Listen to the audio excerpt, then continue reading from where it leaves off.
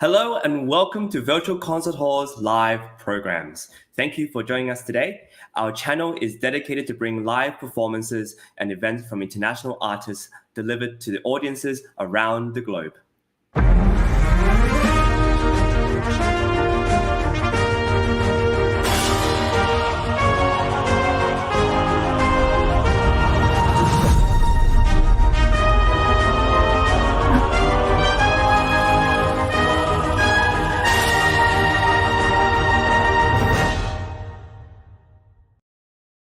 Hello, and welcome to Virtual Concert Halls. My name is Chris Au, and I'm coming to you live from Montreal, and we are having a really exciting event today. We have the Laureate Gala, first of the two Laureate Galas, and right now in New York City, at Carnegie Hall, contestants and winners are preparing to perform in Carnegie Hall, probably for the first time. A lot of them have never performed before and in Carnegie Hall and the Weill Recital Hall, and they are going to have the chance to do it today.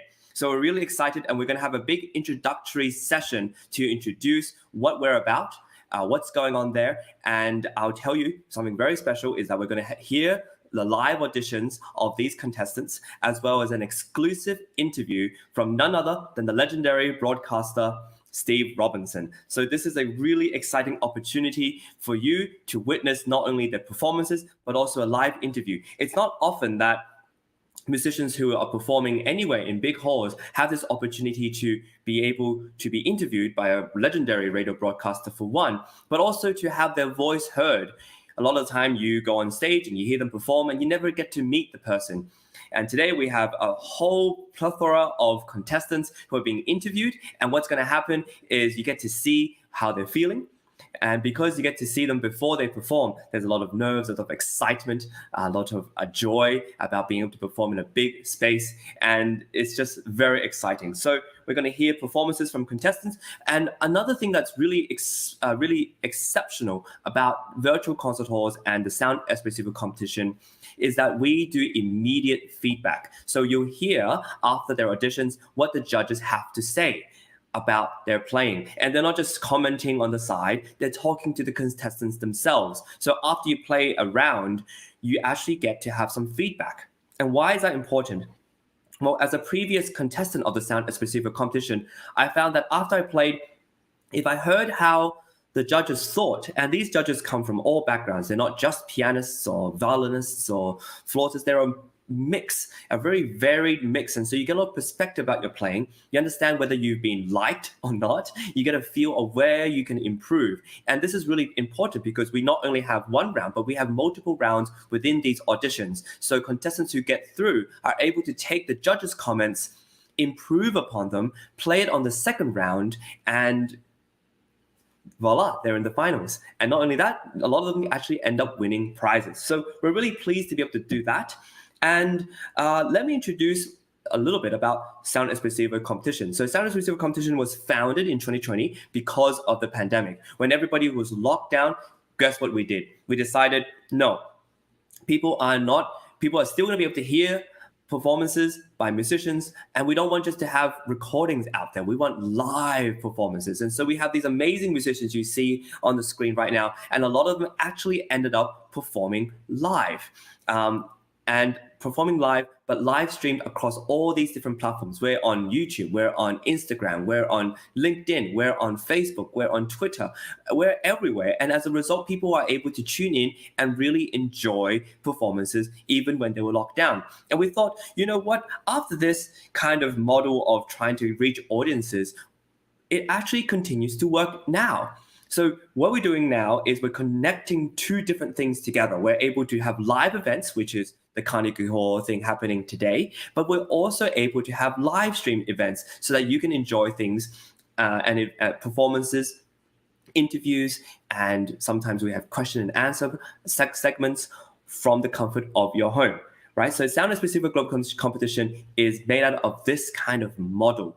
And Sound Espressivo Competition is happening again next year. So if you're watching and you have a friend, family member, or relative, and a young student who's interested in not only performing live in big events such as Carnegie Hall, but also online at the comfort of your own home, being able to broadcast something from an instrument without having to travel to a location, you're able to do so. 2023, look out for that. We also have partnered up this year with Progressive Musicians, which is headed by the amazing James Welch. Progressive Musicians is an organizer of many competitions and concerts, and their goal is to be able to give opportunities to perform just like what we have today. And Progressive Musicians is an incredible resource, and I hope that you will check them out because we've partnered up with them. And here's a little small video from Progressive Musicians on what their mission is and what they aim to do. Please enjoy.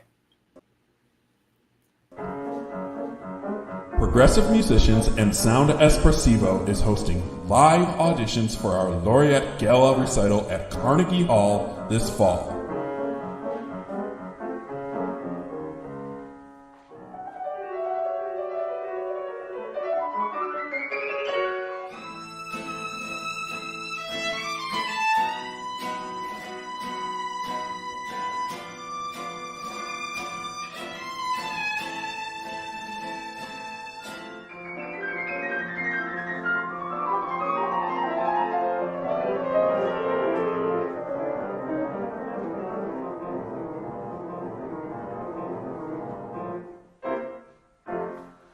Don't miss your opportunity to receive a professional video recording of your live performance on this world-renowned stage.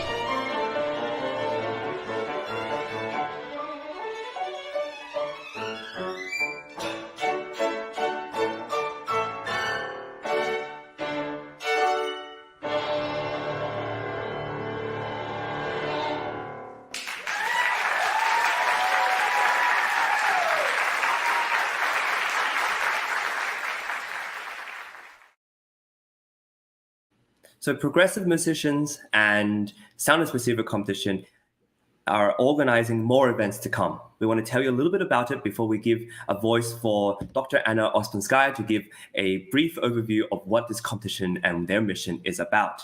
It's important for you to realize also we have events coming up.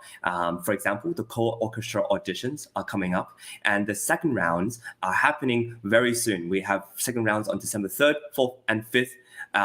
And they will all be live streamed. These are for both instrument soloists, for piano soloists, and they get an opportunity, just like this evening, to be able to perform with orchestra. And as a young musician, performing with orchestra is a great opportunity. There's so many amazing concerti that are written for piano or violin or cello or any instrument with orchestra. And to be a soloist and have a great feeling with the conductor and an orchestra, this is a great experience that accumulates over time. And over time, these musicians will be able to feel more comfortable playing with an orchestra. It's very different when, as a pianist playing with a second pianist on a concerto and with an orchestra, that is a big difference. And so we want to offer these kind of opportunities for musicians across the globe, and they'll be able to perform on February 17th and 19th, 2023, in an actual concert hall with an orchestra. This is really amazing. So we're going to show you a little small video of what co-orchestra is going to do, and I hope you enjoy. Have you dreamed of performing with an orchestra? Now's your chance. Join co-orchestra and our international team of artists this fall.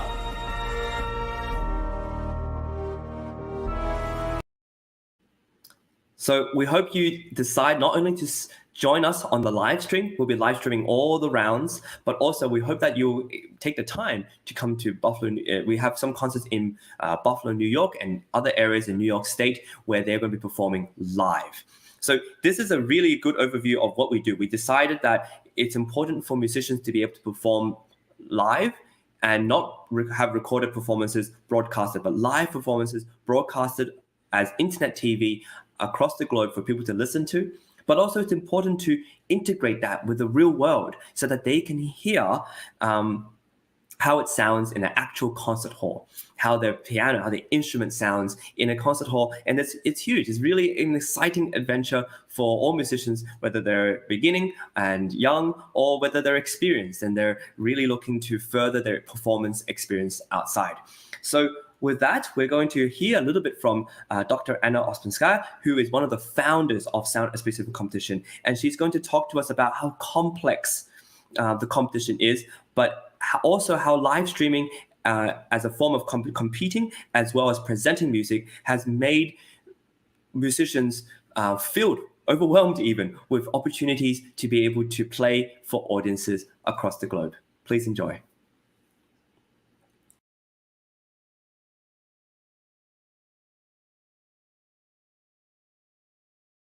The thing about the Sound Espressivo competition, we don't even pretend to be a simple 10-second concept which you can just glance and understand.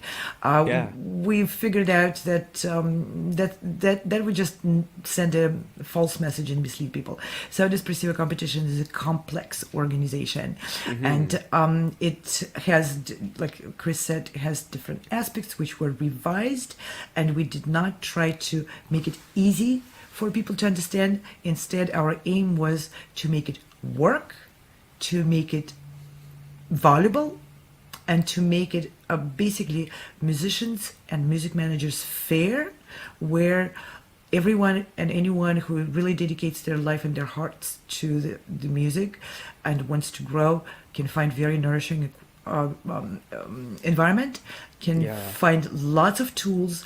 But to put it together, of course, we created a complicated environment.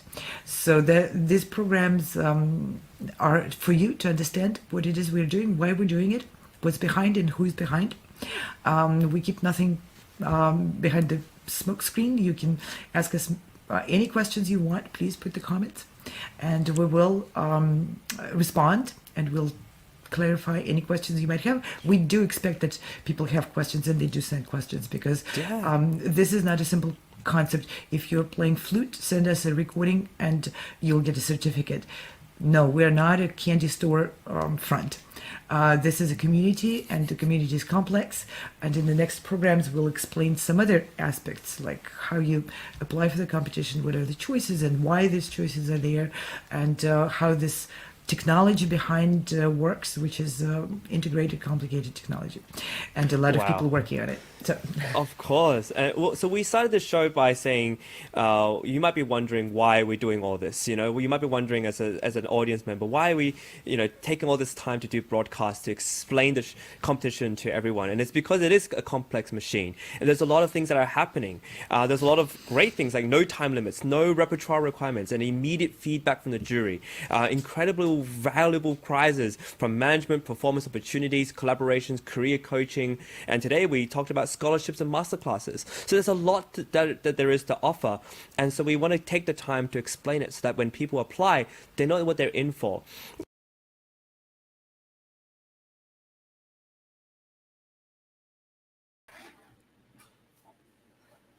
Hello and welcome. If you're joining us, we are really pleased to have you. Today is a very exciting event. Today is a Laureate Gala. The Laureate Gala for the Carnegie Hall audition winners. And it's just the part one. And part two is coming up in June 2023. And we hope that you'll be able to join us during that time as well. So the Laureate Gala is actually going to happen live in Carnegie Hall, but we also have a program for all the people who are signing up online to watch. We have performances throughout the auditions, which are very exciting. And we also have the bonus addition of the judges' comments. Now, as we mentioned, and as Dr. Anna has also mentioned, judges' comments are really important because you want to have some feedback right after you play. And I think it's just amazing that once you've played, you don't just walk off stage not knowing how you did. You walk off stage knowing that either it was well received, you have some pointers on how to improve, and you might have a gist of, hey, I think I got to the next round. I might actually be okay with this. Or if you didn't, at least you know what went wrong. A lot of times in competitions and auditions, you play and you just get a rejection letter and you don't know what you did wrong, what you could do better, and how you could improve. And the only person who could probably help you with it is your teacher. But you have different perspectives. It's like a mini masterclass, and you actually get to, I think, improve more because of these different perspectives. So you're joining us today at the Laureate Gala, and we're going to be broadcasting not only some of the performances from auditions and judges' comments, but also a live exclusive interview by the legendary Steve Robinson. Now, who is Steve Robinson? Let me tell you a little bit about Steve Robinson. He is not just any normal guy. He is an American radio manager, producer, and executive producer with 50 years experience at the radio, doing particularly good on-air pledge drives. And I worked with him very recently on the UNICEF drive for fundraising. And he is a pro. He's able to draw so many people to him because of his incredible experience and knowledge, but also his amazing reputation. He co-founded AIR, the Association of Independents in Radio, a service organization to assist independent radio producers in the US. And he wrote AIR's first 2 successful grants from the New York State Council on the Arts and the National Endowment for the Arts. And this has led to an incredible amount of radio programs. And not only within the US, but he's able to produce shows that have been heard across the world, including live broadcasts in Salzburg, Austria, on the occasion of Mozart's 250th birthday, in Durban, South Africa, for the world premiere of the opera Princess Margot, in Quebec City, Canada, for a live broadcast of Mahler's Symphony of 1,000, with actually 1,000 performers in Jerusalem, Israel, for a broadcast from the Jerusalem International Chamber Music Festival, and has produced numerous live broadcasts from Chicago and throughout the US. He is really a proper professional. In 2015, he executed a cross-cultural broadcast relationship between America and China by exporting to China for the first time, broadcasting concerts by the New York Philharmonic, the LA Philharmonic, San Francisco Symphony, Dallas Symphony, Chamber Music Society of Lincoln Center, and Carnegie Hall. And this kind of bridging of performances is just one of the many first steps in being able to produce concerts and broadcast them across the globe, kind of like what we're doing today. You're able to hear at the comfort of your home, wherever you're tuning in, to hear live performances, whether they're from Carnegie Hall, whether they're from a smaller hall or from a house concert. We at Virtual Concert Halls are able to do just that. Bring audiences from across the world together on the internet TV to watch a show where live music is being played. And Steve Robinson is such a strong advocate for that. And we're really proud to have him as a partner, as a presenter, and also a collaborator. He has arranged concerts for Shanghai Spring International Music Festival and the Shanghai Symphony Orchestra to be exported to the West with broadcasts in US, Canada, and Europe. So not only is he able to produce and broadcast concerts from the US over to China, but also vice versa. It's a very collaborative environment. And I think it's in that spirit that he's able to be so successful. He's able to make people meet in the middle. And where's the middle? Well, on the radio, on air, and on the internet. And so now, I mentioned before that we had judges' comments. Now, a really important part of this competition is the judges. And we're going to hear little snippets, especially from an esteemed judge of ours, Pierre Baldry, who's a very, very esteemed and well-known guitarist from Quebec. And he is going to talk to us a little bit and share with you how music competitions have affected judging, how immediate feedback, particularly in the first Sound Espressivo competition, and has impacted the contestants and how he thinks of it. And one more thing, he's going to talk to us about the challenges for judges. You don't often hear the challenges that the judges have to face when they're judging competitions. You think that the judges are usually just mean and nasty behind the background, but a lot of the time they really feel for the contestants. And as a judge of the Sound Espressivo 2021 myself, I understand that when you watch them, you want to help them, you want to give them an opportunity, but they might not be there yet. So what immediate feedback does is that it offers an opportunity for the judge to speak to the contestant, to the players, and say, hey, you're almost there. Just try to do this, and I think your playing will be much better. Or if they're on the wrong track, there's guidance there as well. So we're going to hear from Pierre Baldry, and after that, I'll be right back to talk about judging a little bit more. Please enjoy.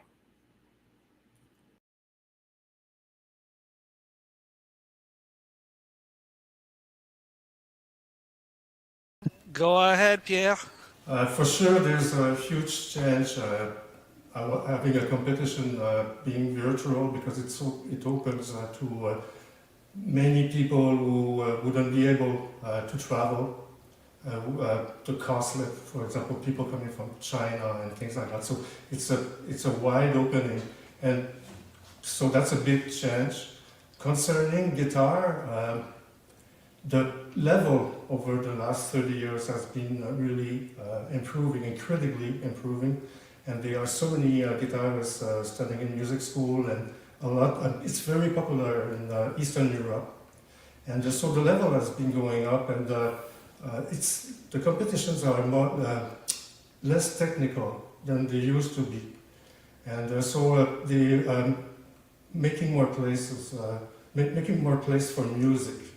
So that's a big difference from, for example, 30 years ago, where it was just only technique that was important.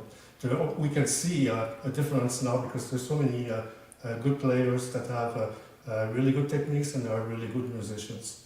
And I think this, I really hope that guitarists will get in this competition, because I think it's a really, it's open to the world. And guitarists are a bit slow sometimes to react, but when they will start getting in, I don't know how many contestants will be there this year, but next year I'm sure there will be a lot of guitarists, because there are many, many, many around the globe. So let me a bit it's a great start of the discussion. Let me just push a bit further on this question in a sense of how do you all think the changes in the music competition world has affected the judging itself, or do you think it hasn't had any effect on the judges? Certainly, concerning standard competitions, I think the judges now are caring more about musicality than they used to, and because a lot of people, you get in a competition, and for example, you have 10 competitors and they all play perfect. So then the musical aspect is has taken more importance. And concerning the virtual stage, I can't really know, because I never got into that, but I think sure it will make a lot of difference. And also concerning competitions where there's not only guitar, piano and other instruments, we are extremely disadvantaged because we have less sound. And then there's no way the jury is not going to be influenced by a pianist coming after a guitarist who is playing 5 times louder. But with this competition, this is not there anymore, because everybody is smart. So there's not this disadvantage. So I think it's a fantastic occasion, better than ever for guitarists. Because once I did a competition 20 years ago with other instruments, and I am sure that I and the harpsichordist, we were really put down, because we had less sound. And then the person who was coaching me, after she talked to the jury, and she said, in the future, guitar, harpsichord, they will be in a church instead of the same hall as the other ones. But then this issue now that competition is not there. We are mic'd, we have the full sound, and so it's really an opening, I think, for guitarists to come around the real music world. Not to be only recognized in guitar competitions, but in a competition for all musicians, and showing that they are as good musicians as the other instrumentalists. So I think it's a great opportunity.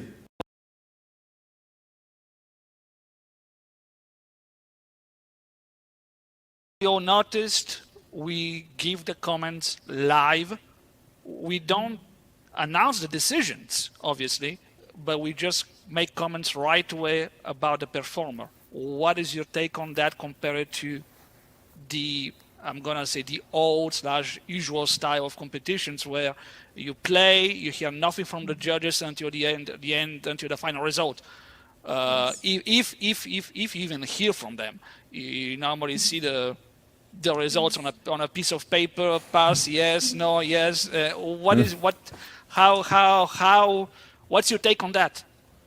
I think it's very interesting. There's more interaction, direct interaction, and I think that's very important.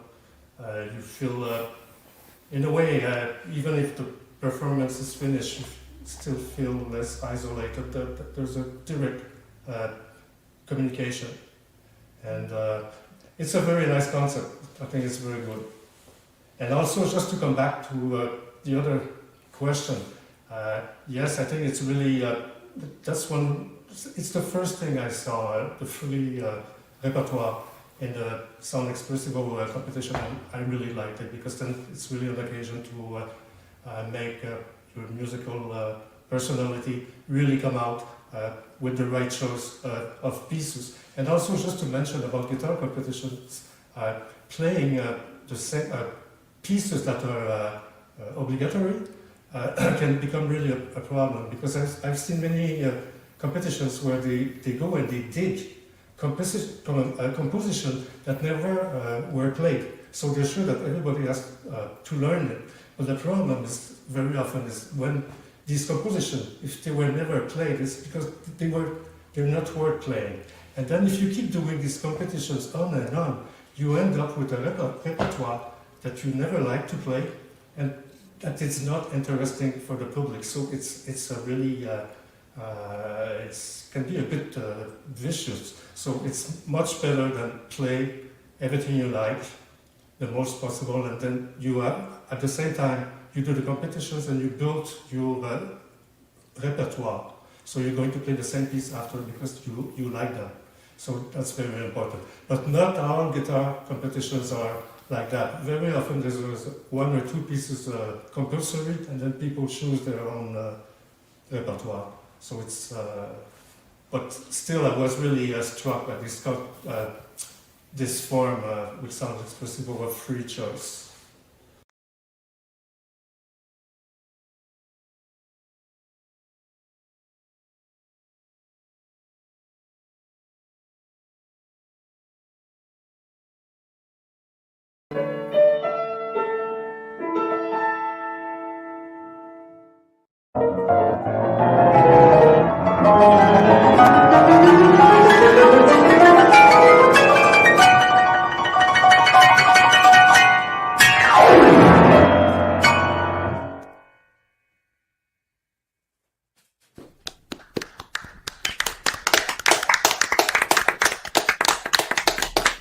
Wow.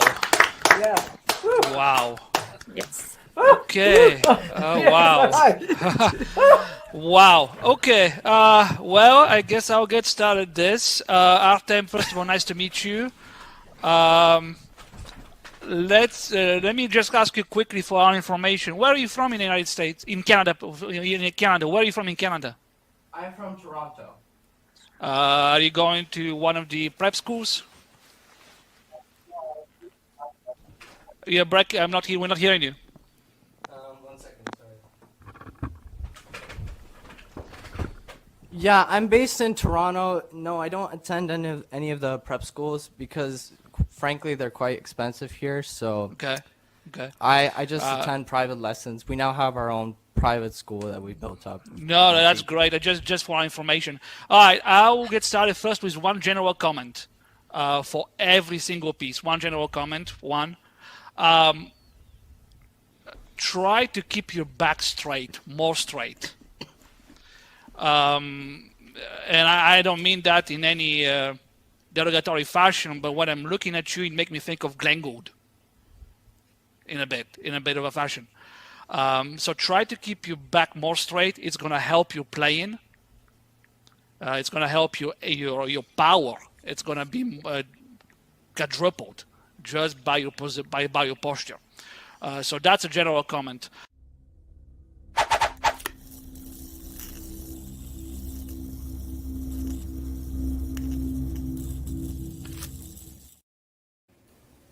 All right, we're back. So comments, reaction to this interaction with the contestant. I don't think, as far as I recall from my years of doing competition, I don't think we ever have that in normal competitions, whether it's piano, cello, or guitar competition. There is not that immediate interaction, social interaction with the contestants. So reactions? I think it's really good because it's not only about trying to win a prize. I think it's more about learning something coming out from doing competitions. So then if you have the feedback from the judges and what you said about the position is very important. And I would do the same with guitar players. If I see somebody with a wrong left hand, not a wrong left hand position, but the type of thing that when you are 20, in the 20s, you can go around it and win competitions anyway. But when you get 35, then everything is falling apart. Then it's like giving a warning also that you have to be careful about this and that. And that doesn't happen too often in standard competitions unless you meet by any chance the competitor on the street after and you talk and then you have some suggestion to say, but that's really not it's really a plus. It's really a plus.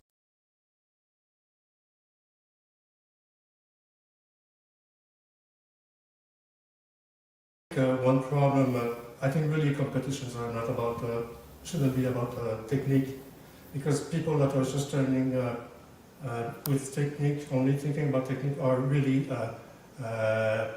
ruining the soul of music and the integrity of musicality.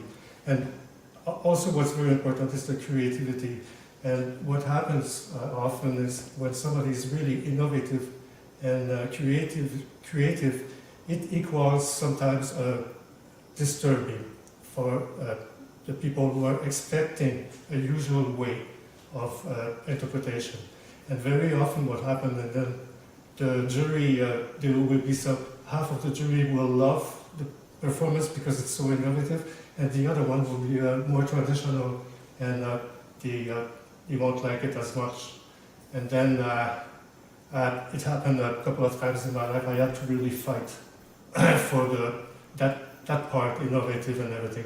And for example, when we use performance practice in Baroque music and things like that, and the techniques appropriate to the period and the style, in the 80s and 90s, people were not used to that. So when somebody would come and, for example, play the chaconne in a totally different way, not using Segovia transcription, and they could be really wiped out of the competition because people will say, hey, you can't do that, you're supposed to follow a tradition. So I think really talent, innovation, creativity equals a disturbing tradition because people are creative, they're tired of hearing composition played always the same way.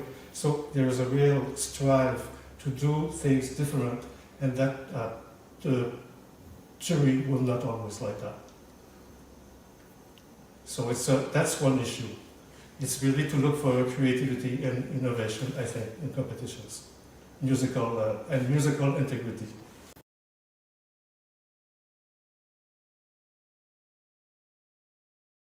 Yep. Wow. Thank you, Pierre Baldry. Pierre has been a real advocate of the Sound Espressivo competition for the past 2 to 3 years. And every year he's on and gives really good feedback to the contestants. And as a guitarist from Quebec, he's able to not only talk about guitar playing, but also a whole plethora of topics. And he mentioned something about creativity, which I think is really important, that I think competitions can stifle creativity at times because it feels like, oh, I have to get all the right notes, I have to tick all the right boxes. But I think when you think about what musician do you really want to listen to, which musician would you pay money to listen to, and it's usually the ones who think a little outside the box.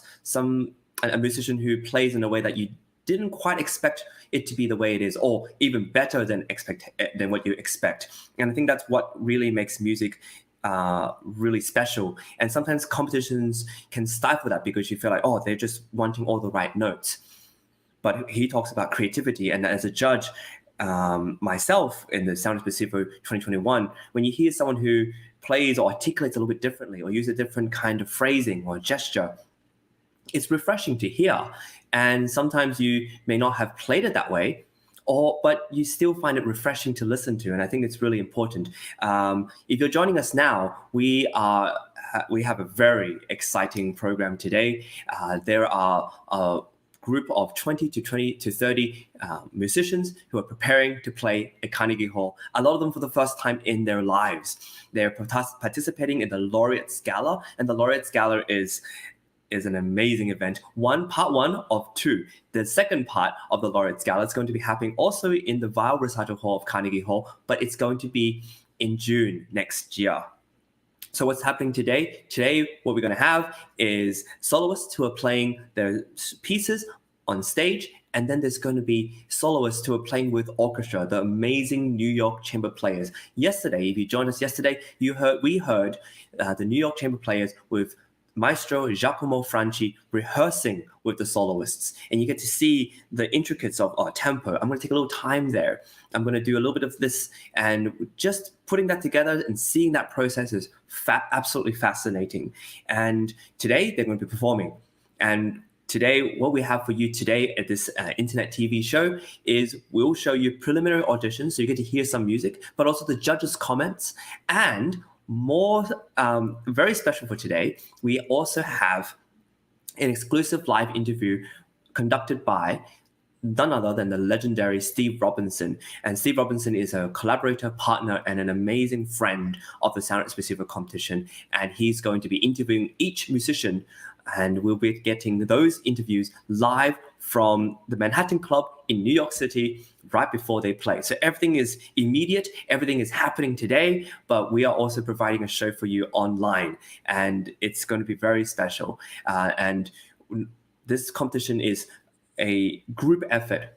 It's a group effort of many teachers, many of us, musicians. Dr. Anna, one of the founders, is a musician herself, and she has put a lot of musicians together, including the judges who judge these competitions and make all this happen. These judges spend many hours. When I was part of the Sound Espressivo 2021 competition, these judges will be listening to audition rounds for more than 6-7 hours, only taking a short break for water or to use the bathroom. And they're dedicated. They're really sitting there making notes and giving immediate feedback after each contestant has played. And sometimes we have to message the judges to say, hey, keep it brief because we have to move on. This show is going for 6 hours already. We have to end. We have to give time for the next show after that. And so we're really proud of our judges. We're really happy that they are so generous with their time. And speaking of these judges, one of the most special judges we have is Angela Chang. Angela Chang is not only a very eloquent and well-spoken pianist from Montreal, but she also has such a deep passion and love for pedagogy and educating. And we're going to watch 2 videos of her discussing this in a judges panel, talking about showmanship, artistry, and what it means to be a judge today. I hope you really enjoy what she has to say.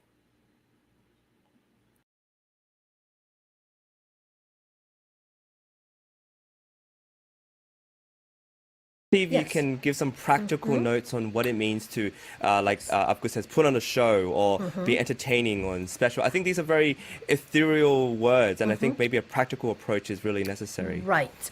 I think one wowing factor and also a good way to train ourselves is to push the envelope. To push the envelope of what you believe you're capable of delivering. Whether it's this pianist or another pianist, we got that wow factor because we feel that the elements of the human potential has been tested and they are successful in it. We can test it in many different ways by extending this envelope, and we all bring in our own personal signature, who we are as a defining characteristic to the music. But one very important element is, as a musician, we practice day in, day out. We're in this humdrum. What's important is to keep this fresh in our minds. Fresh that every time when we try to speak through this music, it has to remain a certain value that we feel is constantly developing inside, so that it doesn't go just like a pure recitation where with more practice it loses its meaning to you. Then what can you express? So it's very important to keep that spark, always continuously find in the music, seek inspiration. You can listen to even YouTube, listen to recordings, continuously discover what's in the music that makes it, revives it, gives it a sparkle, so that every time when you practice, there's a reason behind it. It's not just to make it better, but to push your own envelope, to develop and really bring justice to these magnus opus, to share it with the audience and the judges. What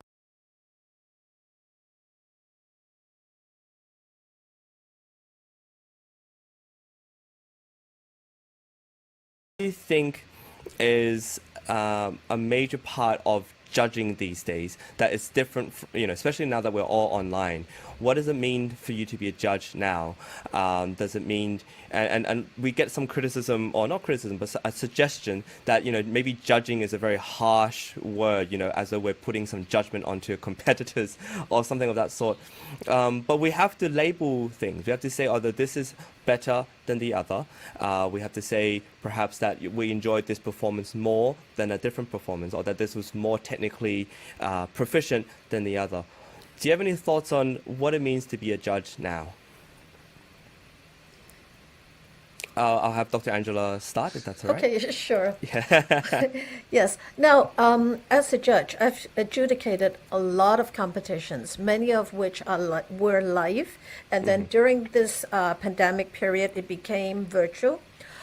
Specifically to this one that we're talking about, this virtual competition, I love it personally because it balances the video element as well as the live aspect. So I think I would use different parameters to judge each one. In terms of the video, first I would dismiss the recording quality, because we are not in the same playing field. Some may be recording with an iPhone, and some may be doing it in a recording studio. But I think that has no bearing on the actual performance. I would try to siphon out all the other extraneous noises and really truly listen to the performer per se. And if it is a solo, I think I would personally focus on the rapport between the performer and me as a listener, to see if he or she is really bringing forth from his heart that particular message that's very dear to him. And if it is in an ensemble, I would also judge based on the interaction between this performer with maybe the collaborative musicians around, or as an ensemble. So I have to be very careful to see who I am there to judge. Is it to judge the ensemble? Or if sometimes I have the experience of a very outstanding performer, but unfortunately the collaborative performer is not very experienced. So I wouldn't take that into account. I have to be very careful to siphon that out. Now, then when we go to the actual performance, I would treat it as a live competition. And for that, I would listen for that engaging personality, almost like a live platform. Is there the spark? Is there that engagement? And I look for that, assuming that all the technical elements are in place. But if, of course, some may not be, well, then I'll judge accordingly. Another thing I would really take into account, hopefully, is to see the age and the experience. Because if you see someone who is very young, and well, the kid is 5 years old, how many years could that child would have learned the piano? That I would have to judge it according to what is the expectation of such an age. So I would factor in a number of multiples just to make sure that is on a level playing field for everyone, so that is a meaningful participation. No, really. Thank you for that in-depth and detailed answer. I think it's important that all these elements are accounted for, and it makes being a judge quite difficult, because you're thinking and analyzing, as well as trying to enjoy the music as well. Of course, you've been a judge of multiple competitions. What are your thoughts on all this? I think, first of all, I agree with what Andrew has said, but I also think we need to stop with being concerned about the terminology we use. because you started with that question, Chris, regarding judging. There's no two ways about it. Whether it is virtual or in person, competitions are meant to be judged. It is meant for the judges to choose the best out of the field, and diminishing that aspect of it, it's not good either. Now at the same time, judges, and each judge is different, but judges have ways to also express sympathy with the participants to make them feel more welcome. But we've got to stop with playing with the words. Competition, it's about judging. It's about choosing the best in the field, however that is. Thank you for that. And I think the kind of on the other hand, while it is a competition and you are being judged, it's important, I think, as a competitor, not to take it all too personally, because these are all personal judgments, and to realize, yes, maybe so-and-so judge may not have liked my playing, but that's not a personal reflection on my own process. That like as Dr. Andrew said, you play for your peers, you play for your teacher, you listen to yourself. These, I think, are really important markers of where you're at. And just because so-and-so judge may not have liked your playing, so to speak, that doesn't mean that you're a failure. That doesn't mean you shouldn't pursue piano or violin or viola. Oh, absolutely. I say often to my students is, competitions are a weird beast, to put it mildly. Sometimes you play well, but you end up in front of a jury that has woken up on the wrong side of the bed. And is in a bad mood, or has spent 10 hours listening to however many musicians before you showed up. Judges are always impacted by whatever happens throughout the day. They woke up, they slept badly, they had a bad bed, they didn't eat breakfast, and that impacts how. So at the end of the day, competitions are a way for musicians to get a. I'm looking for the terminology, to get a feedback outside of their comfort zone. Simple as that. It doesn't mean that because they've won a competition that the best in the world. It doesn't mean that they suck if they got the last place. It's just feedback that they can use to improve themselves. Simple as that. I'm ready. Well, we're really lucky to have such amazing judges with a variety of backgrounds to give their insights on what it means to be a judge, what it means to understand that there are technological difficulties within someone's setup. Dr. Angela was talking about how sometimes you get auditions that are recorded on an iPhone versus a video production with a video crew.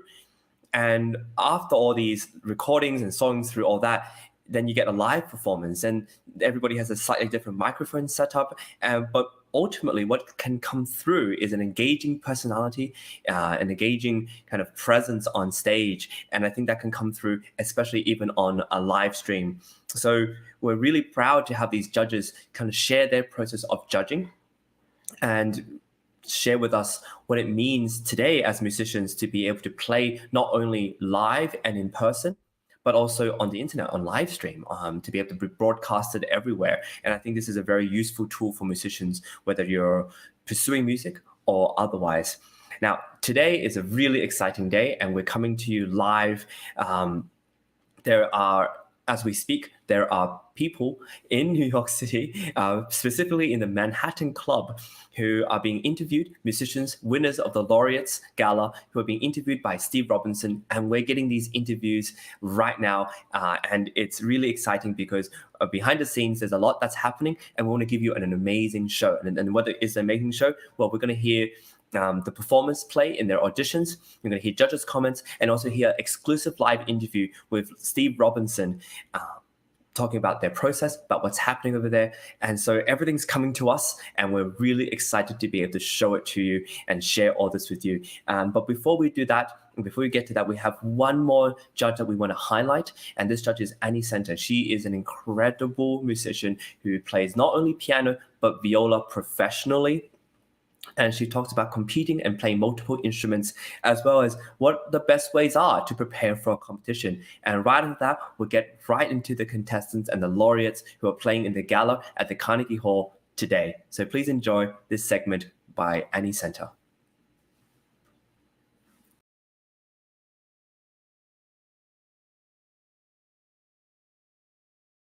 Something that really struck me, that playing the viola actually helped you become a better pianist, or informed your piano playing. And we're talking with Dr. Angela about, becoming more human, acquiring more knowledge. Do you have any thoughts on that and what we've said so far? I do. I have thoughts with many different topics that's related to this one right now. But before I get into any of that, I wanted to share a line that two great pianists have said the same thing. And what these two pianists said is, competing is like going to 7-Eleven buying a lottery ticket. I don't know if you can guess who said it, or if you have heard it. Yeah, I've heard it, yeah. Emmanuel Ax is one of them, and Gary Golson is the other one. So yeah. I think they're, and they both have won international competitions, so they're experienced. So there's a lot to say about that line. I think all competitors, especially the younger ones, when they're just starting out, they need to understand to not be attached to the outcome. Even if you win, you don't want to say, okay, I'm the best, I'm done, I'm done playing. You have to always think about, what can I do to be better next time, whether you win or not. And for those who, okay, let me come back to your question. I don't want to stray away. Yeah, no, go ahead, yeah. So in terms of being a pianist, I think for a lot of pianists, if you can learn another instrument, orchestral instrument, I think it can be incredibly helpful in understanding the piano playing and the repertoire from a whole different perspective. You can hear piano music in a more orchestral way, and that's going to change the way, it's going to shift the way you listen for voices, for different lines, and for different textures. So I think in terms of that's very helpful. And of course, as an orchestral musician, there's the social aspect of things as well, because we get to play in small ensembles, we get to play in an orchestra, and playing for pianists, I think it's very important that you play in some kind of small ensemble. So you learn how to connect with others through music, through your own instrument. So, oh, thank you for that. Yeah. Oh no, I definitely agreed. And I wish I started learning the violin at a young age, but my parents thought that I should be even more well-rounded, and so I had to pick up different sports and other things, and so I couldn't continue with the violin. But I can understand how, if you were to play other instruments, how. And that's why some pianists go into conducting as well. Like they get a bigger sense of what the world that the composers themselves are listening to are a part of.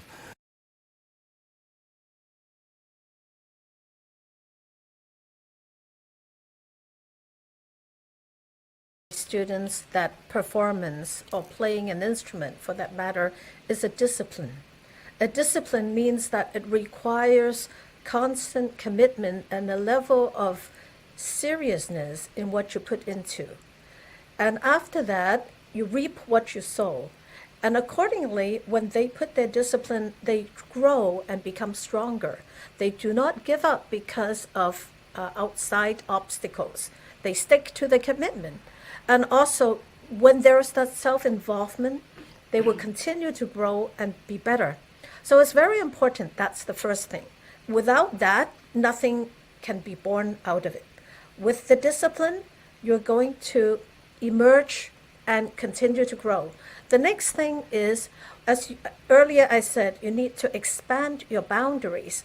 But by expanding that, you have to be really prepared.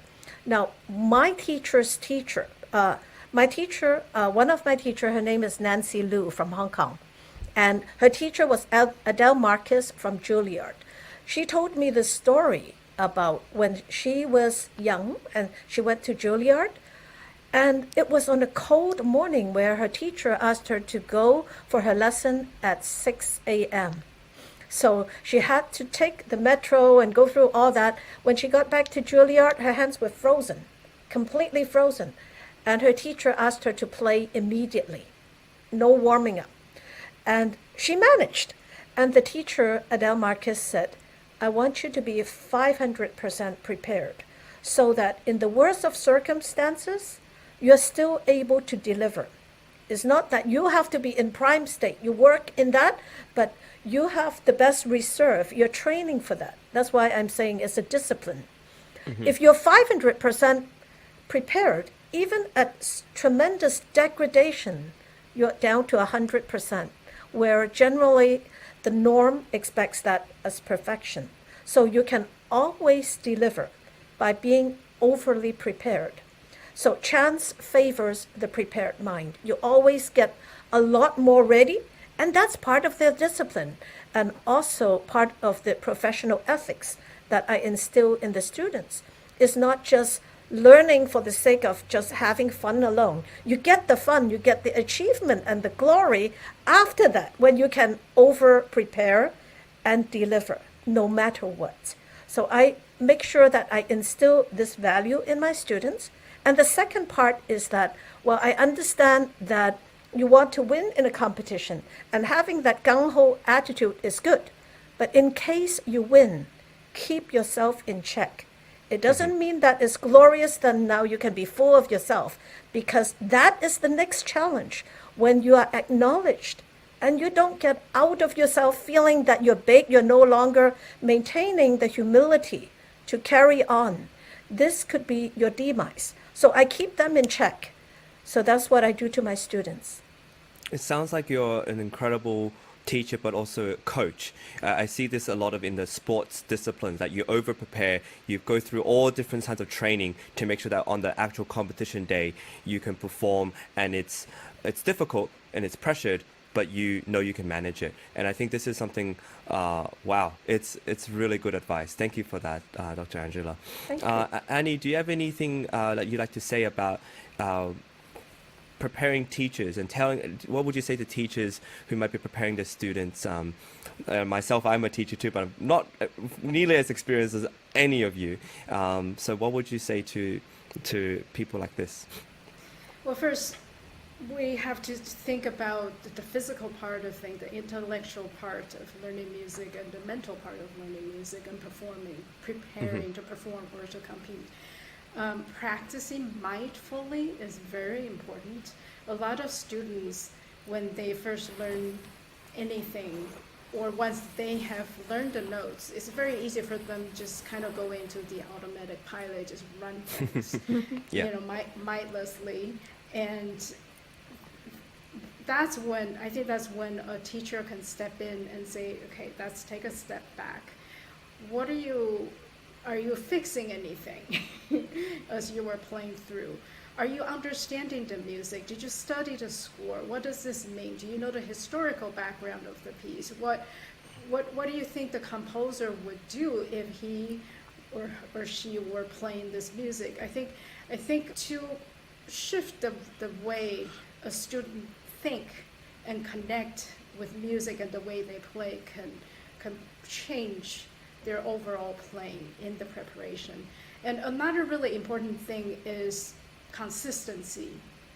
And there are many ways of preparing for that. One is, I find visualization actually very helpful. So it's very beneficial for students to practice, actually run through a whole program just in their mind. I don't know if people, if students or performers, I believe a lot of performers do that, because you have to have a very clear mental image of what it's going to be like when you're on stage, what it's going to be like while you're going through this musical journey where you're playing the program. What is that sensation like? What's going on, with your fingers? How is that going to work with a particular shift for a string player or a run for a pianist, that kind of thing. I find that kind of thinking repetition very helpful, actually, with very difficult spots. So there are times if my students are struggling with one particular technical thing, I would just tell them, put the instrument away, close your eyes, visualize how you would do it, how you would do that jump or how you would do that shift. And a lot of times when they come back to the instruments, they can do it. Yeah. So much of it is amazing. Up here. And it's also creating a zone. The athletes talk about that all the time. If you know, if it takes practice to figure out how to do that, how to create a zone that nothing can disturb you. So to have that is going to help you to be consistent, because you're not going to be affected by what's going to happen around you. Because a lot of things happen when you have to, right before you play or perform or compete. A lot of things can happen. And if you can just keep yourself in that zone, then you can handle anything. And one more thing I want to talk about in terms of being consistent is, this might sound a little cruel, but I actually went through it myself, I did it myself, is getting up at any time and run the hardest thing, that you have to play. Or even if you're sick, you're not feeling well, you don't feel like playing, just make yourself get up and do it. And if you can still play at a certain level when you're feeling terrible, then you're going to play that much better in a normal situation. So that's my advice. That's such good advice. Thank you. I want to bring up to any of you, Dr. Angela and of course, to comment on that. There's so much there. Yeah, no, it's funny. It's funny because Annie was saying exactly what was running through my head right now, because everything is so about the head. It's about concentration, thinking, the zone, like you said. One thing that in breathing, lots of breathing. But everything Annie was saying about preparation is exactly right. As a matter of fact, I think we may have read the same book, you and me, Annie. There is a book out there, the composer, written by Michael Colgrass, American composer, Pulitzer Prize winner. He passed away a few years back. He wrote a book called Lessons with Kumi. And he does give exercises, mental exercises, preparation, how to focus, how to breathe, how to run through mentally, exercises, how to prepare for a speech, how to prepare for a high intensity event. And so what you're saying, Annick, reminded me of that right away, because that's exactly the way of doing it. So yeah. I'm rambling, but it was great hearing that from Annie. Thank you. Dr. Angela, do you have anything you want to comment on all this? I like very much what Annie offered about developing that zone. And I suggest to young musicians a way in their practice that can help them solidify this, which is very tangible. For us human beings, we have the five senses: the visual, the auditory, the sense of touch, kinesthetic, and the taste and smell. Well, that doesn't quite apply to music, but we can use the other senses. For example, when they are learning, they can remember a few things: how it looks like on the topography of the instrument, how it feels to the hands and to the body as one entirety, how it sounds. Sometimes you can just close your eyes without the visual element and link by hearing and the kinesthetics, so that you remove the visual disturbance, so you can be more connected. So you can play with a combination of these sensory modalities. Sometimes you bring in all, sometimes you concentrate on one of them, sometimes you combine two and remove the other one. By doing that, it helps you find a new perspective of how you integrate with the music. There are certain parts, like as Annie mentioned too earlier, they go through the habitual pattern of mindless repetition. So how do we prevent them from being mindless? We give them a very specific goal, but that goal is internally driven. Like, how does it feel to your hand? You have to feel it. How does it look? There's something very, very tangible. It's the visual element. How does the path go? How does the body feel? How does the sound go in relation? So that you can have multiple channels seamlessly integrated to form a very secure memory. And I think the kids also enjoy it a lot because they feel like it's a game. And we can start doing that at a very young age. They find so much fun. And after a while, they grow on their own and they're able to apply this. Just like this kind of phenomenon, like in psychology, they call it synesthesia, which is when they have all the senses combined, like Scriabin. When he hears a sound, he can see a color. Well, that is that kind of extreme sensory connection. Or like Chopin says, he can feel with his fingers, he can feel the sounds. This is in a very similar way, but we can create these intermodal connections at an early age, and that gives it fun and gives it a purpose for them to discover in their practice. So I find it could be very meaningful and very useful to make it more engaging and more interesting for young students to try that.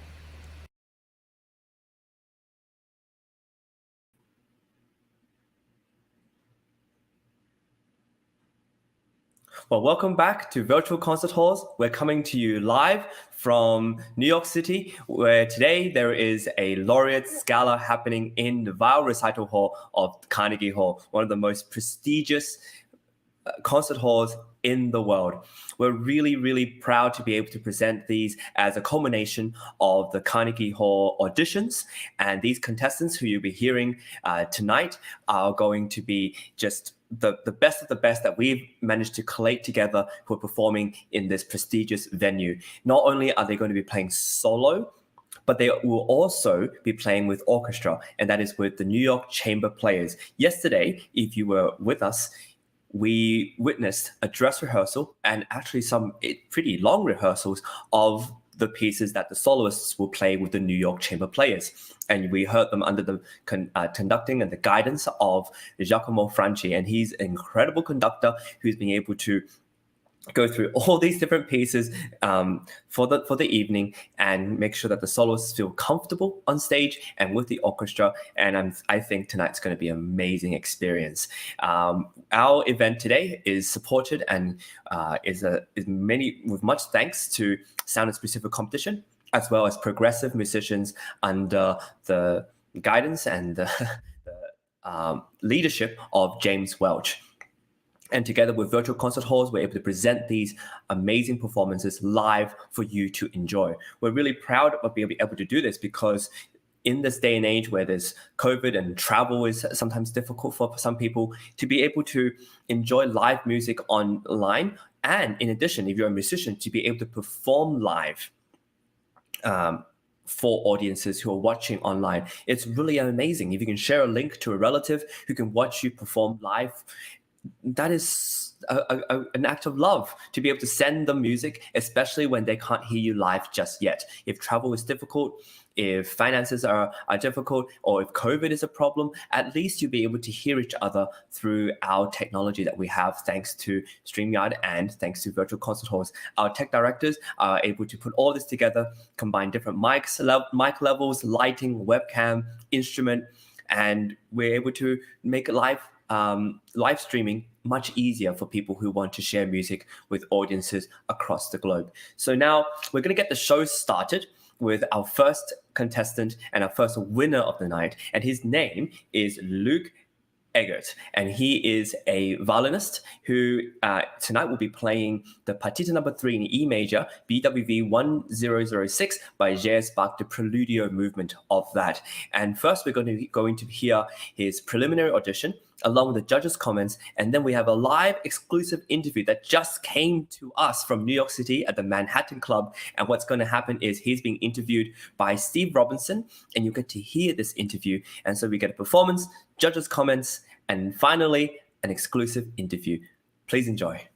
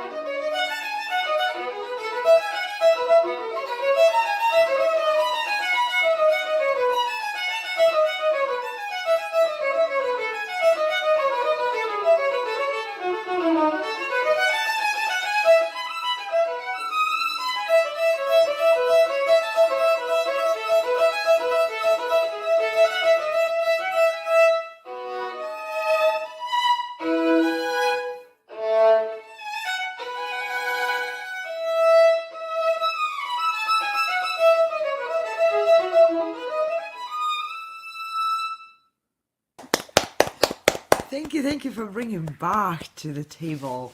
What a hard composer to play, and what a joy to listen to. To the judges. I have many things to say. I'm very impressed. I have to start by saying that I'm very impressed. But I think I want to turn first word over, if you don't mind, to Mr. Welch, precisely because I have so many things to say that I'll just hog the time otherwise.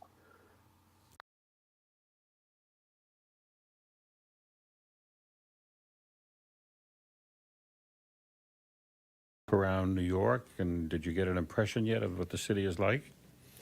I went to Juilliard for a tour and the Empire State Building, and I even toured Carnegie Hall. You did? Yeah. And what was Juilliard like? You've heard a lot about it, I'll bet. Yeah, it's really cool school. I probably want to go there one day. I really liked it. And you saw the Empire State Building? Yes. Did you go up to the top? Yeah, the glass, it was super cool. Yeah, quite a view. Yeah. Was it a clear day? Yeah, it was just really windy. Now, I understand that you play both classical violin, but also it says fiddle.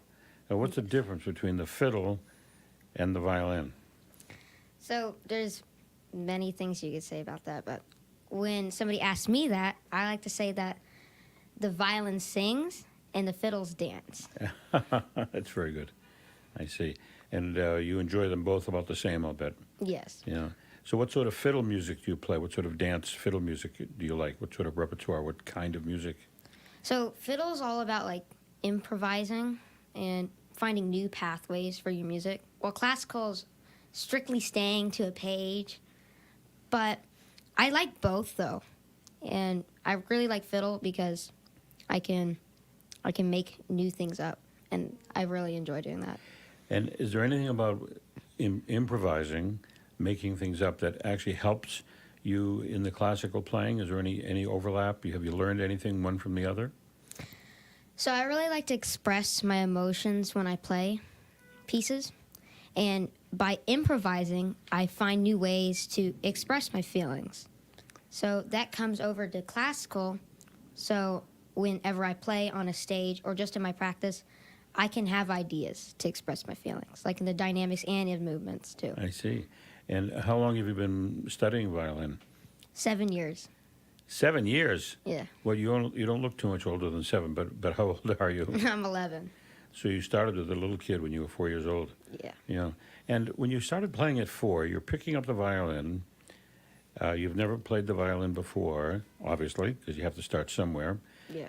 At what point did you get the feeling that maybe this was something you were going to be good at? I actually did not get that feeling, but I did get a sense of me enjoying the violin and the sounds, and I wanted to continue playing it. I did not start off really good. My mom had to do some stuff to help me. But I liked the sound of the violin, and I wanted to keep playing, so here I am today. And what pieces are you working on? I'm going to ask you what piece you're playing today, but what other pieces are you working on? Any concertos yet? Right now I'm working on Beethoven Romance in addition to my piece I'm playing today. I see. Have you looked up the scores for other concertos, like, for example, Sibelius? I have not done Sibelius. But you've looked at the score? Yes. You think someday you'll be up for a piece like that? Yes. Yeah. It's really interesting. Yeah, it's one of my favorite concertos. There's a part in the score where you're playing harmonics on the string. I don't know if you noticed that passage yet. I didn't notice that. Yeah, it goes very quickly, and it's just like whistling, because you know what a harmonic is. You're just touching the string. And so tell me about the Beethoven Romance. Is that what you're doing on this program? No, I'm doing Partita Prelude. By? Bach. Oh, by Bach. Oh, which partita? The first one, like movement 3. I see. Yeah, that's exciting. And how often do you practice? How long do you practice every day? Well, when I'm at home, I usually practice 4 to 5 hours. 4 to 5 hours? Yeah. Oh, my goodness. That's really good. And so I asked you when you had the feeling that maybe the violin was for you, but did you at any point get the sense that you really had a talent for this, that there was something about you that was going to really fit with the violin, that you were going to end up being pretty good? So when I first started fiddle, my like in the beginning when I first did a contest, I wasn't that great, and I didn't get a good place. But when I kept on doing it, there was a sense that There's a sense in me that made me think, if I keep doing this, maybe I'll be really good someday. And that's why I really want to keep doing violin, because I'm thinking about the new adventures that I can come across and the new opportunities I can get. And what kind of new opportunities are you hoping for? Have you dreamt about the future? Well, one of my opportunities was playing at Carnegie Hall, and yeah, I'm getting to do it today. Here you are at Carnegie Hall. So in a few hours, you'll be taking the stage and you'll be playing that Partita by Bach. Yeah. And I'm sure you have a little idea of how many famous violinists have also been on that stage. Yeah. Just about everyone in the world. Do you know the name of the musician who conducted the first concert at Carnegie Hall? Was it Tchaikovsky? Yes. Very good. Isn't that something to think that you're in the same building where Tchaikovsky conducted the opening concert? That's really amazing. Yeah, yeah. Someone told me they think that when Tchaikovsky was walking around New York, he started thinking about what became the Nutcracker Suite.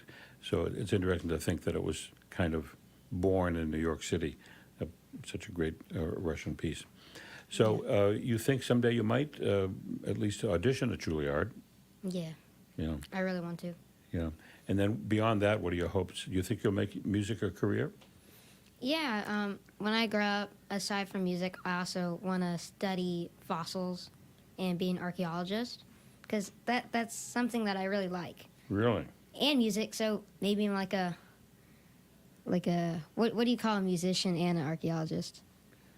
Let's see, I think this is a riddle, right? I don't know what. It's not a riddle. Oh, there's no punchline? No. Okay. Okay, it's but I know that to be good on the violin, you have to bone up on it. Get the joke? Yeah, I get the joke. Okay. So there you go. Well, those are two wonderful careers. Being an archaeologist, I'm fascinated myself by that field, and also studying to be a musician. Maybe you can somehow combine them, and if one doesn't work out, or if you find that you like archaeology better, you'll pursue that. Or if music really keeps going with you, you can be a musician or something, or you can be both. Yeah. Well, you're a wonderful, fascinating young man. I wish you the best of luck tonight. Any parting thoughts you'd like to leave our audience with? No, I think I'm good. Good. I think I've expressed everything I can. Good. Thank you very much. Good seeing you. Nice to meet you too.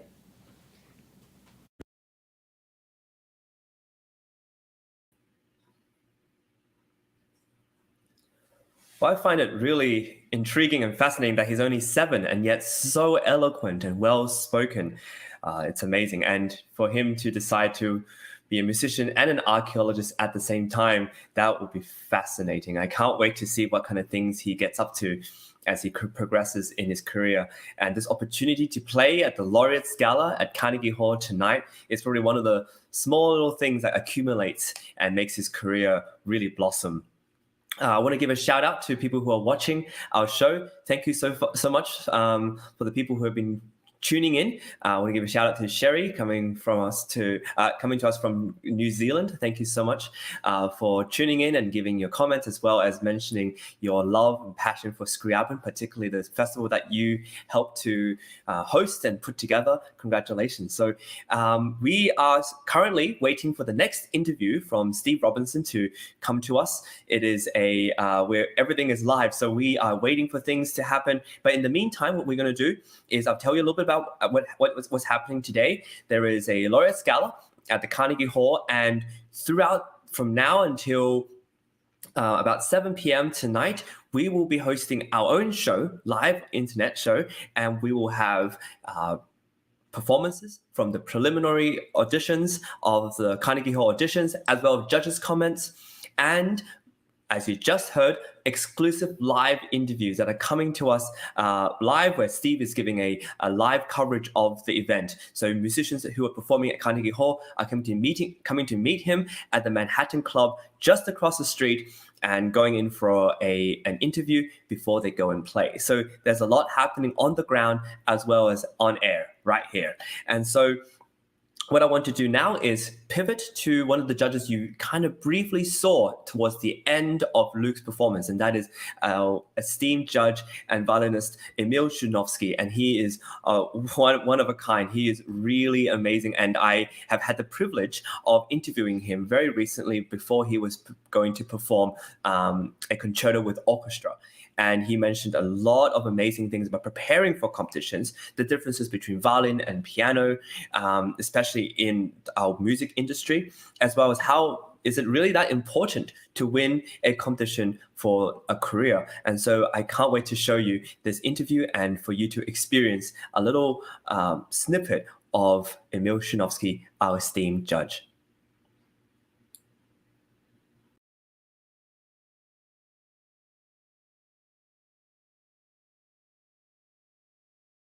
And I love how it's almost impossible in my mind to wrap around, because, you know, I have two hands. I'm a pianist, and I feel like I can play one theme on one hand and another theme on another one. But you have to fit all that within, you know, four fingers. Yeah, exactly. Four fingers. You don't even get one hand. And 4 strings. 4 fingers, 4 strings. We have 88 keys, 2 hands, you know. It's one of the things that I suspect is the cause for, I don't know if you've noticed this, but many competitions, violin competitions trend younger. Violin competition winners tend to cluster around between ages 16 and like 22. By contrast, piano competition winners tend to cluster around ages 27 to 30. Yeah. Why is that? Here's my theory. You please tell me if you think I'm wrong. I think that once you've reached a certain level of piano ability, once you can just basically play the piano, you or Horowitz are doing the same notes. So what is it that makes Horowitz something that is beyond, you know, other pianists? What is it that makes a certain pianist a legend? And I think it is an understanding of music, a deeper understanding of music that other instrumentalists don't really need to concern themselves with. You know, for one of my great friends from college, a tenor, he said, for me, when I sing a concert, it's very easy. I just have to come in, I have to sort of towards the end lay my high C on the table and hold out my palm for the check. Yeah. And for you poor slob, you have to do the left-hand pizzicato and the double harmonics and the this and that. For piano, you don't have all these different sort of show-offy techniques. So what do you have? You have a complete understanding of the score. You have to have a complete understanding of the score at the level of an orchestral conductor. And I think that takes an actual chronological maturity and a musical maturity that is almost impossible to attain when you're 16 or 17. Yeah, I think you're absolutely right about the maturity, and it's also amassing material. And what I find fascinating about this music, and Rachmaninoff also echoes this, is that the more you know, the more you find out you don't know. And so when you get told to get given an opportunity to play a Mozart concerto, suddenly you're thinking, oh, what about performance practice? What about my own cadenza? Should I write that? Or what about this? Am I using this sound right? Oh, this piano is really big. Mozart would never use this. How do I play it differently? There's all these other things that swirl around you other than just playing the notes. And for piano, it becomes apparent when you are not aware of all the different things that are happening, all the layers that are happening. You're sort of like the lighter, you know, I forget the name of the person in a stage crew who shines the light on whatever a character needs to be, you know, brought out. But a clueless lighting guy is going to have the spot going, you know, any which way, right? Yeah. Similar to a pianist who just plays a bunch of notes, you know, 10 fingers all at once, and all of them are equally important. Of course, they're not. Yeah, and I think it's similar with violin playing too. And what I like about violin is sometimes you actually get to lead the orchestra. Like there's conductorless performances of concerti, and you have to lead them. And so you're conducting, and pianists also tend to do that too, because I guess they were traditionally doing that. You would do that maybe for a Mozart concerto, but I would genuflect before you if you had the courage to do that for Rachmaninoff too. Yeah, that's true. Not many people do. I think there's probably 1 or 2 who have done it in the past. Really? It's possible. Yeah, I think at least with Brahms' second, the Brahms' second concerto, I think Daniel Barenboim just did it, you know, with and played. But Daniel Barenboim is a piece of work. He's just one like in a million. Bernstein. We're talking about the whole package in one human, right? Absolutely.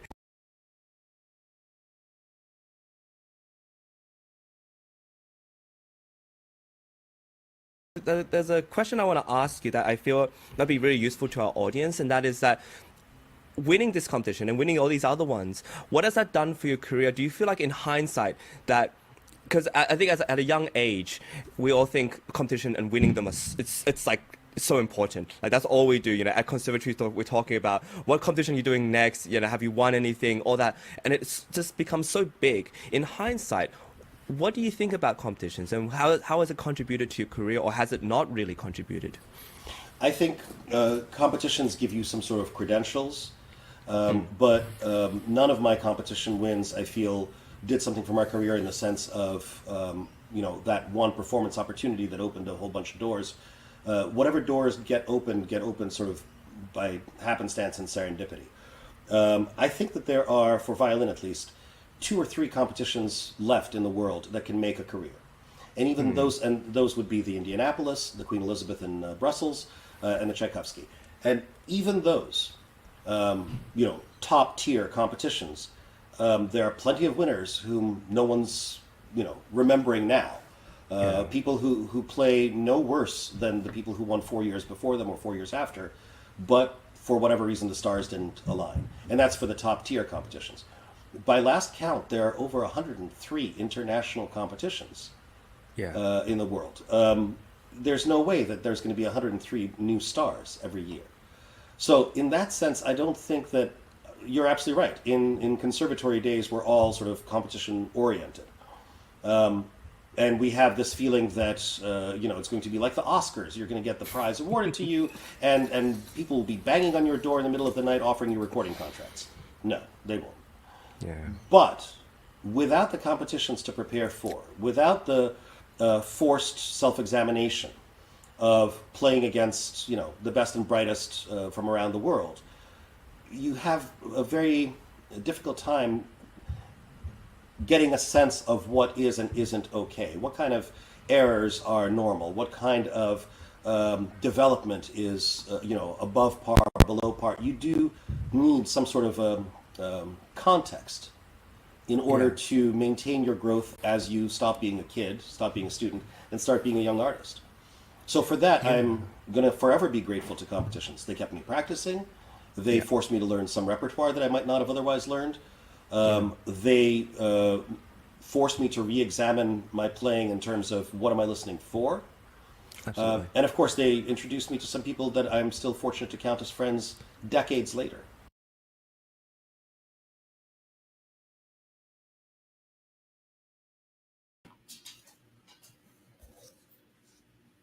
Well, it's amazing to hear from Emil Shinovsky. I've almost forgotten how eloquent and well-spoken he is as well about competitions and the differences between violin playing and piano playing, and he is really aware about the differences in difficulties, and he's very mature in knowing how to express that for an audience. And it's no wonder he's one of our violin judges for the Carnegie Hall auditions. We're really pleased to have him as a partner as well, and a friend of the Sound Espressivo competition. Now we're going to transition to a little bit more of our wonderful judge, Emil Shinovsky. But before that, if you're tuning in, we want to say thank you once more for being a part of the show.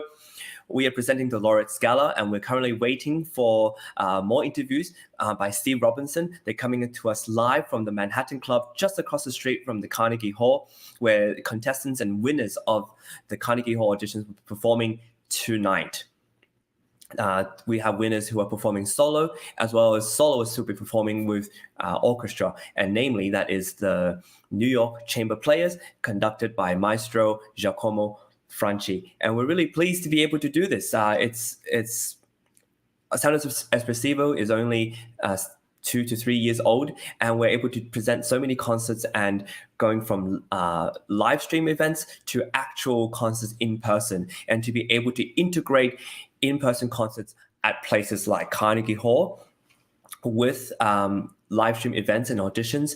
This is a dream come true. And if you want to hear and listen to more, we have our Cole Orchestra auditions that are coming up very, very soon in December, and we hope you will tune in for those auditions, as well as the final concert of the winners of the co-orchestral auditions, which will be in February 2023. Now, one additional event that's coming up is that we also have our Carnegie Hall Laureate Gala Part 2, and that is in June next year. We are unable to fit all the winners into one concert, so we decided to give 2 concerts to be able to give more opportunities for musicians around the world, especially in North America, to perform live on stage. And tonight, actually, we have a castanet player, a world-famous castanet player who won a prize in our competition, who flew from Spain to perform in Carnegie Hall. So we're really attracting musicians from all over the world to come join us, and we're just chuffed to bits to be able to do that. And now for a little bit more, Emil Shinovsky, who's going to talk to us about preparation. He's had an incredible experience preparing for concerts and competitions. And as we were speaking in that interview, he was preparing to play with orchestra as well. So he talks to us about his process as well as stories. He has so many stories from David Ostra's son, and a story about his mother, who was his teacher and mentor and guide throughout all these years. And you'd absolutely love it. So I hope you enjoy 2 more clips of Emil Shinovsky.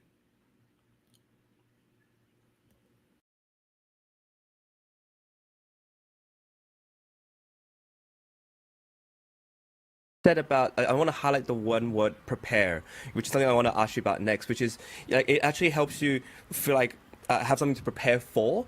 Yes. And it gives you certain goals to prepare for, so that you realize, no, in order to play something at the best level I can on this stage, I need these tasks. I need to plan well. I need to be organized. I need to make sure that I have all the rep ready, a week or 2 weeks, 3 weeks, and I'm already playing for everybody so that it's so comfortable. So I want to also ask you about, as you're preparing for this, a concert, hopefully it's not as nerve-wracking as having to replace your mother or, for a competition. What have you been doing in terms of preparation? Could you share some of your own tips, or perhaps what you would tell students as they're preparing for a competition? Well, the preparation for a concert versus a competition is also different because of the times of your life that you are, probably doing the one or the other. Right now, for example, in preparing for a concert on Saturday, I'm a father of 4.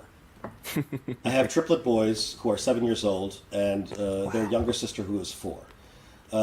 And to ask my wife to deal with all of that by herself, I think the Geneva Convention prohibits it. So, I do have to participate in running a household. Similarly, when I'm a student, I don't have to worry about pulling in this amount of income per month, or else, I'm going to lose my house, my car, whatever. So there are the realities of everyday life when you're preparing for concerts, but the trade-off is presumably you've already, as the mafiosi say, you've already made your bones. You've already, made your first kill. So you are not in need of the same kind of let's lock myself up in a room and practice 12 hours a day kind of approach. As far as preparing for a competition, I had a both advantage and disadvantage in that my mother was a competition laureate of 3 of the biggest, the Jacques Thibault, Marguerite Long-Jacques Thibault in Paris, the Tchaikovsky competition in Moscow, and the George Enescu in Bucharest. So she would tell me how in the height of the Cold War, when Soviet musicians were not just tasked with going and playing well, they were tasked with their country's honor. How they were prepared. And it was no joke. So first of all, by a month or 2 before the competition, all of the repertoire is learned. If you are still learning repertoire a month before, according to the Soviet idea, you're not going. Right? Secondly, by about a month before, you are performing the repertoire that you have learned. It has had time to be learned, to become second nature, to feel familiar to you, and now you go out and you start performing. And in the Soviet Union, for all of its many horrors, the fact that the state interfered in musicians' lives meant that, for my mother at least, she would be given a concert tour where the entirety of the program would be played repeatedly. Can you imagine what it would be like to walk out onto an international competition stage knowing that you've just played the Brahms Second Piano Concerto 5 times in the last 2 weeks? the level of confidence, the level of familiarity. You're like, I know where the tricky spots are. I know where I can just relax. I know. Well, you're telling a story that you know intimately. Think of a joke that you know, that you like to tell friends. The first time that you tell it, you're probably going to change some word order. You might change a detail, an adjective somewhere. But you know the joke, you know the gist of it, so you can manipulate it. For people like me who like to cook, think of a recipe that you know intimately well. So I can make a risotto with peppers, but I can also make a risotto with mushrooms. Risotto, right? Yeah. Brahms concerto. This orchestra just, is taking a slower tempo. I'm not flummoxed. Yeah. Yeah. When I started preparing for my competition wanderings, I did a total of, I got prizes at a total of 9 competitions. I did more than that. But when I started competing in such a way that I started actually making the final round consistently, what changed was that I called them giglets. I would do outreach performances at retirement communities, at schools. I would run my program in the run-up to the competition. The difference was that when I'm playing in a retirement community and I don't give it my all, odds are no one's going to come and yell at me. But for people like my mother and for her generation, even for a subsequent generation, they when they were playing somewhere in a godforsaken spot in the midst of the tundra, they still had to give it their all. Yeah.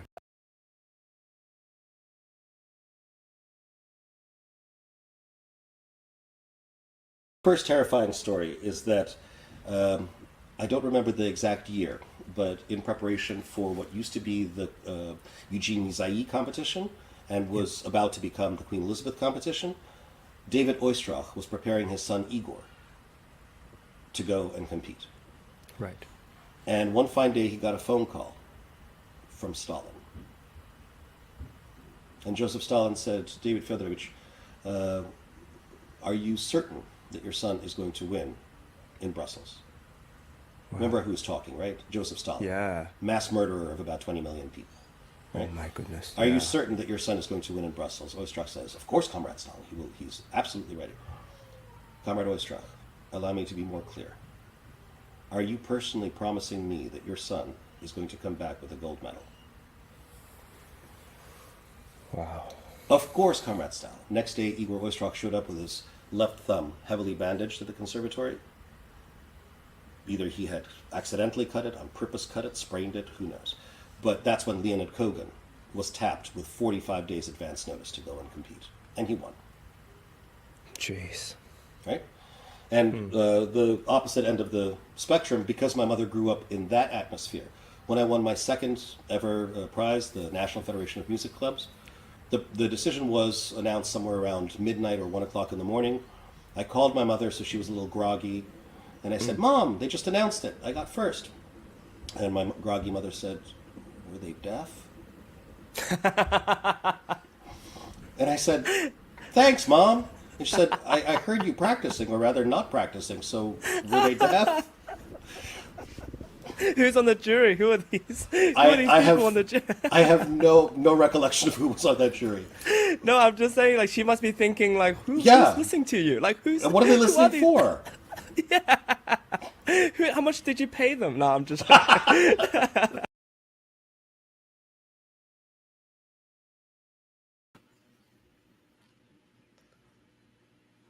Well, it's always such a pleasure to talk to Emil, and I hope we get to have another chat about competitions and violin playing, and to hear more of his stories growing up, and all his stories with David Oistrakh's son and his mother as a violinist as well.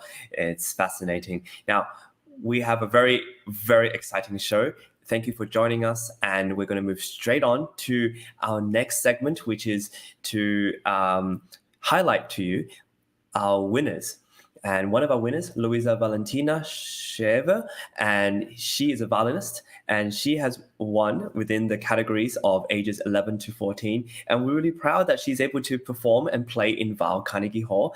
And what you're going to hear first is a preliminary audition and the judges' comments on her playing. And then we're going to also have a live interview from New York City. As I mentioned before, Steve Robinson is right there, right now, performing and doing these interviews with our musicians. Each and every winner gets an interview with Steve Robinson that's recorded, and then they can have it later. But right now, we get it broadcasted straight to us. We have live coverage from Steve Robinson, and we're really happy to be able to present that to you. So without further ado, we're going to hear her play, judges' comments, and a live interview. Please enjoy.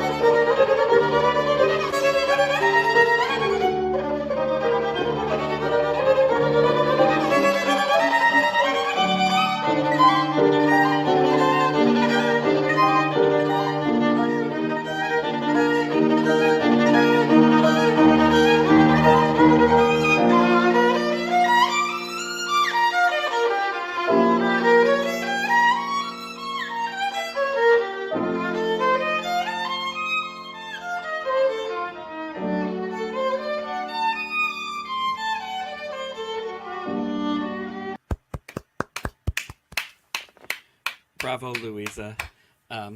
Louisa is another one who's been in many of our competitions, and it's great to hear all the progress that you've been making too. I mean, a completely different musician every time as well. I mean, this is just so wonderful to hear so many people again come back completely transformed into new developing musicians. I mean, it's just wonderful. Congratulations on that. I love this concerto. It's one of my very favorites, and I appreciate that you did not romanticize it too much. I've heard it romanticized many times, and that's just not my style for this piece. So, thank you for that.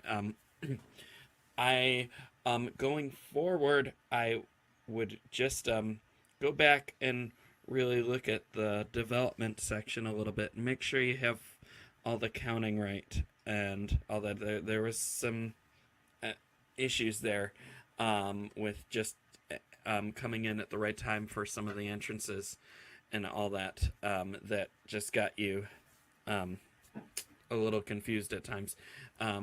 But kudos for not having to stop either. You know, you have a great pianist there who found you, and you were back on track within a few seconds. But just go back there and work those transitions and make sure that you have everything timed out well. Tuning a little bit to some intonation issues.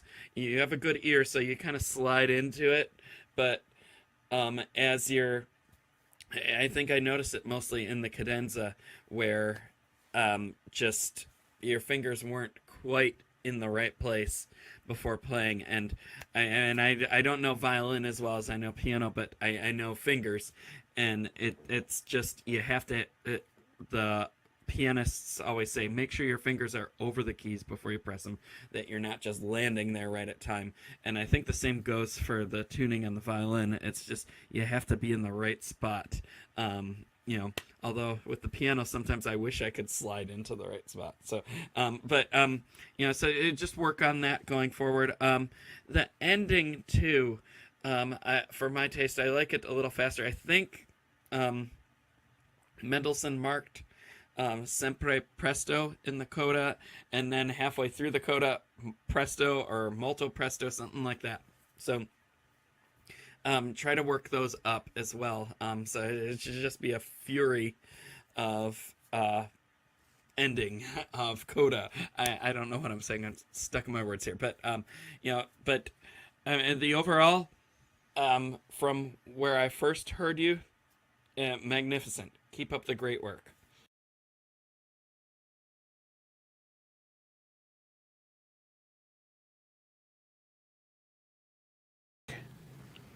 Thanks. And this is your first time in New York? Yes. And you've been here 3 days, I'm told. So you've had a chance to look around. Now, you're not a stranger to a big city, but what do you think? What's your impression of New York? Was war denn das Schönste in New York? What did you like? I like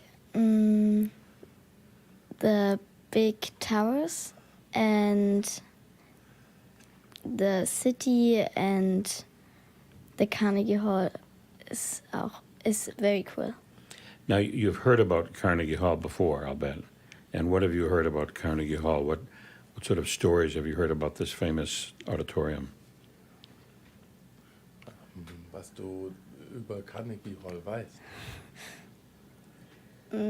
Not so much. Well, but that Carnegie Hall is very famous, huh? And Yes, many yes, famous yes. artists have played at Carnegie Hall. And what some people don't know is, and maybe you don't, but the very first person to conduct the opening concert at Carnegie Hall, the very first one back in the 19th century, can you guess who that might have been? Who was that, I wonder? What musician was that? I'll tell you. Not fair to make you ask, make you guess. It's Tchaikovsky. Okay. Right here at 57th Street, he opened Carnegie Hall. And so you're going to be performing in the same building that Peter Tchaikovsky played at. And of course, many other violinists, from Jascha Heifetz to, you can't name a violinist who didn't play here. Now, how long have you been playing the violin? I played the violin for 5 years. 5 years. How old are you? I'm 11. So you picked it up when you were just 5 or 6, and you started playing in the violin. What made you want to play the violin? What was it about the violin that you found interesting? I play the violin because it is a very cool sound. Genau. Yeah. Yeah, sound, and it's just a sound you liked. It's a sound you liked. Yes. And now, when you first pick up the violin, which I did once, unfortunately, the sound isn't very nice. I mean, when you're first playing the violin, it doesn't sound very good. But you kept playing, you kept practicing, and the sound kept getting a little better. Yes. What was that like? Were you happy to find that you were getting a good sound? Yes. Yeah. And how long was it before you started the vibrato? You don't do that in the first week or year, but you learned. Yes. Maybe after 2 years? Yeah. Something like that. Right. I don't remember. But you kept at it. You kept practicing, and you kept studying, and you have a teacher, and you played for the last 6 years. How many hours a day do you practice the violin? Approximately, a little bit. Wie viele Stunden du übst? Two. Really? Wow, that's great. And what pieces are you playing now? I want to ask you, well, what piece are you playing tonight at Carnegie Hall? Was du spielst? I play the Bach Partita. Also, I play from the Bach Partita the Gavotte and the Jig. Oh, I see. Those are really difficult pieces. So you've come quite a long way since that first time you picked up that wooden box, and now you're making it sound, I'll bet, really beautiful. I can't wait to hear you play tonight. And what are your dreams about the future? What do you want to become a professional musician? Yes. You do? Yes. Yeah. Have you looked at scores for big concertos? Or have you looked at the Beethoven concerto? Na, welches Konzert spielst du denn gerade? The Mendelssohn Violinkonzert. Mendelssohn. Can you play the Mendelssohn? Yes. Really? Yes. Oh my goodness! Have you played it on the stage, the Mendelssohn yet with an orchestra? No, she's played it twice on stage with piano, but she will be playing before Christmas with an orchestra back home. Yeah. Really? Yes. Oh my goodness, that's a wonderful piece. It's probably the most famous violin concerto, but also because it's so beautiful. And I'm very impressed that you can play that piece. It's a wonderful piece.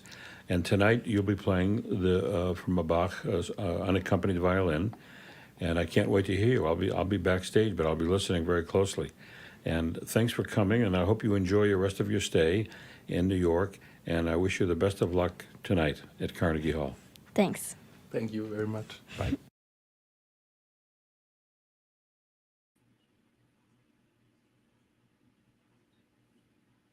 Well, that was live from New York at the Manhattan Club, just across the street from Carnegie Hall. We had Louisa, who is going to be performing tonight at the Weill Recital Hall, Carnegie Hall, as part of the Carnegie Hall Auditions Laureate Gala. It's really, really special that not only do we have a show online, but we have a concert tonight at Carnegie Hall. And before that, we have these live interviews that are coming to us from Steve Robinson, who is at the Manhattan Club. This is a really special event where we're able to give you these kind of exclusive interviews with the musicians. You get to meet the musicians and hear them talk about the piece. And we had Louisa talking about her first time being in New York. And now we are going to move on to Jeffrey Zhang, because we also have an interview with him. And Jeffrey Zhang is 10 years old. And he started playing, he's studying piano with Dr. Olga Shishova, and he has started since 6 years old. And he has won a plethora of competitions from the North York Music Festival, the Union Music Competition, the New York Open Music Festival, and of course, our very own Sound Espressivo competition. And we hope that you'll enjoy his interview and look forward to hearing him play in Carnegie Hall tonight.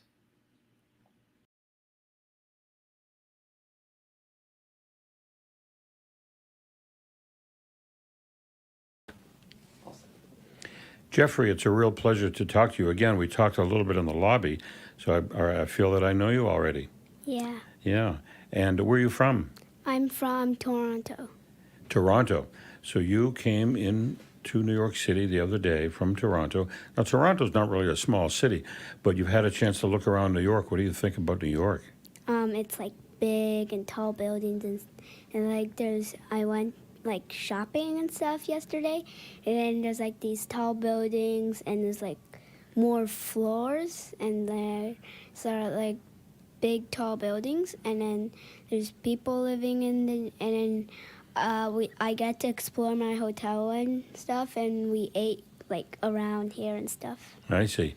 So this is your first time in New York, and you've heard about Carnegie Hall before. What have you heard about Carnegie Hall?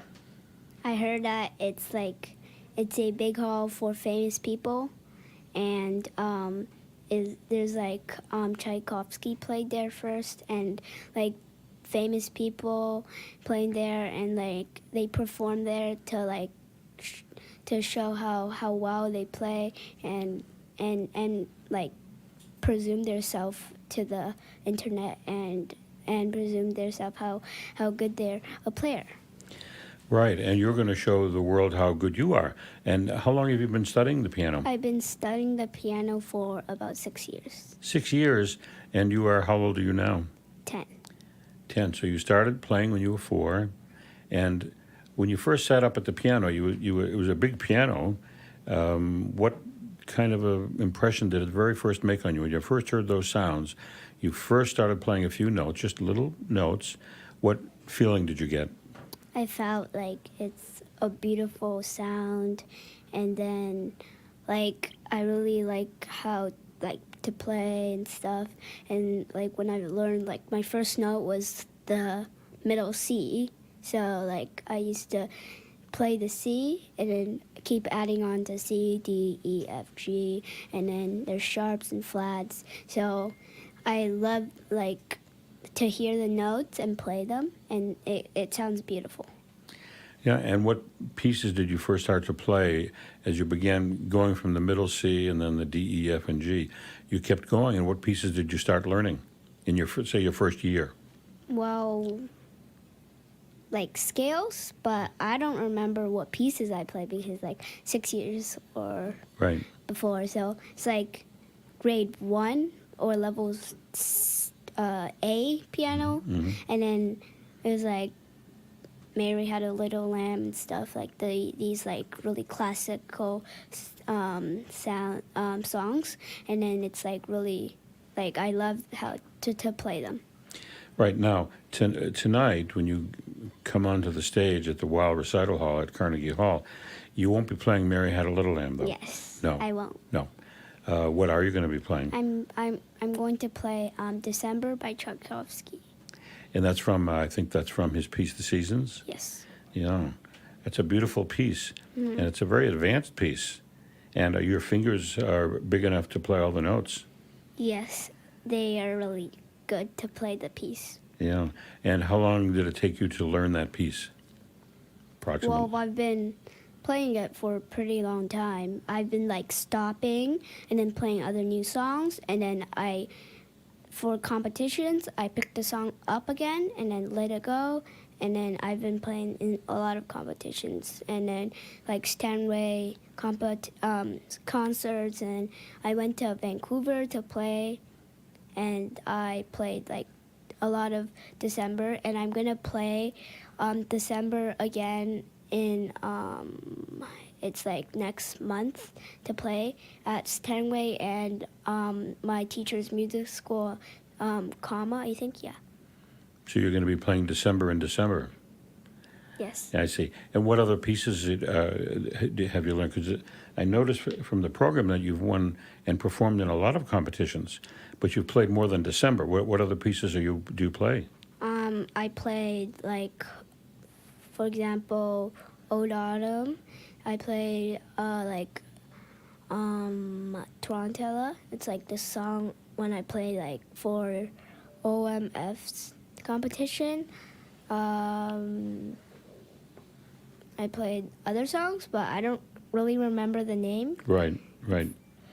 And it says in the notes that you enjoy playing because you get to express your passion for music. And how does that passion come out? Do you feel the passion while you're playing? What is that feeling like? Like, it's feeling really good, and I get really into my pieces, and like when I play, I like to follow along, and then I like to like say it in my heart, like how like I like to sing it so I can keep focus so I play good. So I keep focus, and then I get really into the songs, and I really enjoy playing it. So you're singing the songs in your heart. That's like, interesting. Not like out loud, but because they're playing and you can't just hear singing, but I like whispering, like, or sing it quietly. So I get really into my songs and focus on them. So inside of your body, you're singing in your head, and then I'm sure that helps produce what they call a singing tone on the piano too. You've heard that expression about a singing tone, even though the piano, you hit the note and then it comes up, but you can still make it sing, and it sounds like that's what you're doing. Yes. So what are your plans for the future? Jeffrey, do you think you'll go on? It's a little too early for you to really know, but would you like to become a professional musician? I don't think so, but I would like to still play. And when I get older, if I get to university and I have like hard exams or tests, I think practicing or playing the piano can make all the frustration and hard work come down a bit. Right. And what other subjects are you interested in besides music?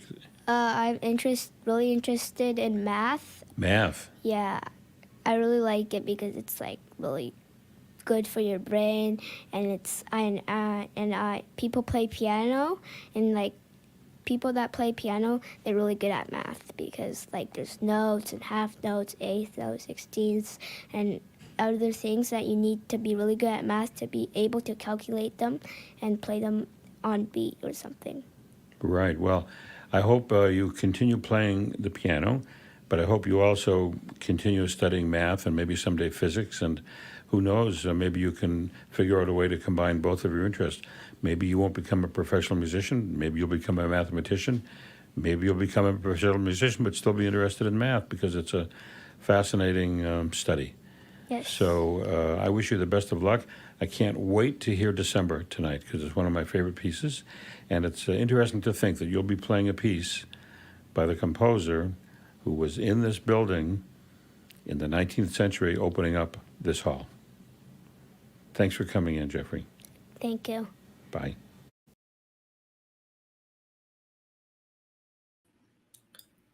Well, how exciting that we're able to hear from these musicians who are playing tonight. And Steve Robinson, as usual, is doing an amazing job interviewing them and asking them good questions about them. It's really exceptional that we're able to get these interviews because it gives you a glimpse of their lives and these musicians and what their dreams are, what they want to do. Some of them want to be professional musicians later on. Some of them don't want to. And they've already figured out at the age of 10, 11 that they might want to do something else or they want to pursue music. One of these musicians we interviewed, Luke, said he probably wants to go to Juilliard one day, and that's just really exciting. We'll see what happens. On to our next winner. His name is Richard Long. He's a Canadian pianist, and he's 11.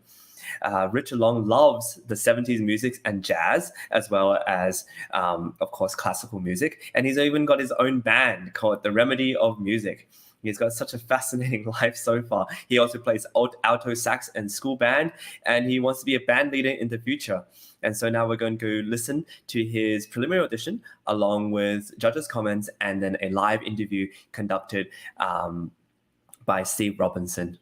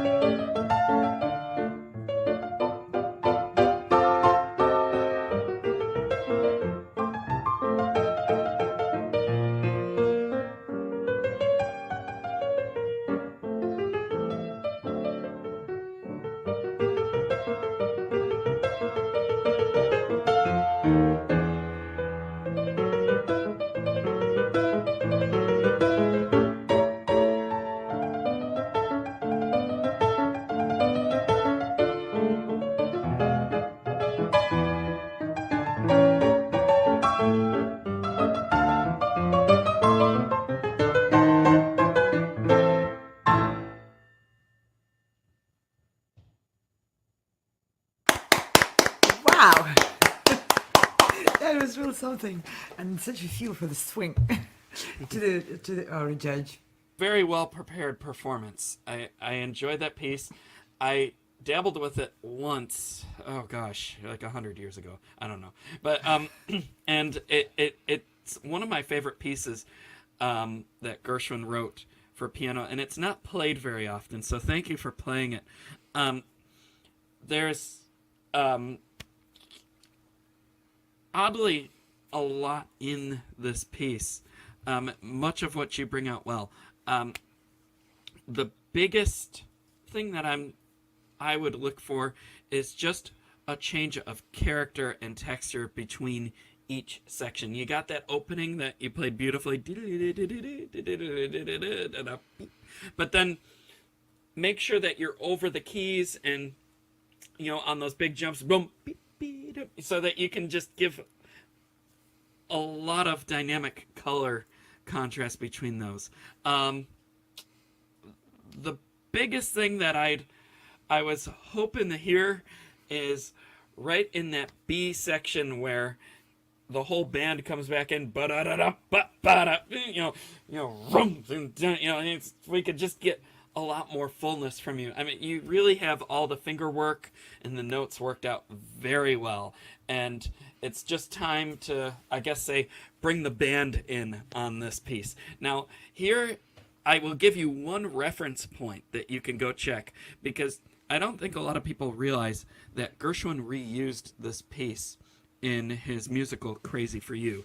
It's in the opening of Act 2, and he only uses a portion of it. But if you look up the original London soundtrack for Crazy for You, and I believe it's called The Real American Folk Song, but it's the beginning of Act 2. It starts out with the piano solo, and then the orchestra comes in and joins it, and then, of course, then they go start singing other songs. But I think it'll give you a new perspective as to what the coloring might sound like for a piece like this.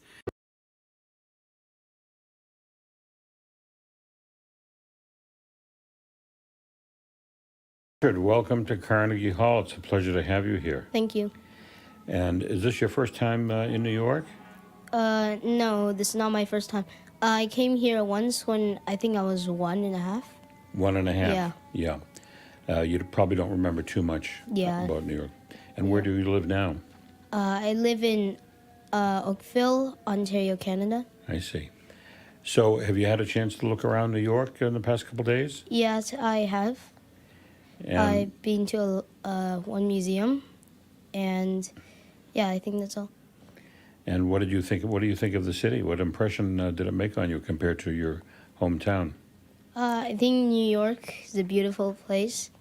It's like there's a lot of community, and you know, people just get close together. Unlike Oakville, where it's just like, you know, like people just mind their own business. Yes, they mind their own business, but they'll help you. There's an expression. They'll give you the shirt off their back. That means they'll do anything to help a stranger. So if you need directions, everybody will help you. They're a very friendly city in that regard. So don't let anybody tell you opposite. It's a very friendly city, and you've already discovered a little bit of that yourself. Have you had a chance to do any shopping, or? I mean, I went to 7-Eleven to, you know. Right. That's right. Now, I notice in the notes it says that, I'll read it to you. At 5, you began a passion as a pianist driven by nature. Now, what exactly does that mean, that your passion is driven by nature? Can you talk about that? So basically, my mom's dad, I mean, he passed away. He was very good at instruments, and he was very talented with music. So I guess that gene kind of just passed on by me. It's kind of nature, you know. I see what you mean. Yeah. Yeah. But you have a passion for music. Yeah. Yeah. And how old were you when you first started taking piano lessons? It's about 5, yeah. 5 years old? Yeah.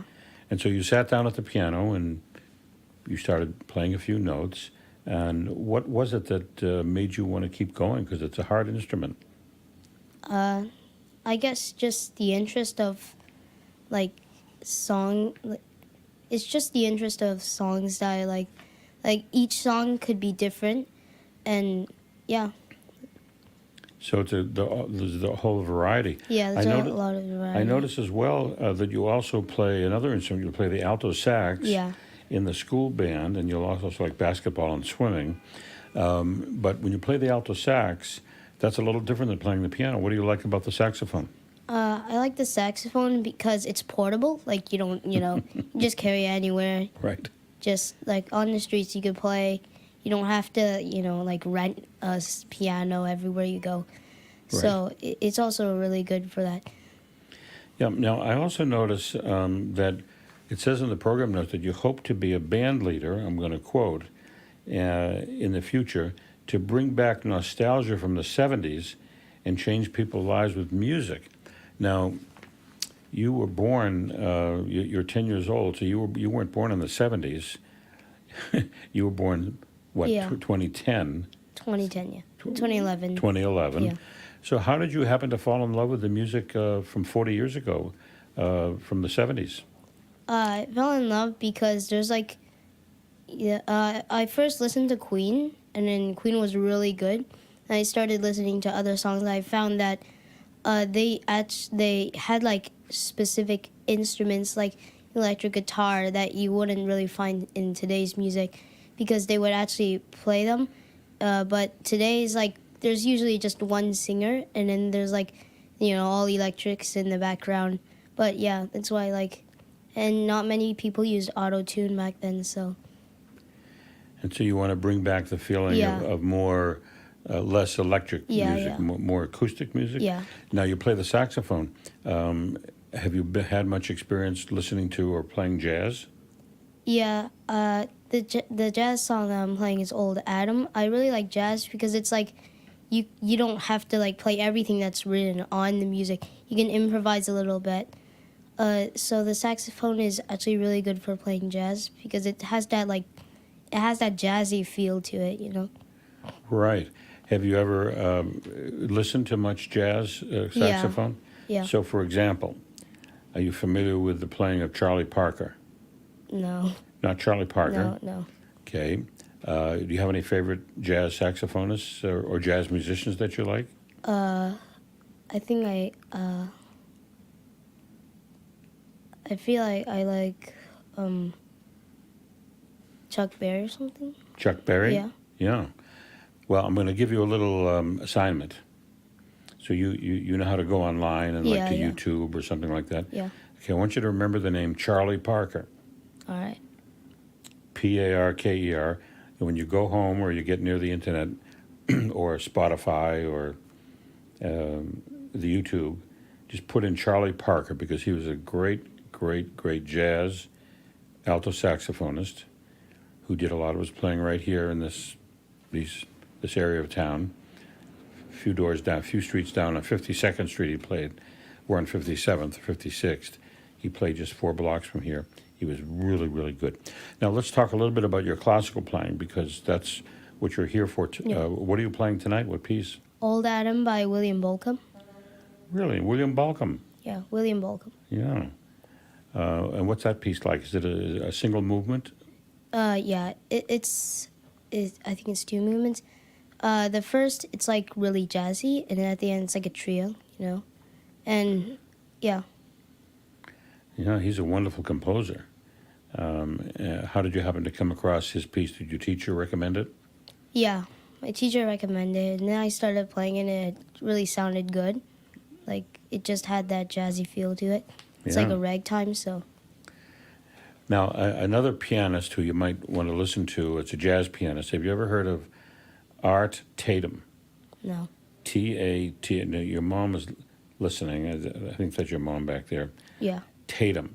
T-A-T-U-M. Art Tatum. You've got to listen to Art Tatum play the piano, because he's a wonderful jazz pianist. And some say he was the greatest jazz pianist ever. And I think you'll really like Art Tatum. And what other classical pieces have you do you know? I know Mozart, a rondo in D major. Yeah. It's a really good one. Yeah. Have you looked at any concertos yet, or is that just down the road some years ago? I'm starting to look at concertos. My teacher recommended some concertos to me to listen, like 30 minutes, like 20 minutes long. Right. Okay. Well, do you think you'll go on and keep playing the piano and Yeah. the saxophone, and do you think you'll make a career out of it? It's too early to tell, really. Would you like to? Yeah, I would like to. Yeah. And what other interests do you have besides music? Basketball. Yeah. Well, maybe you can combine the two. You can become a pianist and a basketball player. You never know. It's never been done before. You could try it. Yeah. Any other closing comments or observations you'd like to leave us with? No, not really. Okay. Well, thank you very much. So we're going to cut. Now, before you go,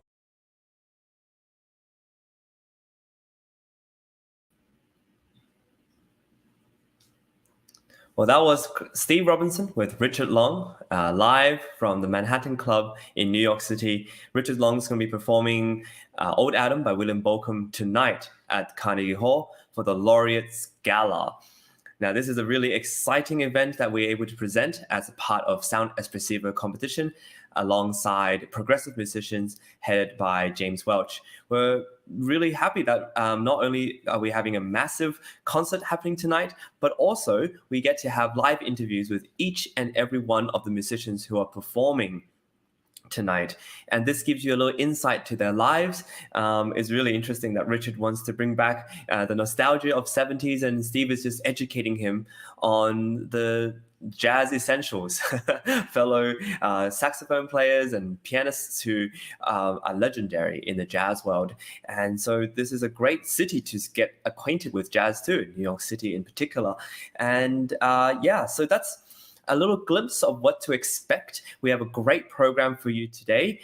We are live here on air in the internet, but we are also in person at Carnegie Hall, particularly in Manhattan Club across the street from Carnegie Hall, where musicians are being interviewed. And later tonight at 8 p.m., they will present a concert. Soloists will either play by themselves on their instrument, or some soloists will be playing with orchestra, namely the New York Chamber Players, conducted by Maestro Giacomo, Franchi. So this is just a really exciting event that's happening thanks to Sound Espressivo competition and progressive musicians. If you're interested in more of these events, they're coming along. We have the Cole Orchestra auditions that are being held. Those auditions will be held in December, and we look forward to having you as part of our audience, because it will be really exciting to hear not only the auditions, pianists and other instruments, but also the immediate feedback by judges. This is a very special part of Sound Espressivo, as well as the competition and virtual concert halls. We really want to have that interaction between judges and contestants in a way that is informative for audiences, but also part of the formation of musicians to come. Now, I've been just told that we have a Ronald Deng ready for the next interview, and before that, we'll present a snippet of his preliminary audition. Ronald was an amazing violinist who is going to be playing the Barber Concerto with James Welch as the pianist tonight at the Carnegie Hall. So we're really pleased to be able to present his playing to you and his interview with Steve Robinson afterwards. Please enjoy.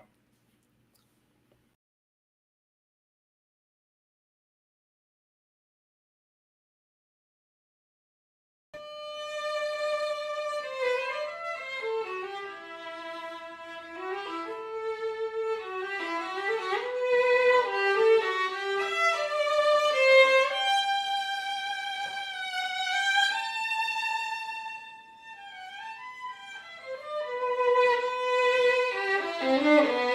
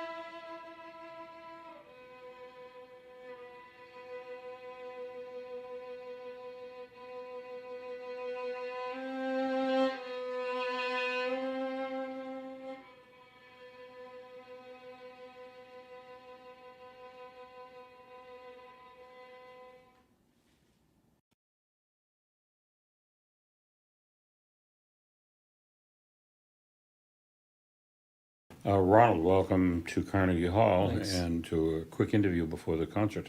Mhm.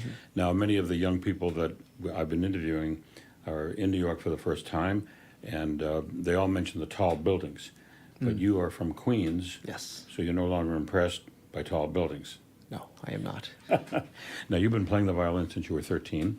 No, I've been playing it for 13 years, sorry. Yes. Yes. And how old were you when you started? I was about 3. 3? Yes. So you're a junior in high school now? Yep. And you've been playing for 13 years. Mhm. So when you first picked up that violin 13 years ago, at the age of 3, a little violin, probably about that big. Approximately. Maybe a little bigger. What was your impression? What struck you about it, and whose idea was it?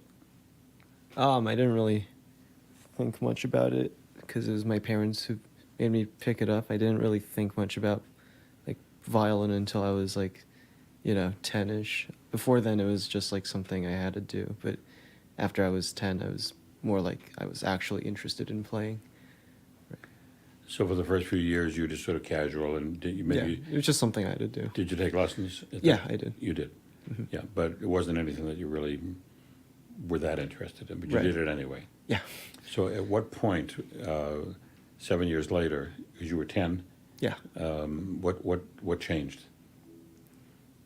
Well, I went to Manhattan School of Music around then, and then I met a lot of other musicians around my age, and it was mostly like the ear training and music theory lessons that I had that I found really interesting, and that's kind of why I started to think. That's what I started to find interesting about music. So when you went to the Manhattan School of Music, though, was it to continue the violin, or were you taking classes Yeah, there? it was for violin. Uh-huh.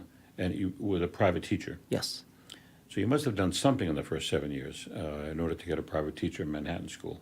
Yeah, well, I think it's probably because I was young, and that's easier to get in when you're younger, I think. Yeah, well, not that easy, probably. Well, yeah. Sounds like you had a little something going for you. Maybe. And so then you started playing seriously or practicing seriously when you were 10. Yes. And did the pace pick up? Did your skills advance pretty noticeably? Yeah, I think, after I started finding violin interesting, I was more into practicing, and I think I got better. I think I made the most progress in like the past 2 years when I really started getting into like researching the music and stuff. And that's where the theory helped. So you like theory? I like music theory, yeah. Yeah. And meaning exactly what? Just the harmonic theory, or more the architecture of music, or both? Both. Yeah. And what pieces are you playing now?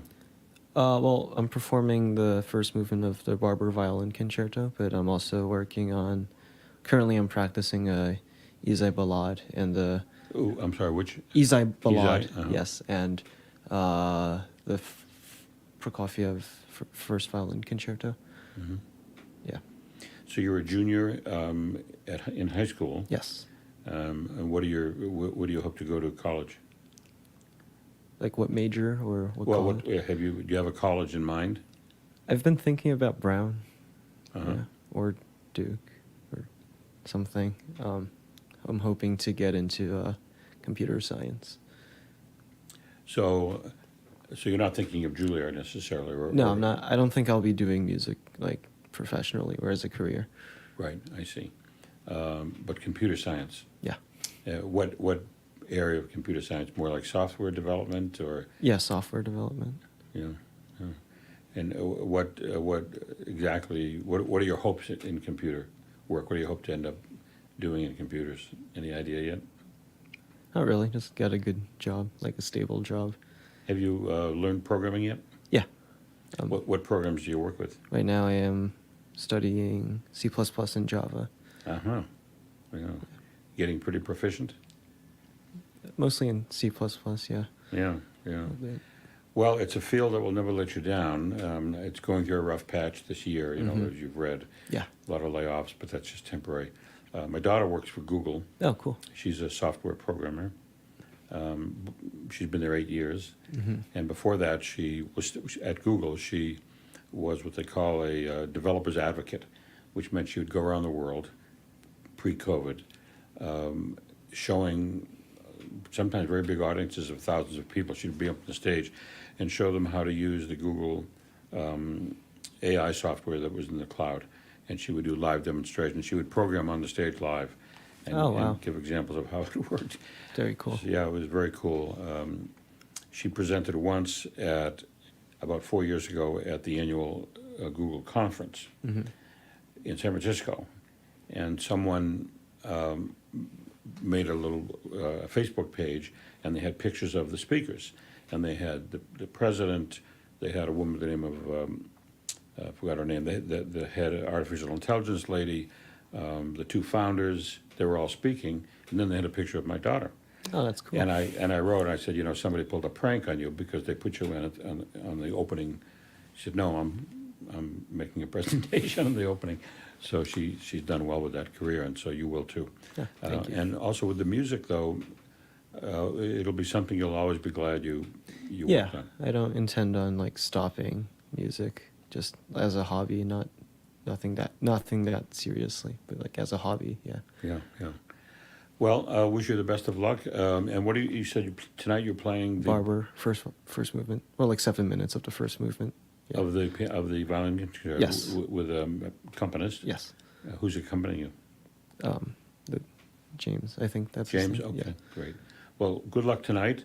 I can't wait to hear you play, and it'll be streamed out all over the world. Oh boy. Through virtual concert halls. So maybe who knows what'll happen. But thank you very much for coming in. No pressure. Good talking with you. Thank you.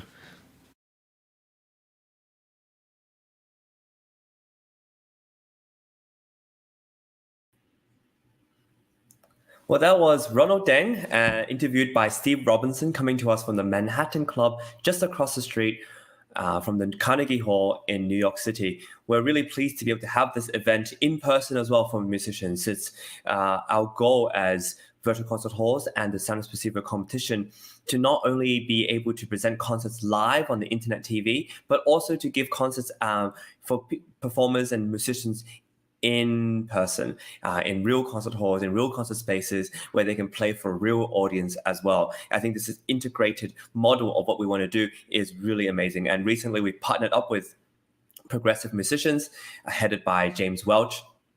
And this is just going to further our cause, our purpose, and our mission to give opportunities for musicians of all backgrounds an opportunity to perform. And we're really pleased to do that. We heard from violinists like Ronald. We had our pianist, Richard, as well as a violinist named Louisa from Germany who came in to New York for the first time, as well as another pianist called Jeffrey and another violinist called Luke. We've had a lot of different musicians, violinists, pianists, and we're going to have more soon. We're going to have a piano duo coming up next. We'll be able to hear some of their performances and listen to their live interview. But before we get to that, I want to talk to you a bit about Sound Espressivo and our mission. It's really quite an exceptional thing that we're able to do. We're in our third season. We're going into our third competition coming up soon, the Sound Espressivo competition 2023. So for those who want to be a part of these prizes, which are not just online concerts and opportunities online, but also in person and real opportunities to get prizes of all sorts and to be able to play in places like Carnegie Hall, have concerts all over the United States. This is the venue, this is the place. So please look out. Our website is www.soundespressivocompetition.com, and we have the mission of connecting as many musicians as we can. And these aren't just professional musicians, but young musicians and teachers, pedagogues.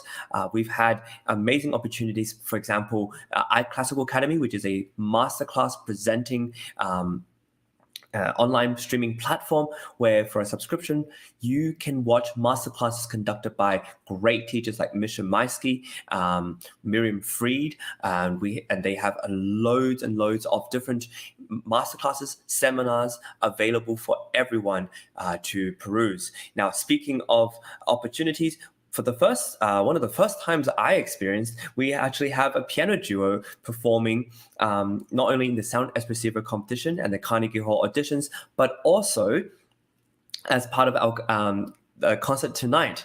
We're going to hear a little bit of their performance, followed by the judges' comments, as well as a live interview. Now, I personally know this piano duo. I met them over the summer. Their names are Jean-Baptiste Gliez and Marie Boileau, and they're from Montreal, Canada. They met in Cégep de Saint-Laurent, and now they're performing, even though they're studying at different places. And I'm so glad that they've had this opportunity to perform at the Weill Recital Hall at the Carnegie Hall. So without further ado, let's listen to the performance and have a listen to their interview with Steve Robinson afterwards.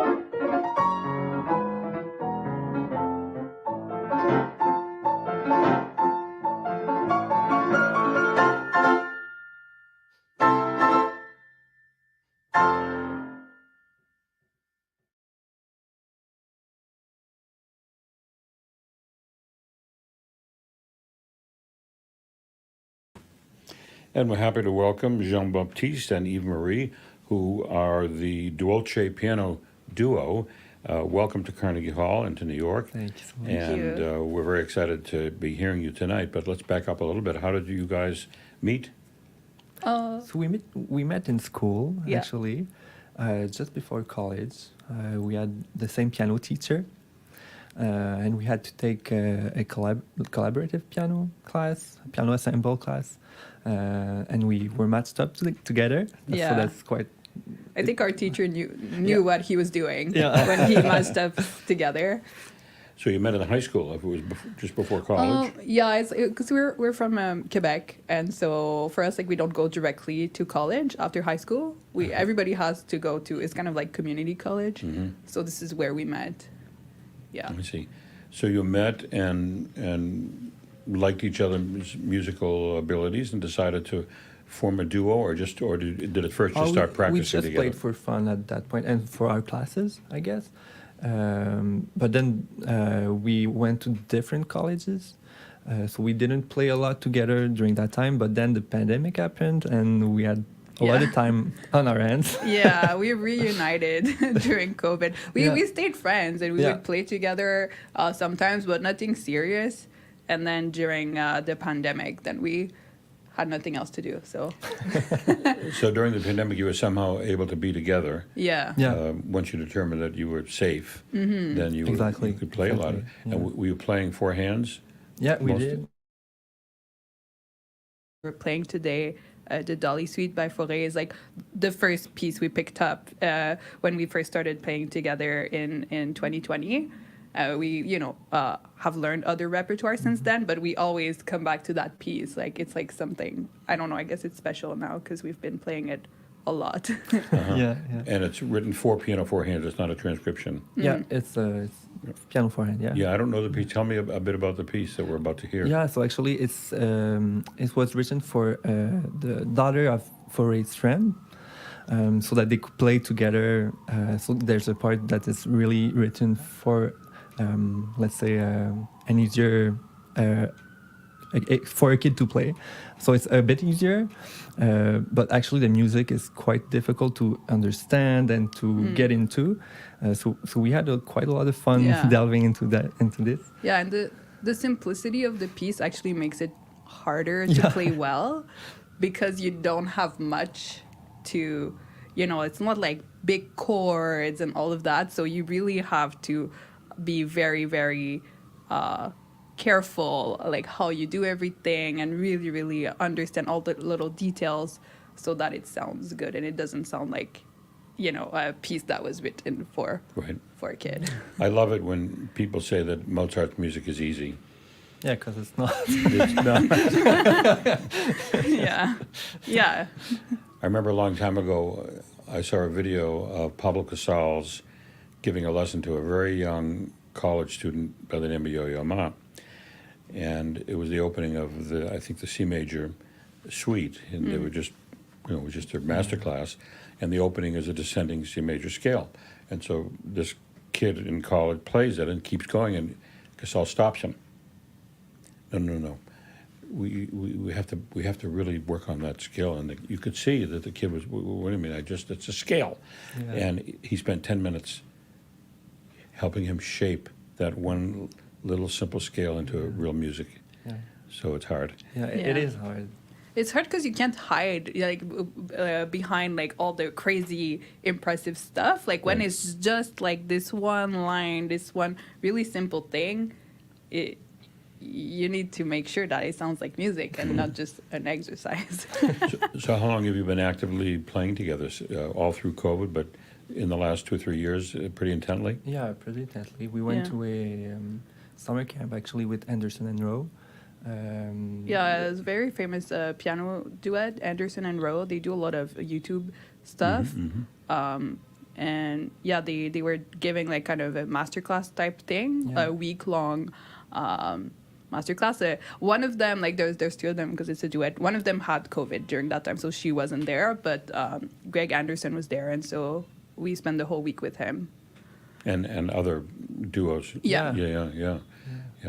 And do you plan to play together professionally, or are you playing together professionally now? No, it's mostly just like for fun right now, but we like, we're starting to do little, things here and there. Like last year, we were hired by a family for Christmas. On Christmas Day, they like wanted to offer a concert to their family, so we were hired to do that. So we played for them on Christmas Eve. So yeah, we're starting to do little things, but we're also really busy. We both teach. Yeah, we also. teach a lot. So You teach privately? Yeah. So you each teach piano students privately, yeah. And to get here to New York, you performed in the Sound Espressivo competition, and you won. Yeah. Was it the foray? Yeah. Yeah, it was the same. Yeah, exactly. Yeah. Do you see a future for playing as a team? Yeah, it's been almost like 10 years that we played together. Yeah. So I think we're quite set for the future. And we've both played with other people because we went to different college, Sure. right? So we have a lot of other friends that are pianists also, but we somehow always come back together. I think one of the things that really makes it special working together is that we have very different strengths. So like we kind of bring out the best of each other, but we also learn a lot from each other, because sometimes like I struggle with something, I don't really know what to do, and then he's like, oh, you should try it like this, you should try it like this, and then the other way around, like I can also help him. So yeah, it's really fun to play together. That's a great complementary Exactly. skills. I think that's why our teacher matched up. Matched up. Some years ago, I covered the Dranoff competition. Are you familiar with that in Miami? No, I don't think so. It's every 4 years, Okay. I think, 3 or 4 years. It's in Miami called the Dranoff competition, and I wish I could remember the name of the Russian pianist who was competing or who was performing with his partner. I'll think of it, but I got to know him pretty well, and he had studied with a Russian pianist by the name of Vera Gornastayeva. He asked me, are you familiar with Vera Gornastayeva? I said, no. And he said, well, here, take these CDs and listen to Vera Gornastayeva. And I was astonished. He was a student of hers, but is living in Brooklyn, and went back and she was not permitted to leave the Soviet Union because she was rather outspoken politically. But Stalin let her play around the country, and he got those tapes. I don't know how he got them, but he remastered them and he put them and he gave them to us, and we at our radio station made a minor sensation out of Vera Gornastayeva. But that Dranoff competition, maybe someday you'll look it up. It's for 2 pianos, not piano 4 hands, and you play 2 pianos as well, right? Yeah, we do. Yeah, we've played it mostly when we were in school together. So yeah, we played the second movement of the Rachmaninoff's second suite. The romance. So yeah, that was really fun. It's a whole different experience to play 2 pianos. Well, I'm sure. Yeah, it's part of the struggle, but also the fun of playing 4 hands is the fact that we're so squished together. We had There's a lot of planning involved. Yes, because we keep bumping into each other. Our hands. Sometimes we have to cross hands. Sometimes it's the elbows. Sometimes it's like, it's just we're always in each other's way. But I guess that's the fun of it too. You could develop a comedy routine out of this. We could, I think, Yeah. As well as perform some very beautiful music, which we're looking forward to tonight. That'll be the foray. Any other? You've been to New York before. Yes. Yeah. A lot of the younger kids that I'm interviewing today have never been here, and I ask them, and they all talk about the tall buildings, but you're not that impressed with tall buildings anymore. Well, it's still impressive. Yeah, we don't have buildings that tall in Montreal. Any parting thoughts or comments? Any comments about the state of classical music in the world today? Have you thought about that and where it's going? And classical music is always dying. I'm sure you've heard that. Well, I'm a little older, so it's always dying, and of course it never does. Any thoughts about the state of music? Yeah, well, I think, I don't know about the stage of it, but I think we've been very inspired by our teacher, Greg Anderson, who tries to innovate and bring music to people in a way that is new and innovative, on YouTube or social media. With his duet partner, they do a lot of like cinematic things where like they create like entire music videos like for their piano four hands or piano, like they do also two pianos, but it's like they do like kind of like so music videos that you would see, you know, or from a pop star, but they do it with classical music, so that's really cool. Yeah, so saying that, I think we can be hopeful. Yeah. And those are on YouTube, and it's Greg Anderson? They're called Anderson and Rowe. So if I go on YouTube, I'll see them? Oh, you'll see them, yeah. And they've made theatrical shows out of it? Yeah. With any comedy or just pretty serious stuff? Oh, it's pretty fun, actually. Yeah, to see them go, So maybe you'll be inspired to do something. They've inspired us since a long time. Yeah, since when we first started playing together 10 years ago, like we were already watching their videos on YouTube, and we were like, oh, that's so cool. This is so great, yeah. So Anderson and Rowe, R-O-E? Yeah. Anderson and Rowe. Yeah. Well, we're looking forward to hearing your performance tonight of the Foray, and I wish you the best of luck, and can't wait to see you in the virtual concert halls. Thank you so much. Thank you very much. Thank you.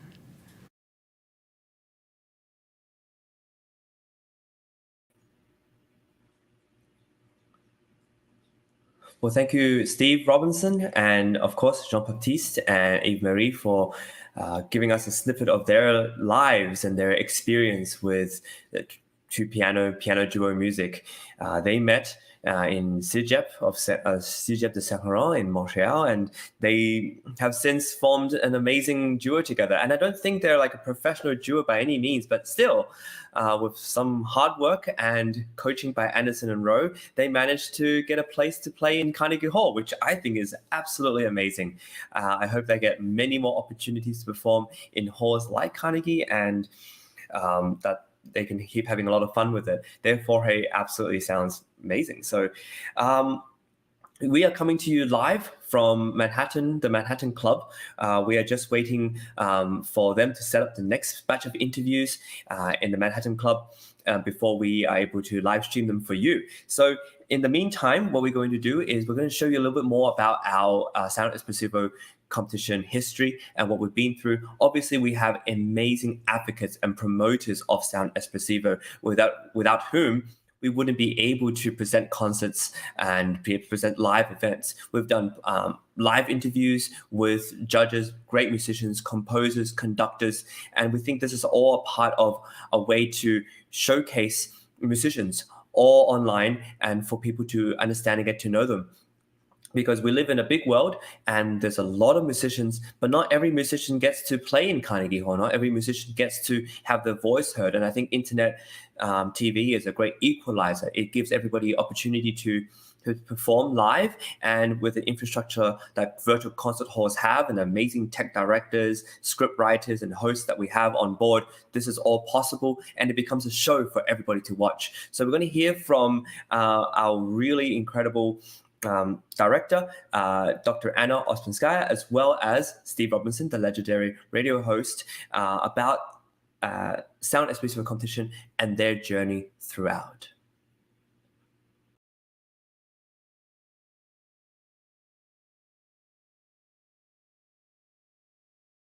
Together artists of different generations from all around the world and gives them an opportunity to compete online in front of an international panel of very esteemed judges. And the competition, we think, is bringing the future of the music industry to the artists, educators, and audiences of today. One beyond all barriers, beyond distance, culture, other circumstances, and we connect everyone in real time. So we created a virtual stage, which is a real-time stage, able to connect people from every part of the world.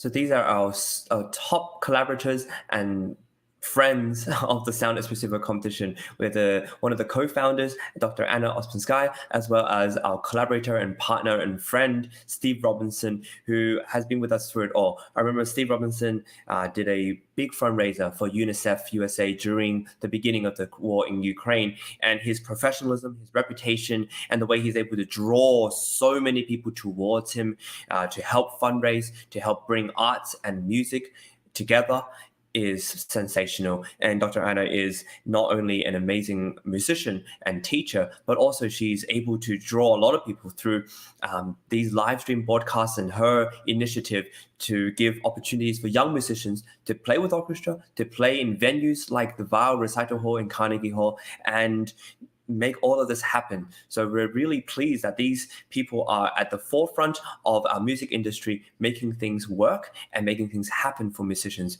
without whom there'll be less opportunities to perform and less opportunities to have our music heard online. And we would be amiss not to acknowledge the teachers of amazing competitors, two of whom, one of which is Donna Friedman and Olga Shishova, who have given us amazing students of theirs to compete in the competition. And of course, because they're amazing, they get prizes. We're able to give prizes to them. Donna Friedman has a student called Matthew Brand, who is part of this performance tonight at the Carnegie Hall as part of the Laureate Gala, and he's going to be performing the first movement of Haydn's Piano Concerto in D major, along with his own composed cadenza.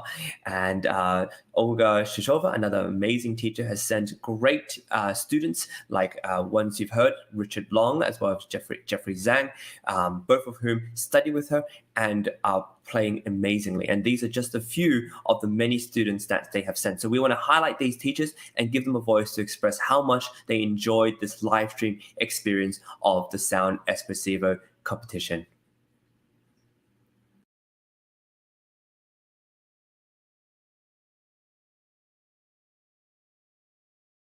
The students a chance to discover their true voice by finding the categories that speaks to them, giving them this opportunity to create their program based on what moves them.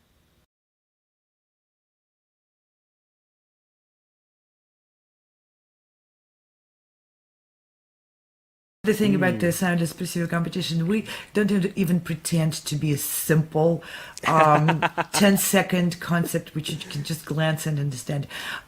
We've figured out that that would just send a false message and mislead people. Sound Espressivo competition is a complex organization, and it has, like Chris said, has different aspects which were revised, and we did not try to make it easy for people to understand. Instead, our aim was to make it work, to make it valuable, and to make it basically musicians and music managers fair, where everyone and anyone who really dedicates their life and their hearts to the music and wants to grow can find very nourishing environment, can find lots of tools.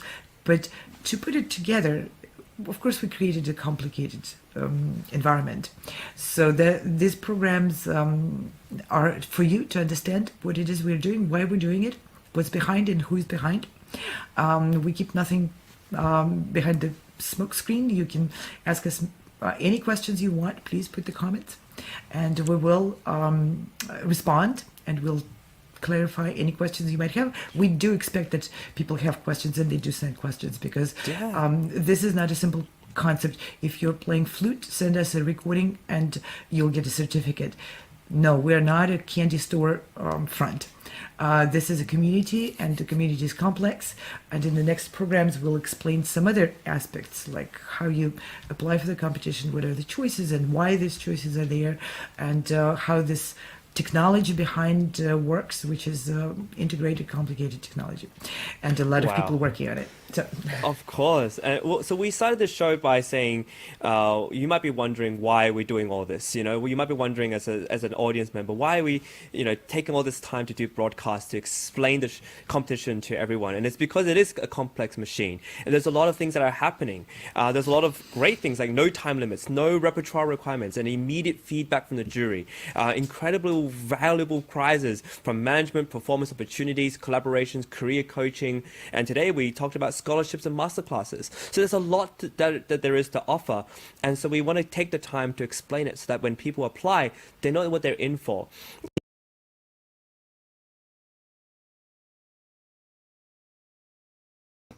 We live and we communicate live and we hear comments right away live.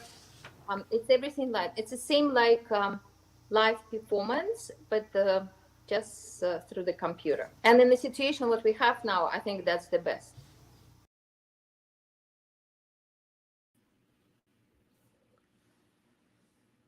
Well, you heard from the teachers who send students to the Sound Espressivo competition what and why they want to send students to this competition. And it's a combination of its complexities. We have such an array of different prizes, but also we offer no time limit, no repertoire requirements. We always give immediate feedback for contestants and musicians who decide to be a part of this competition. And I think it's really important that these are our core values of our competition. And you heard from Olga Shishova, as well as Donna Friedman, why these things matter, why it is so important for students to be able to play live, have it broadcasted straight through the internet, without having to record anything a bunch of times before having it played online. There's an immediacy to the music and something about it being live with maybe some experimentation, some little mistakes, some little slips. There's a nervousness in it that gives this music a little bit more electricity. And I think ultimately it's what makes this music so good.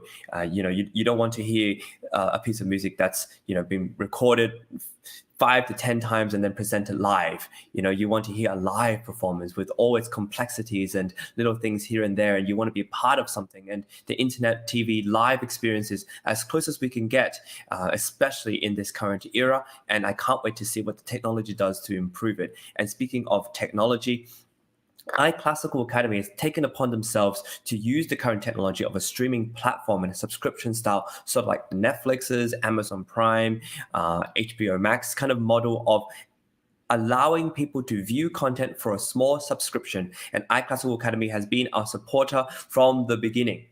Irma de Jong, who is one of the founders and co-partners and presidents of iClassical Academy, is just passionate about sharing this resource for all musicians. And we can see this very plainly because of the prizes that they are constantly giving, recognition awards and subscriptions, 2 to 3 months of it for competitors who want to peruse the catalog of masterclasses, seminars, and classes that are available. And these classes are fantastic. There are no mere teachers. There is Miriam Fried, there is Peter Frankel, a pianist, there is Misha Maisky and Leonid Kavakos. These are no mere musicians. They're real world-class, prestigious, and admired musicians out there who are sharing their process and their understanding of what the music is about. So we're going to hear from Irma about iClassical Academy, and I hope you enjoy and check them out at iClassicalacademy.com.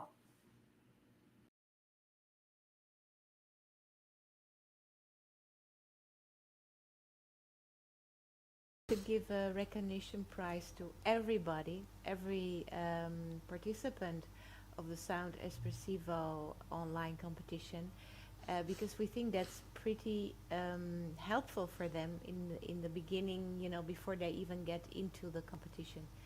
And that's why we decided to give a 2-month free access to our platform, and they can take advantage of all the content. And that's what we called a recognition prize for everybody who is applying to Sound Espressivo competition this year for 2021.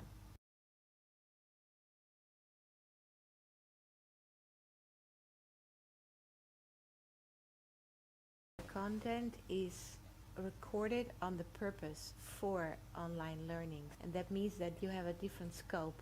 Their focus is to help the user at home to learn the repertoire, or to learn from the teacher, or to find out new techniques, or to hear about a different school, like the Russian school or the French school, or could be the Italian school, whatsoever. So we separated into smaller parts, and then we made it more fluent. We stayed focused on the learning content, and we put the storytelling in a different fragment, so you always have a choice. And that's, I think, one of the things that distinguish us from other videos, master classes, content, courses, whatever you can find it. For the use of high quality online classical music learning.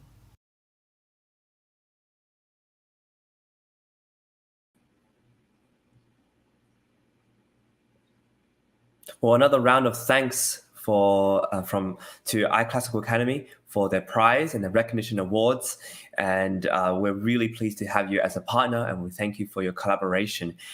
Up next, we just got we just have Daniel, who's ready to be interviewed by Steve Robinson. And so we're going to quickly play his preliminary video before the interview, and you'll get a snippet of his performance, the judges' comments, and the live interview with Steve Robinson. Tonight at Carnegie Hall, he is going to be playing Orage from the Years of Pilgrimage, the Switzerland pilgrimage part by Franz Liszt, and I hope you enjoy his performance and interview.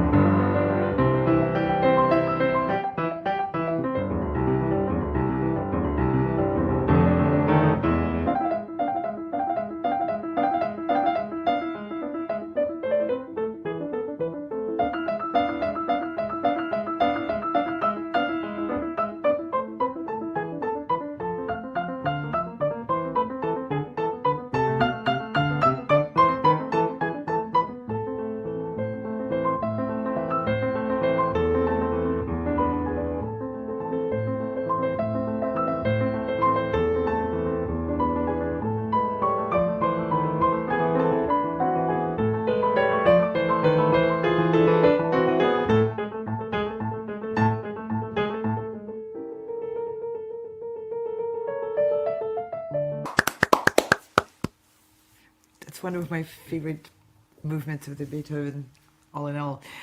James, to you. Yeah, definitely one of my favorites. I toured with that sonata. Oh gosh, it seems like yesterday, but it was a little while ago.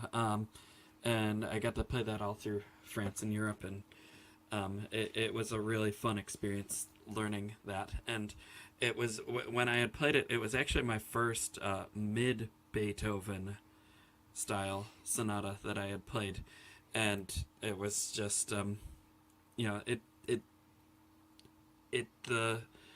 it's one of the simplest sounding sonatas, but I mean, all pianists sitting here right now know that it's not.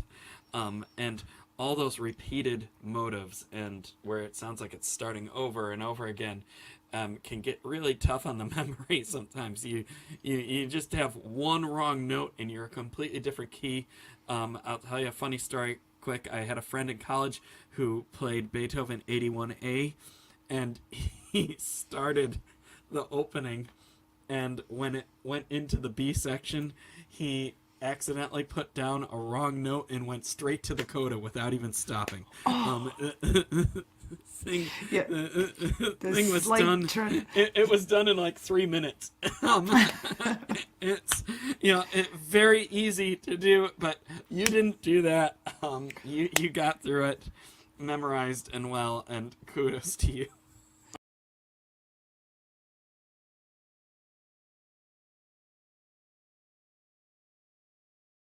Daniel, welcome to Carnegie Hall and the Weill Recital Hall, and we're going to talk with you just a little bit during the stream before you come out and perform. But tell us a little bit about your background and where you're from.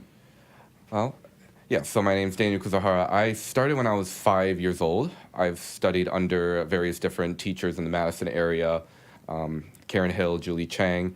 I've mostly been studying like classical piano, although I've kind of tried other genres, just dipped my toes here and there. But then went to Lawrence University for my undergraduate in piano performance from a bachelor's, studying under Professor Anthea Padilla, and then went over to Indiana University Jacobs School for the my graduate studies for my master's, studying under Professor Karen Shaw. And then after that, started teaching my own piano studio, also try to keep my performances going through locally mostly, and then was fortunate to have more active events lately to be able to travel multiple different places and continue my performance career going through recently Vienna, Toronto, and even New York once as well last year. So, where did you perform in Vienna? In Vienna, I performed at Musikverein, the Glass Hall. Yeah. A recital? Yes, a recital, part of a winner's recital. Right in a Musikverein. Yes, right at the Musikverein. I know I was so excited about that one. Vienna's so amazing. So. What did you perform? What are some of the pieces you played? I just performed one. It was a study by Ettore Pozzoli, his Studi di Medi Difficoltà A minor, number 16. It's a nice little short, beautiful 2-minute etude, just really gorgeous. Really fortunate. And so playing at the Musikverein, you were part of a larger program, obviously. It was a 2-minute piece. Yes. Yeah. But how did you get selected for that?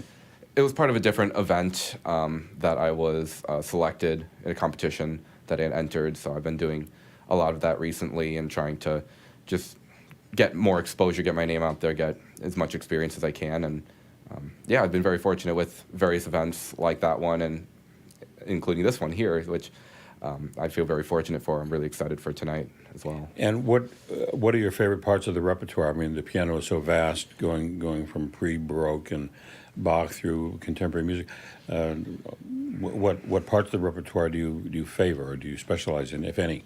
Yeah, I do have a lot of appreciation for so many of the different genres, like the Impressionist, some of the early classical, Mozart, Haydn, but what I consider my specialty and what I mostly enjoy are the Romantic 19th century things from the Tchaikovsky, Brahms, Chopin list. That's been a lot of what I've been studying right now, is that, including what I'm performing tonight, which is a Liszt Orage from the Swiss Years of Pilgrimage, year number 1.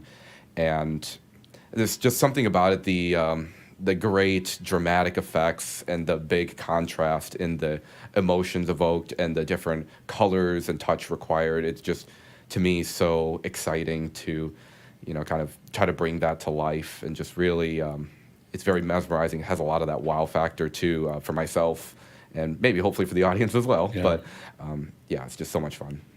Of everything you just mentioned, I would, for me, one of my favorite pieces are the late piano pieces of Brahms.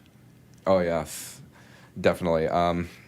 Something on my wish list is the Opus 118 set, I believe, and there's even the Opus 117 or 119 set, and there's also just so many great things with Brahms altogether. I played his quintet, the F minor one, at Lawrence University as part of a undergraduate study, and it was so much fun just to collaborate with some great musicians at Lawrence, but then also to just have that experience of Brahms, because it's such a great, grand, mature work, and it's so much fun to play. Have you played any of his 2 concertos? I have not yet. Concerti has been something that has, again, been on my gigantic wish list, and I've been hoping to do more concerti at some point in the future. I haven't done one in a few years, and then, but definitely hearing the rehearsals last night from some of the people that were rehearsing with the New York Chamber, I believe it was, is really inspiring me to want to get back into the Brahms concerto and the maybe try out some of the Chopin, his first concerto as well. It's really appealing. Have you had a chance when giving recitals to, or even performing for younger people, a chance to talk about a piece before you played it and maybe play excerpts from it and just show how the piece is constructed and what ideas you have about it, and then performing the piece? Have you done much of that?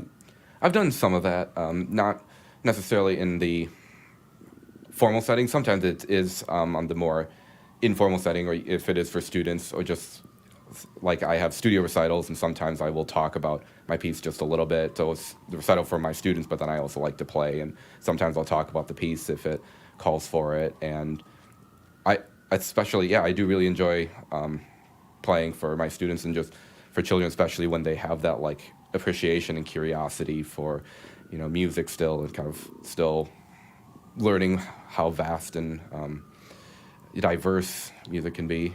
But I'm actually giving a lecture recital in a couple months as well for elderly care facility members, and it'll be really exciting too, just on the opposite spectrum, but still like very similar on the high appreciation, people that want to be there, that can listen and kind of talk about what I've learned history-wise, and then also just the music that I enjoy playing. So the lecture recital that you have coming up, you just talked about, what piece is it, and how will you present it?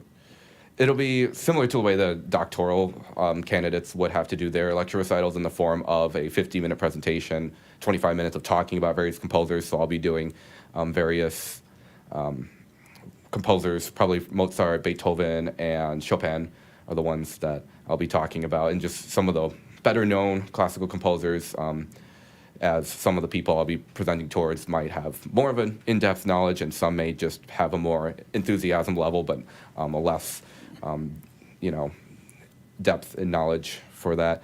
But I've been really enjoying kind of putting that together, and then 25 minutes of a performance just kind of mixed in with talking about the history of the composer, about the piece, maybe some characteristics of that, each composer's style. And so, but it's been a really different experience. It's not something I've done quite at that length before, but it's really exciting. And I find that classical music fans, people who already know the pieces, and you don't have to teach them the very basics of the piece, really want to know more about how a piece is constructed and what goes into it, and how the architecture of the piece is. And again, these are people who go to concerts regularly, but they just sort of really love hearing an artist tell them more about the piece, and they gain a greater appreciation for it. So I would encourage anyone who has to do more of that. It's just a way to stand out, I think, as a musician.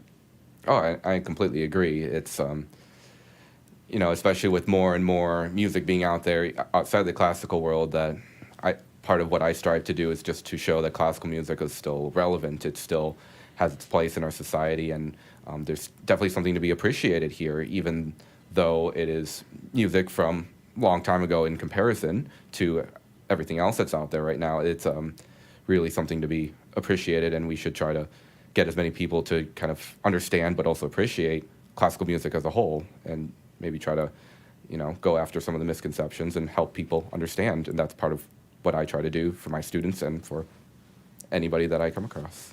I created, when I was working at a classical station in Chicago, we didn't broadcast them, but I called it Immersion Days.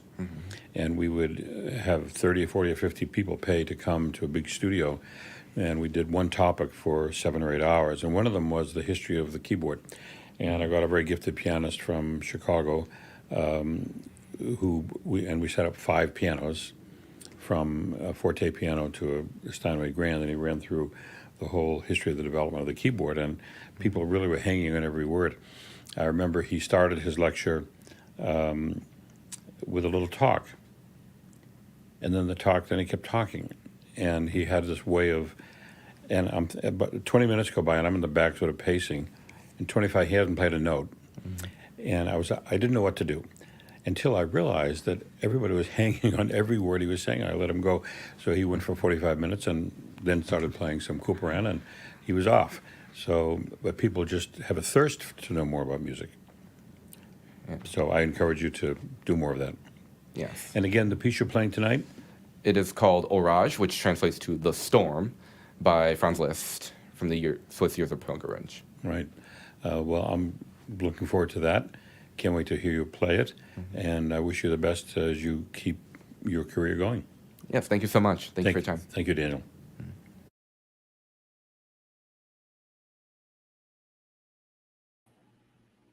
Well, that was coming to us live from New York City at the Manhattan Club, just across the street from Carnegie Hall. There's a very exciting event happening tonight at Carnegie Hall, in particular, the Weill Recital Hall, and that is the Laureate Gala. And as you could see, Daniel Kazahara, who was just being interviewed by Steve Robinson, is going to be performing tonight. And they're being interviewed one at a time and live. And we're streaming that straight onto where you're watching, where all your eyeballs are at.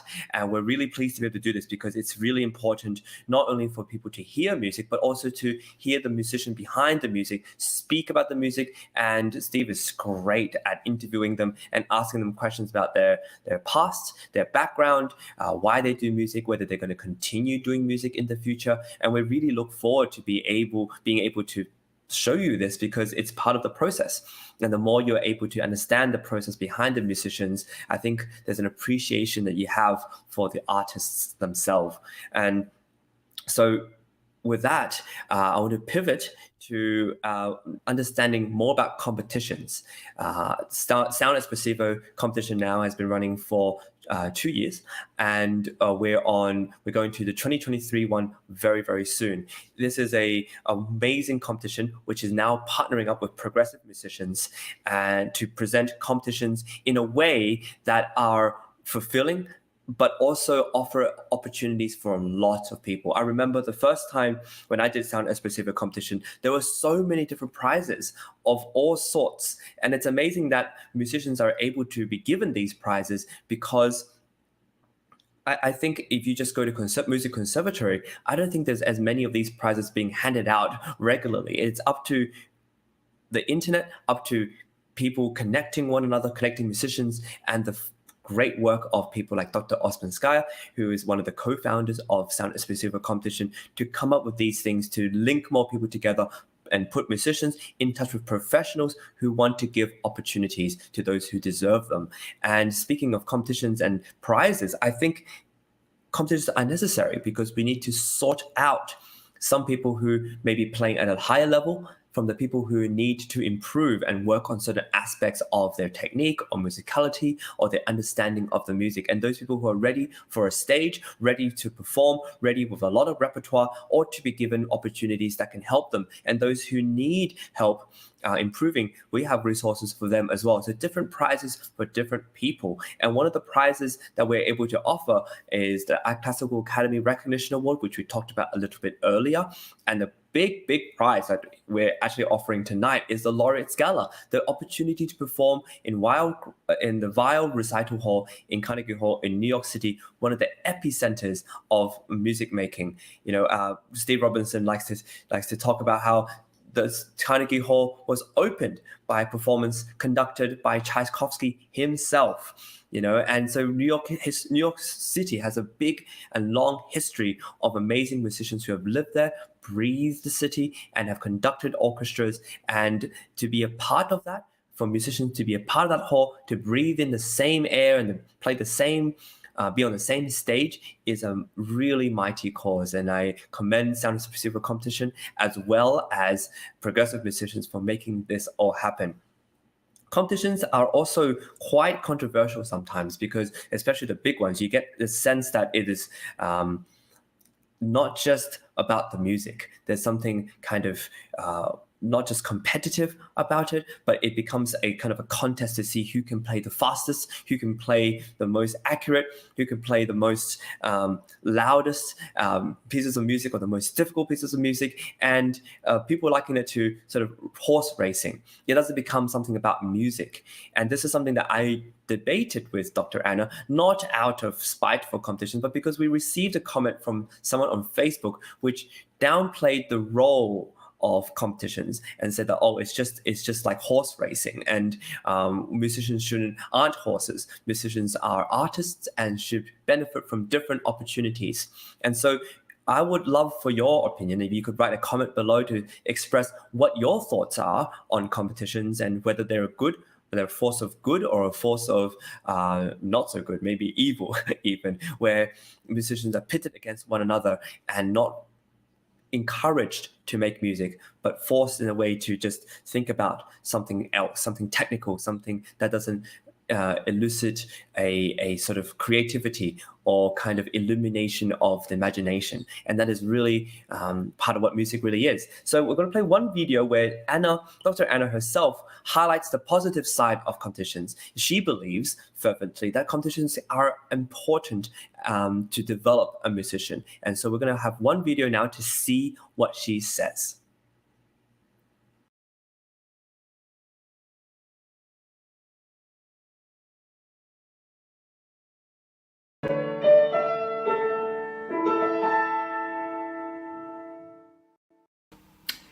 Chris, there was just such a well-articulated point, and you touched on so many aspects of it. I really appreciate you bringing it up in such a concise and clear format. And I completely agree. There's nothing healthy or positive in the competition. Now let's think of what a competition is. Competition is not a person.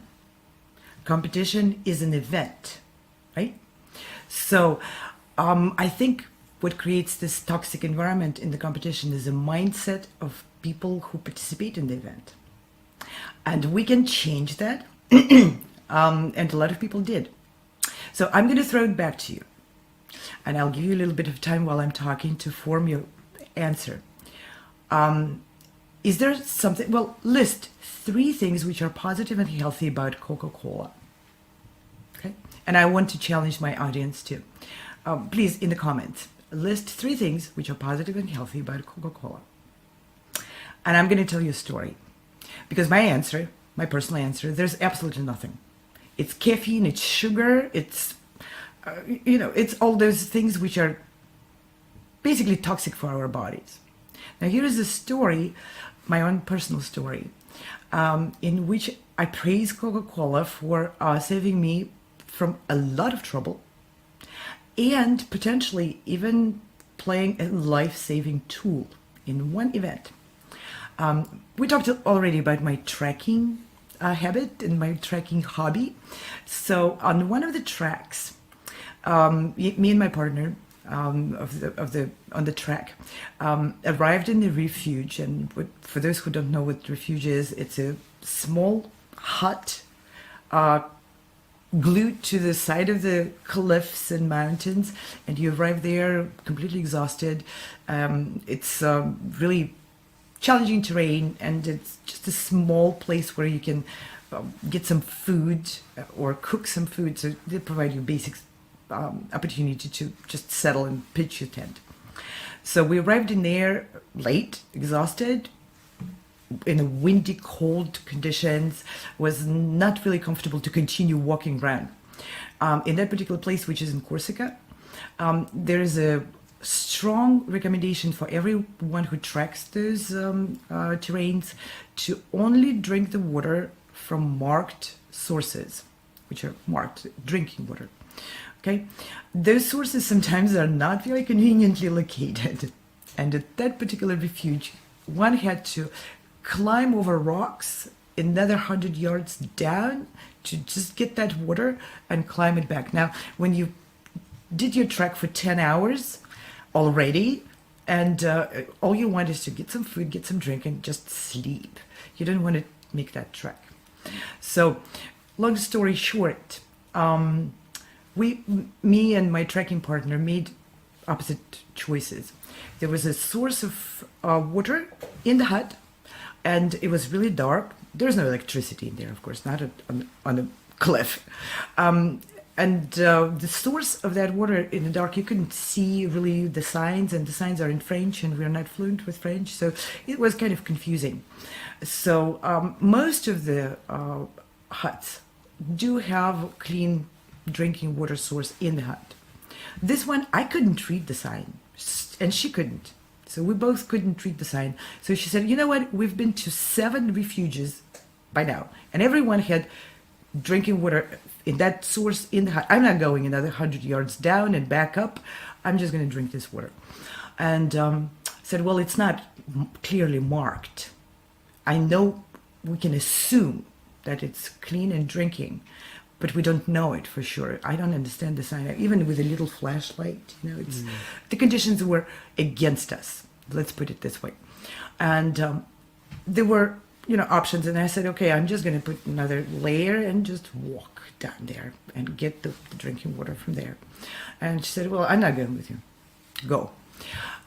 On my way out of the hut, I saw a little sign which said you can purchase a bottle of Coca-Cola from the hut manager for $10.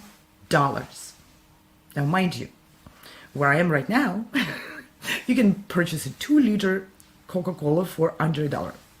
Okay? Or was it even 10 euros? I don't know.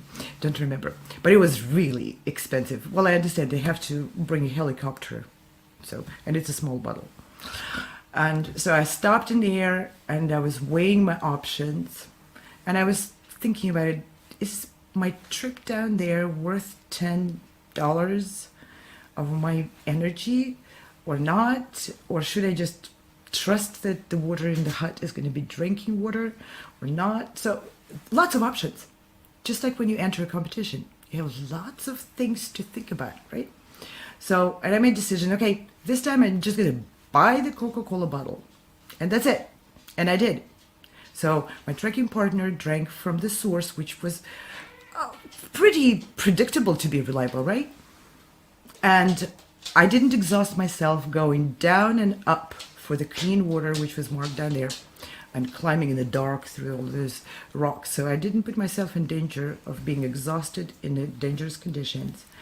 And I spent the money on a ridiculous amount of money on that one bottle of Coca-Cola. Fast forward next morning, my trekking partner was plastered with diarrhea. We couldn't even continue to go. And I was completely healthy. Now, is there something healthy about Coca-Cola? Absolutely nothing. However, the way you can use something completely unhealthy, completely unpositive, is where our choice makes the difference.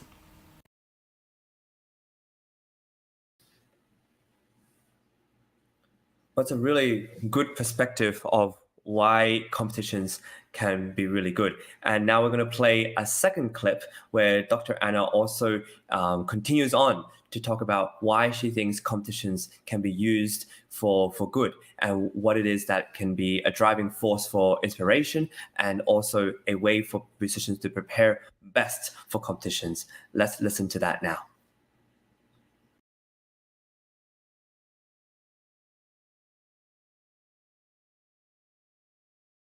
In life, to find things working against us, the circumstances, the conditions, other people's rules, regulations, a lot. If one looks at what prevents us from doing something, one finds a zillion things. And basically, we corner ourselves against the wall.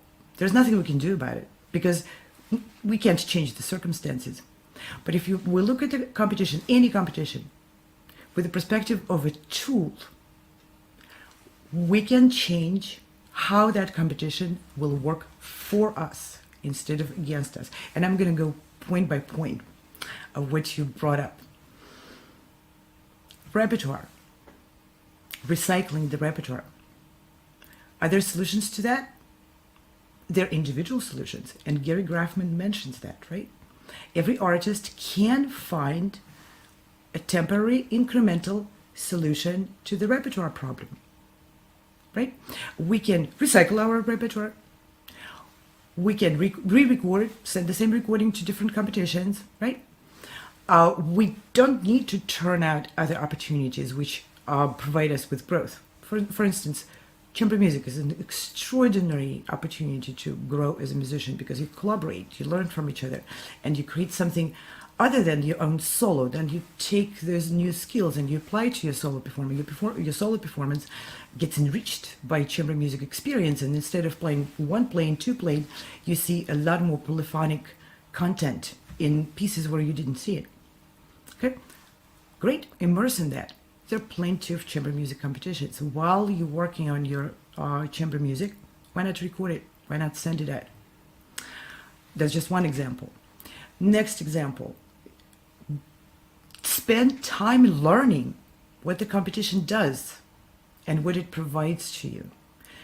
Yeah, all competitions, pitch musicians against each other and choose the best. Sure, that's not good.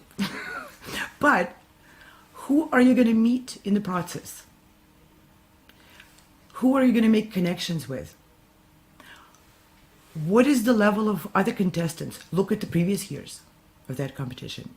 Look at what these people had done after the competition. Expand your circles. Use the competition as a fair to expand your connections, to expand your view. Can you do that? Sure. But it's not up to the competition to provide. It's up to you to use what the competition can offer in a positive and healthy way for yourself. And some competitions don't have a lot to offer, but maybe they offer something unique. Maybe they don't provide you with a lot of chamber music opportunities. If you're looking for chamber music opportunities, look at elsewhere. But maybe that particular competition provides you with an opportunity to win a lot of money. Make sure you look at the array of the prizes. Are you competing for one prize? Are you competing for many different prizes? I'll tell you one of my personal stories. One of my wins was actually in a competition which since then closed. It was a pretty known competition in its time, but it doesn't exist anymore. It was Bach competition created by the fund which was started by Res Excelentes.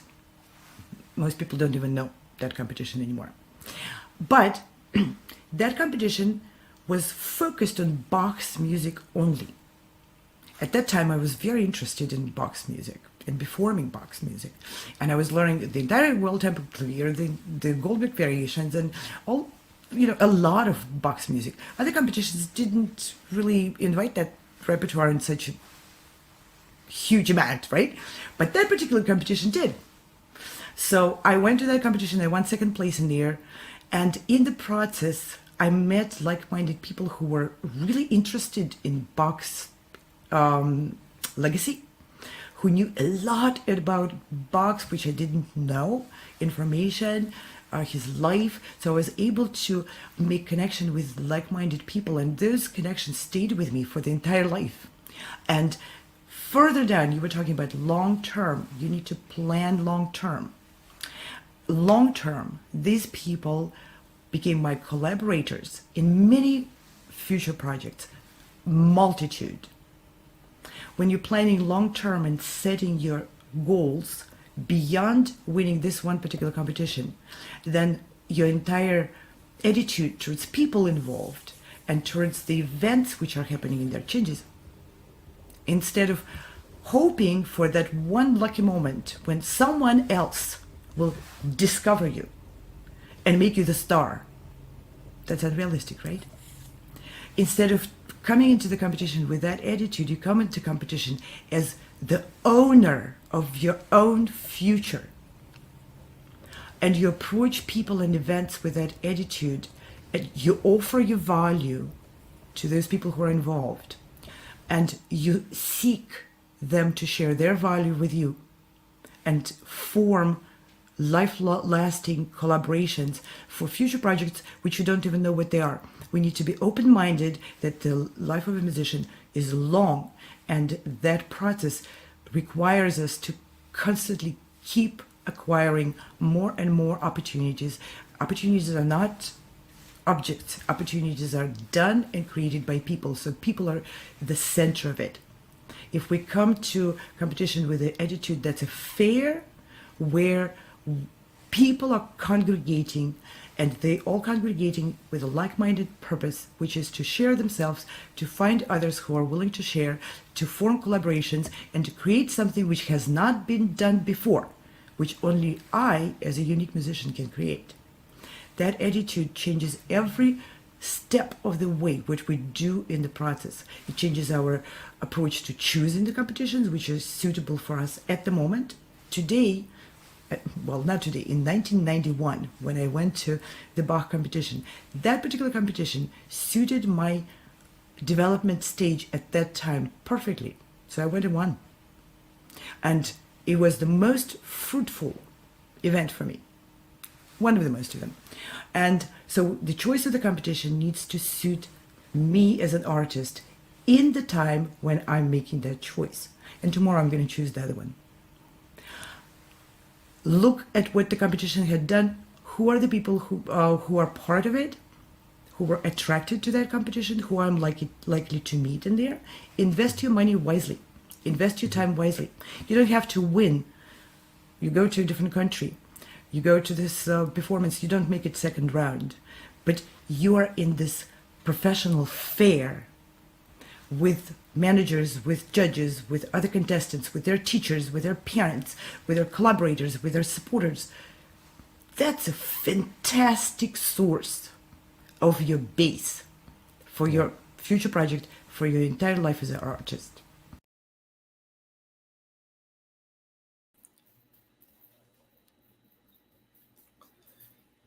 Wow. So to summarize what Dr. Anna is saying about competitions, which is really important, is to use it as a tool and to a way to perceive a competition not as something that is, extremely like a pressure cooker of you have to play all the right notes, it has to be perfect, but to use it as a tool to improve, to connect with managers and agencies, to get to know more musicians. And I think that applies for any opportunity that we're given, whether it's a job interview or whether it's an opportunity to perform with a local orchestra, or even right now tonight, where we have the opportunity, where winners of the Carnegie Hall auditions have an opportunity to play in Carnegie Hall and to meet a whole bunch of other musicians. If they all met and developed friendships and develop connections, what happens is that this grows and blossoms into other things that can happen later on in their life.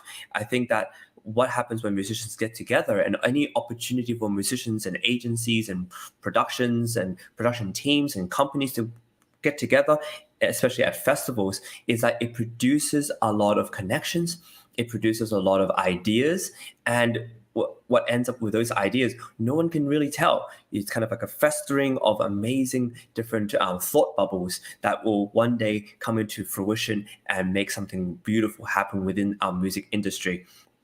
So competitions are a way to do that. And I think that's what Dr. Anna is talking about. And yes, there are negative elements of competitions. Maybe sometimes you get judges who are just maybe not abiding by the rules, you may say, or there are judges who just don't care enough about the contestants and they're just tired. But ultimately, what competitions do is they bring people together to perform and give opportunities, and there are prizes. The prizes are the ones that are really going to be determined by what the musicians make of it. If you get an opportunity to go on a radio show, if you do a really good job of that, you might get asked to do it again, and it may be something that you're called to do. If you meet other musicians within the city that you're competing in, and those musicians, hey, they want to form a chamber group, or they want to do something together, or record a video together, this is something that can blossom into something else and become much more than just going to a competition, playing and leaving. So I think that's a really good perspective. And with that, we have our third video to highlight what is good or bad about competitions. And I think you really like this one as well.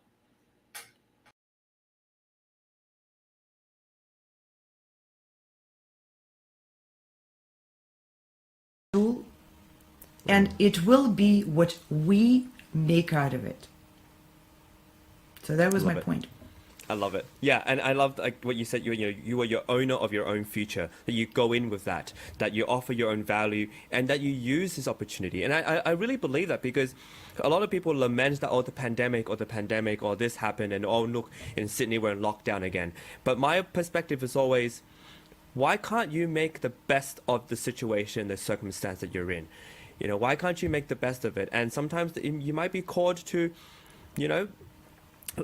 sit at home and learn the Bach's World Tempo Clavier.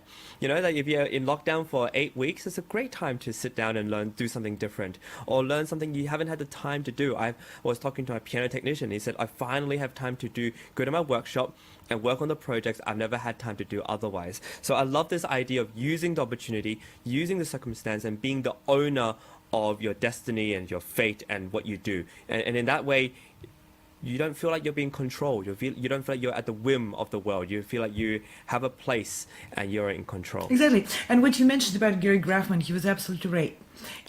If you happen to make it to Curtis and be accepted to Gary Graffman's studio, maybe for that particular person, competing is not necessary. He was absolutely right, because Gary Graffman had already acquired wide possibilities and connections with other people who he could recommend his students to, but not everyone is in Curtis.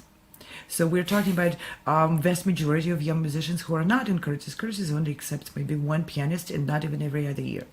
Yeah. So you can, now again, if you want to be in Gary Graffman's studio, you need to compete for that studio. So you're again in the square one, choosing the competitions, choose them wisely. Yeah. You still have to compete. But it's about the perspective of what you're doing. If you're thinking it's always a competition that I'm against these people, you know, it's me against the world, then I don't think you're going to be very happy. But if you feel everything is an opportunity to shine, and if it doesn't work out, doesn't work out. You try something different, and if it works out, you make the most of that as well. Chris, I'm going to challenge you. That doesn't work out. That's a very passive mindset to me. What is that supposed to work out? If we change our mindset to we can make things work for us the way we want, as opposed to expecting the world to revolve around us, for some magic magician manager to pick us up and just do everything for us, or Gary Graffman just taking us and introducing us to his vast contacts. He was not given those contacts. Just learn from your previous generation how people did that. Gary Graffman worked really hard on his art, on his pedagogy, on making contacts, on forming lasting relationships, expecting that this can be just packaged and given to you as a Christmas present is a very passive approach, which disables a lot of musicians from being successful and developing as artists, musicians, and developing their career. I think the approach needs to be, we all need to walk that path, just like famous musicians did before. They worked on making their career, and they understood that it's all about people. They respected people who are making things happen, not automatic. We're just so immersed in this world where you push the button and the screen changes. You know, we communicate with machines a lot. And we lament that we can't communicate with people. But a lot of times we just forget that people need to be communicated with the respect that they may want to do something or they may not want to do something. So approaching those fairs where musicians congregate and managers congregate with the respect that these are people who make things happen. And I'm too. I'm a person who makes things happen. I'm a person who learns the new repertoire. I'm the person who can step on stage and bring something unique with it. So I can make this happen, but I can make other things happen too. I can form friendships. And friendships and the collaborations are the juice, the foundation, and the engine behind successful careers. Absolutely. Yeah, people all there are people who kind of look down upon, oh, you know, you're just out to network or make relationships, and you know, oh, you're just out to, you know, network basically. And I think that's part of it. Isn't that important? Like, isn't that part of what we do? And isn't that it's a big part of what we do. Yeah, and I think it's every part of it is important, and it all makes up something that you build on your own. And I think that's what we do here at Sound Espressivo Competition, is that we encourage people to actually build their own careers and say, look, yeah, I could rely on so and so to help me out. But no, I have to be the one who shows that I can do it. And if there's an opportunity, I'll take it and make the most of it. And if there's other things other people can talk to, like I really admire people who, you know, stay to the end of an event, you know, and they help clean up or they help put things together. Because these are people who are committed. Like if you go to a conference or go to a music camp and you're there to help, you're there to talk to people, you're there to, you know, tidy up and help the camp, then they're going to really like you, and then you feel like you're part of something, and they'll feel like you're part of them too. Exactly, because you're not acting like a drama queen or a celebrity. You're acting like a human being who respects other human beings, and I can't agree more. And to the point, you're here only to network. This is black and white thinking, which I understand a lot of people exercise that kind of thinking, and maybe it's applicable someplace, but it's not very well applicable to musicians' career. Black and white, if you go to the competition, you're only to network. It's absurd. You've prepared your repertoire. You worked hard towards this. Let's say you go to Chopin competition. You prepared 3 hours worth of repertoire. Who can even say you're only to network? You're there to present and to give your art to others, to share, to find recognition, to find affirmation, and to find critique. So let's be honest with ourselves. What are we there for? We're there for acknowledgement of our talents and hard work and dedication, and we're there for our career because we want to be enabled to continue to give what we give best, our music.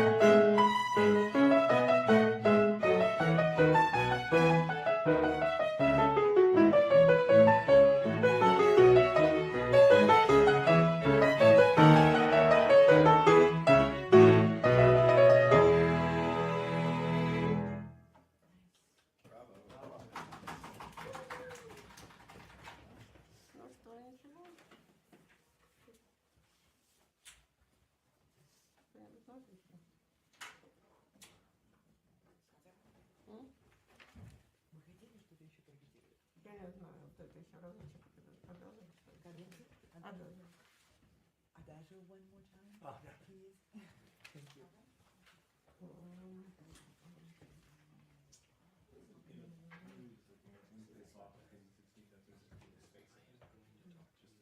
Oh, it's just going.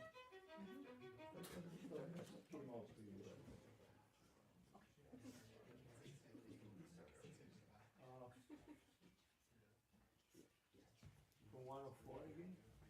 104, okay. What? Say 104? 104.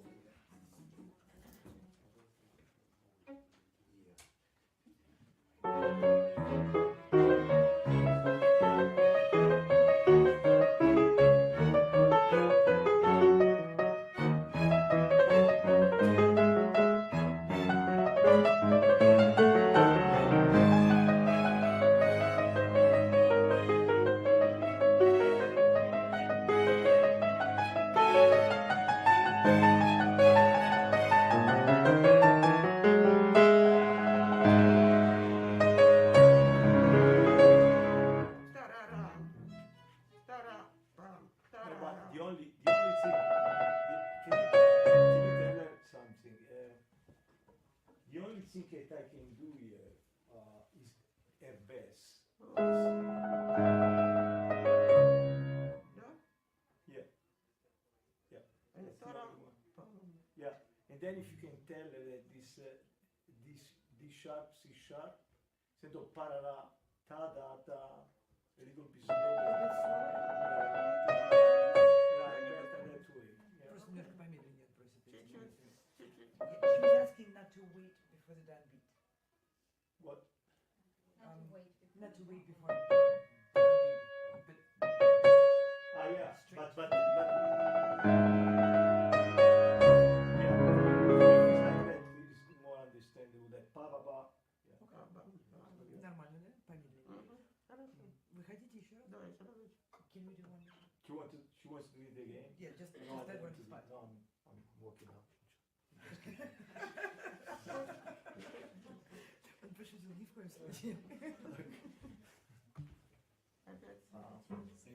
Same 104.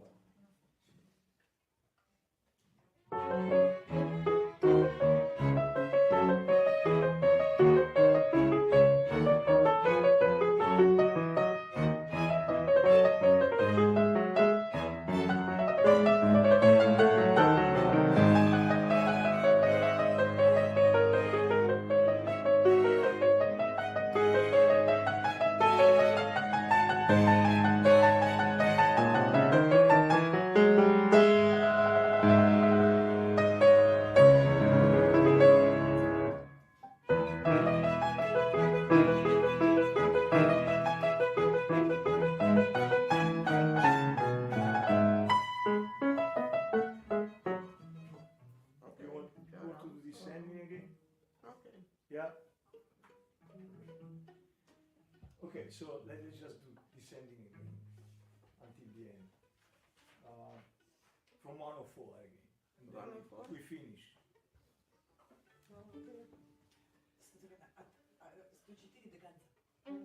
She wants to do until the end. She likes to do. Okay.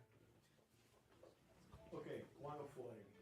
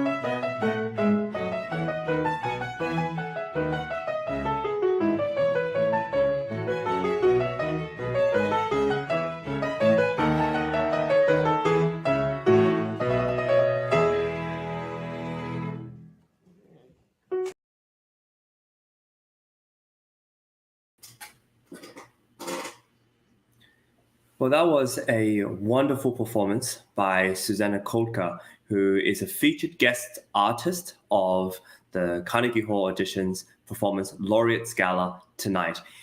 Tonight is the Laureate Gala held at the Carnegie Hall at 8 p.m. And before that, from now until 7 p.m., we'll be broadcasting a bunch of interviews, live interviews for sure, and also judges' auditions and judges' comments. And especially for the soloists, what's really interesting is that we've prepared, especially the ones who are playing with orchestra, we have prepared a snippet of their interaction with the conductor, and you get to see their meeting with conductor as well as their rehearsal with conductor, and finally an interview that we will show you as well. So this is a way for Sound Espressivo competition as well as progressive musicians to offer audiences, especially those tuning in on the internet, to see the processes behind the scenes, behind the preparation, behind all this that culminates into the performance you're going to hear tonight from Carnegie Hall. So without further ado, we're going to go straight to a meeting that Giacomo Franchi, Maestro Giacomo Franchi, who is the conductor of the New York Chamber Players, and he is going to have a meeting with Matthew and discuss certain tempi, decisions, and it's just a great thing to see. Enjoy.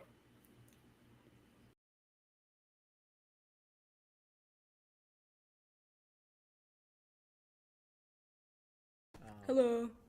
Where are you? I am currently in New York City. Oh, in New York City, okay. Yes.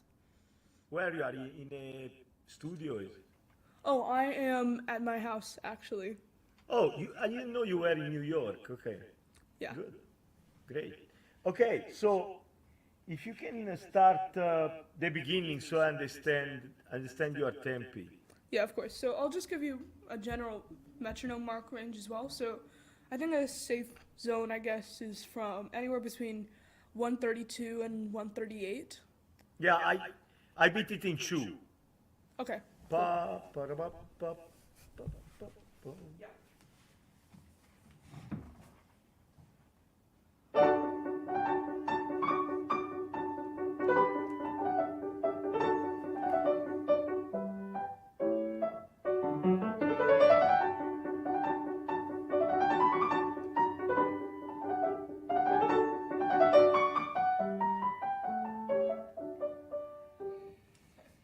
Yeah, keep on going.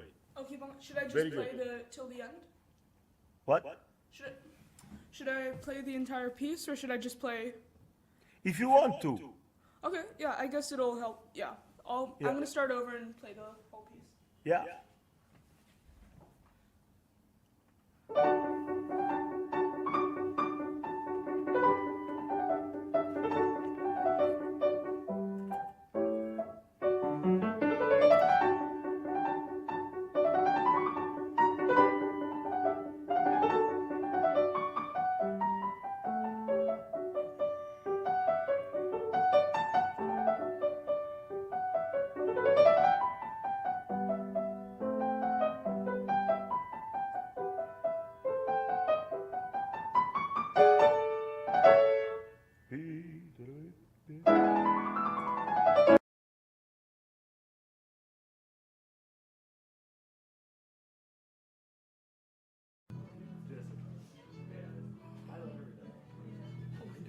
Okay, guys, let's do it. Yeah?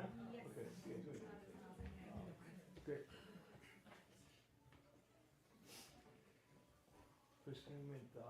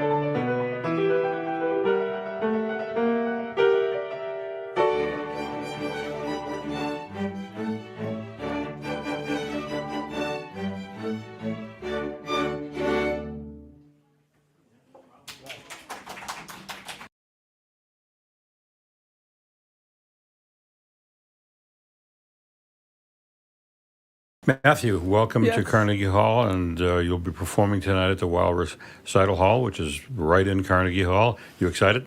I'm very excited. It's actually not my first time at Weill Hall, but this is my first time recently and since the pandemic, so I'm very excited to be back. And what did you do when you were here before? When I was here before, it was for a different competition called American Protégé. I performed some different solo piano pieces. I think I was around 10 the last time I played it. I think I actually performed a song by the Beatles. You at did? one time, yeah. Arranged for, obviously, for piano. Yeah, of course. Yeah, yeah.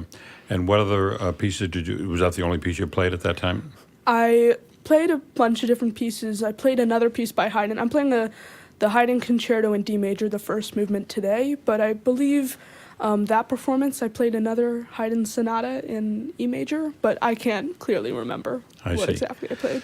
Now, I understand that your interest goes, in addition to your study of the piano, you're interested in jazz and also Yeah. songwriting. Did I read that right? Yes, you did. And where does that come from? What sort of inspiration do you have writing songs? The songwriting? Yeah, so I've always been the creative type and I guess a bit introspective in a way. So I think I love writing in general as well. So I guess finding the connection between emotions, words, and pairing that with music, it really creates a fun experience for me. And do you come up with the words yourself, or are they your own lyrics, or do Usually, yes. have you tried setting other poems or before? I actually have a Shel Silverstein poem when I was about 8. Uh-huh. It was interesting. And that was for piano and voice? Yes, it was. And are you a singer as well? Do you sing and play? I've tried as of late, yeah. And for most of the songs, I try to use my voice. It's a great way to accompany myself in a way. Like knowing voice and piano, it's a great way to get your pieces in shape and knowing exactly what's coming from your writing process. Mm-hmm. And in terms of popular song, what are you attracted to? Are you attracted to what they call the Great American Songbook, Irving Berlin and that school, and Gershwin, or what? I'd say all kinds of music, but since you mentioned Gershwin, when I first started trying out jazz, I loved composing. I loved arranging classical pieces, popular classical pieces into jazz versions in a sort of Gershwin style, as he sort of incorporated jazz influences into classical music. And I think that's sort of where I started when I listened to the first piece. I think it was Rhapsody in Blue. It was sort of a perfect fusion between the two genres. So you like taking a classical piece, let's say a melody, and jazzing it up. Yes, that's actually exactly what I did for the cadenza, which I'll play after the concerto today. And that's, for the Haydn Concerto D major, that's definitely what I pride myself the most on for that piece, and I'm excited to perform that. So you wrote the cadenza. I wrote the cadenza, of course, based on the core themes and the melodies, and Right. I added a bit of jazz stuff. And will you be improvising, or is that, did you write it out so that you'll actually be performing something you wrote? I did write it out. Well, I never physically wrote it out, but I just played it over and over again until I had it in my mind. But the only part I have written out is the ending, so of course we can get the connection with the orchestra. Good. So will you be winging it a little bit tonight during the cadenza, or are you going to be, or do you, as you say, you've played it so often, you've got it pretty well down? I'd say it changes a bit every time, but not in terms of the notes, Right. but more in terms of expression and how I play it. So it can be tempo, where I take pauses, where I speed up, where I slow down, where I bring up the energy or bring it down. I think that's what's always changing about it, but the notes always stay the same. Right. Have you taken any other classical pieces and tried to jazz them up? Not as of late. The cadenza is the most recent example, but I made a bunch of silly sonatas out of different Mozart sonatinas, and that was when I was much younger, and that was some of the most fun I had with that kind of fusion. Yeah, and did you write those pieces out, or you just sort of Those I did have written out. You did? Yeah. How old were you when you did that? Probably around 8 or 9. Yeah. So are you writing any original compositions besides the songs that you mentioned? Yes, all the time. So the most recent project I worked on, I composed, for songwriting, I wrote a song called Twisted Perception of Love, and then I made an orchestral arrangement of it, or at least not an orchestra, a string quartet arrangement of it, and that was my most recent project. Exciting. Are you familiar with Michael Feinstein's work? I'm not familiar. Yeah, he's a pianist and a singer who plays here at Zenkel 3 or 4 times a year. If you get a chance to go to a Michael Feinstein concert, I highly recommend it, because he's probably an authority on the American songbook, knew all the lyricists, knew everybody connected with American song, and is a wonderful pianist and singer and entertainer. So I highly recommend. I think you'll enjoy hearing Michael. As I say, he lives here and he plays at here in this hall a lot. Yeah. Zenkel. Yeah, definitely. Yeah. And so you're now, what grade are you in? I'm in 9th grade. And what are your future plans? Do you think you'll stick with music or as a career, or are you too early to tell? I'd certainly hope so. Yeah, definitely. I want to try to be in the music world somewhere, whether it's writing songs for people or helping in film scoring or performance. Yeah, anywhere in the music world, something that I have fun with. Yeah. That would be interesting for me. Well, it strikes me that your interests in music are so varied, what with the ability to play a Haydn concerto and write a cadenza for it, and your interest in song and writing. I think there's a place for you. You'll find a place. And I just urge you to keep going at it and try to track down Michael if you can, see if you can find out more about Art Tatum, because again, Oscar Peterson loved him, so there's an affinity. You already have that affinity. Yeah. I will tell you that Art was blind, so that might impress you. I can never get over it when I hear him play and see him play. So continued good luck. I can't wait. I'm especially looking forward to that cadenza. I mean, I know the piece, and it's a wonderful piece, but the cadenza, I will be really listening intently for, because I can't wait. Okay. Thank you very much. Yeah, thank you so much.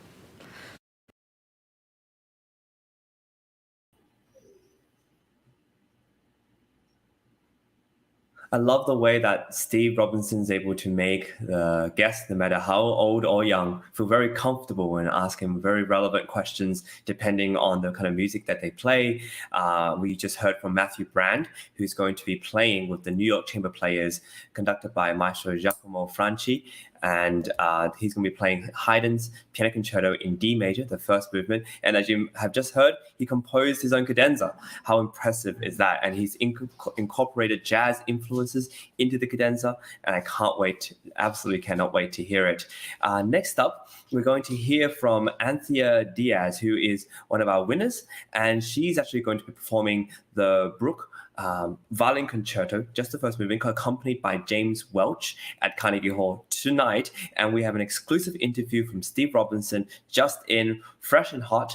And she comes to us from Goa, India.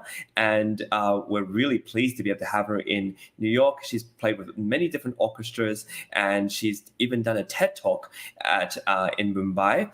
And we're really happy to have her here. So without further ado, Anthea Diaz.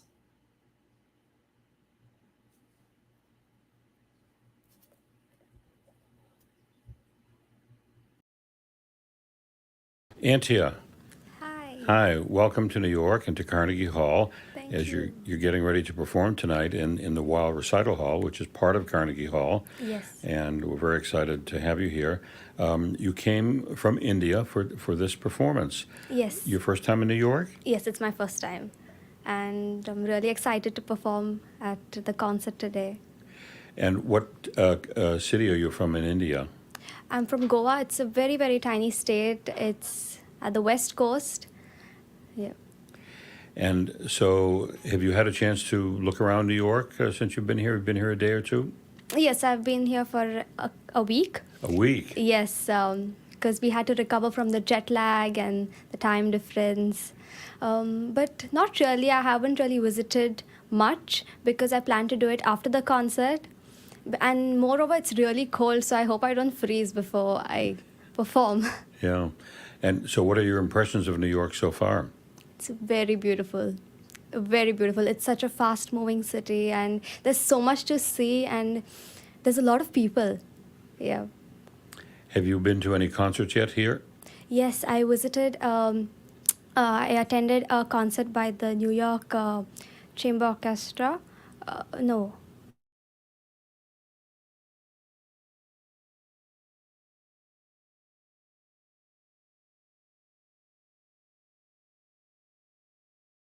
Concert. It was performed by a quartet, and and it was at the Manhattan School of Music. Oh, yes. Yes. Yeah. Good concert. Yes. Yeah. Very professional. Really loved it. Yeah. Now, it says in the program that you set your eyes on the violin when you were 2, and there was something about it that you decided, I'm going to become a violinist. What was it, if you can think back all those years? It's hard to really think of it because I was pretty small, but I guess just the look of it and how it sounded, a violin is really beautiful, and I guess everyone really wants to play the violin when they hear it because it's the most beautiful sounding instrument, according to me. Mm-hmm. Well, I would agree with you. No argument from me. And so you started when you were a very little kid. You were just 2 years old. Yes. And the violin was probably... No, I started when I was 6. 6? Yes. Started when you were 6. Yes. The violin was still pretty small as a 6-year-old. Yes, it was just a half-size violin. That's right. And did you get a sense after a while that this was something that you really liked? And could you feel yourself progressing and getting better pretty fast? According to my mom and teacher, I did progress pretty quickly. I would pick things up quickly, and which was very shocking for my age. And yeah. And what pieces were you beginning to work on when you felt a little bit advanced? What were some of your early pieces? The first piece I ever played was, first advanced piece I really played was Canon in D by Johann Pachelbel.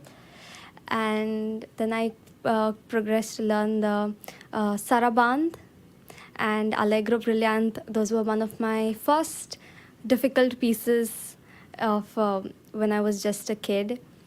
And then it progressed to concerto and sonata and more concertos.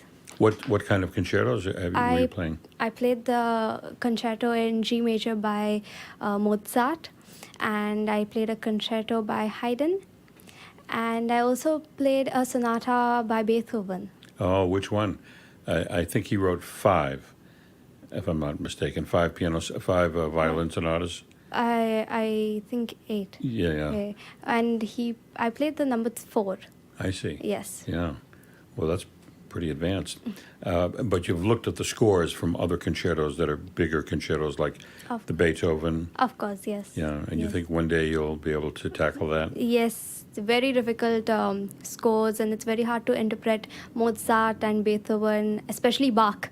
But I definitely do wish to get on with those pieces. Yeah. Have you looked at the Bach Chaconne? Have you looked at the score for that? Yes, the sonatas and the partitas, very, very difficult, but I do hope to get there someday. Yeah. I think the Chaconne, if you know the piece, is probably one of the most beautiful pieces ever written. Yes, and it's the most difficult partita according to me. Yes. Yes, it's the most, and many competitions enlist the Chaconne, or even auditions enlist the Chaconne, because it's a very, very beautiful and a difficult piece to interpret. Have you tried it just by yourself?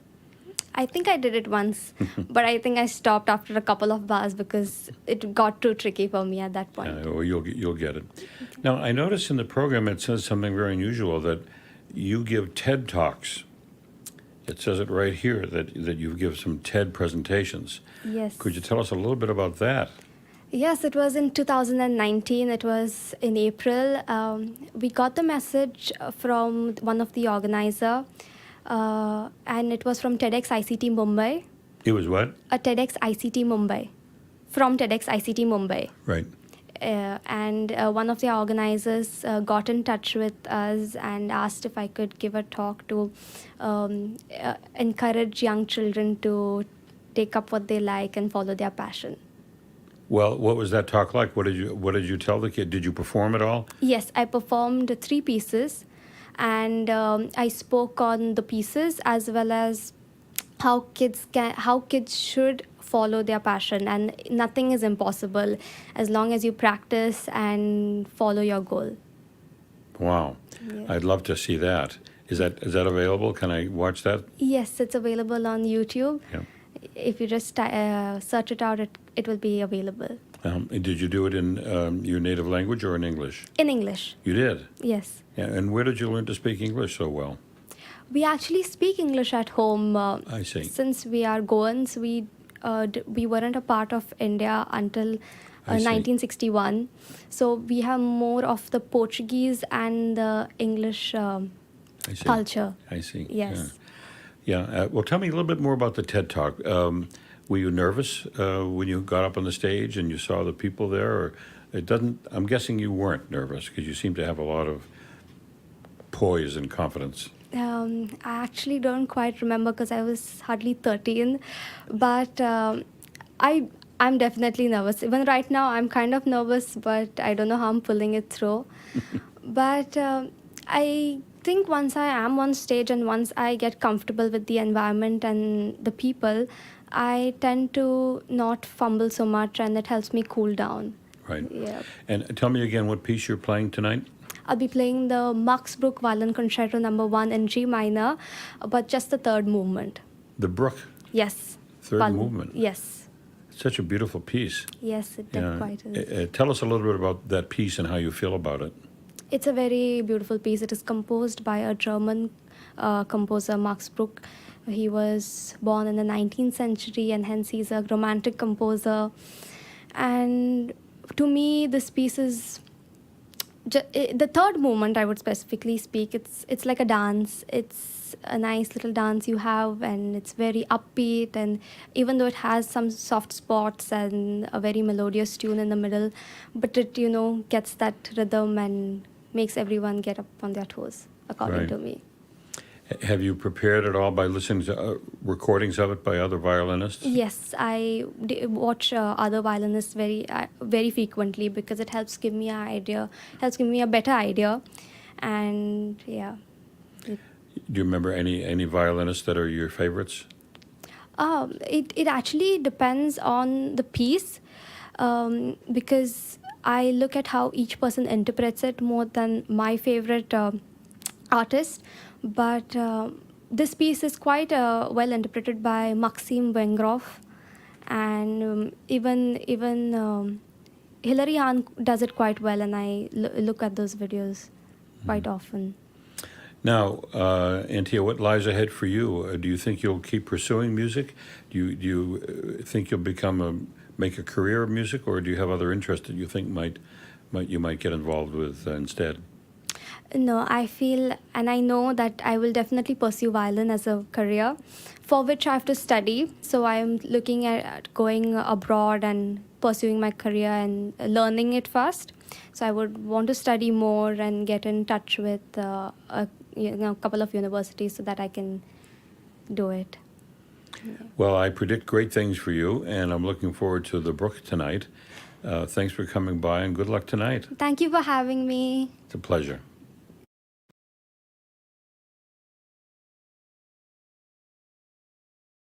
Studying with now? I study with my teacher. I've been learning with him for 10 years now. He is Winston Colasso, and he has also studied in the US. He did a course over here at East Carolina University under the Suzuki method pedagogy in violin. And you've been studying for 10 years. Yes, with him. So you must really like him. What about his teaching method really inspires you? He really brings out the best in every student, and he helps me bring out the best in me too. That's what I feel. And he always encourages me and always helps me grow, and he just wishes the best for me and for all the students. Oh, good. I'm sure he's a wonderful teacher. You're lucky. Yes, he definitely is. Great. Thanks. Thank you.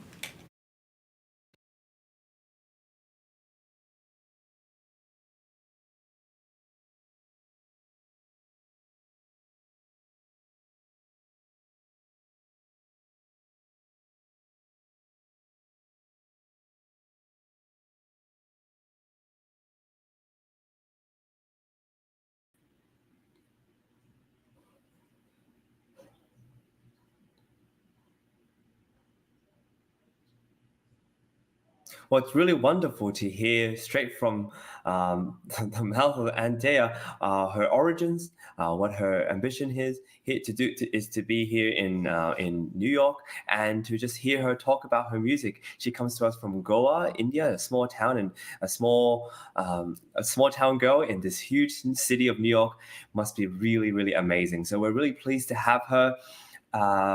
Next up, we have Rachelle Ginebra, who's a guitarist, and she will be performing Morogliani's Concerto in A major for us very soon at Carnegie Hall's concert this evening. But before that, we'll have a snippet of her rehearsing and meeting Giacomo Franchi, who is the conductor and maestro for the evening. And then we'll have her preliminary audition and judges' comments along with her interview with Steve Robertson. Please enjoy.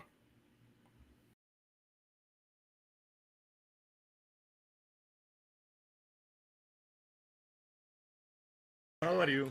Hi, good and you? Fine. So I just ask you now to play the very beginning for a while, and then I will stop you, and then you start again. Okay, so I'm just gonna begin with my part. I'm not gonna be counting the orchestra part, okay? No, I just need to understand. You are. I have a question. Did you ever solo with an orchestra? Maybe not. It's okay. Oh, this is first time with orchestra. Yeah. Okay, fine. So I've played with string quartets, but never with orchestra before. Okay, no, it's similar. Okay, so just do the beginning. Yeah.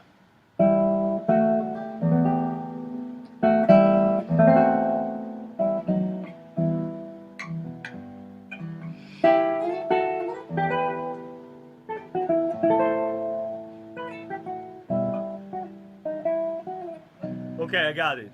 So Okay. it's in 6. Yeah, 6A.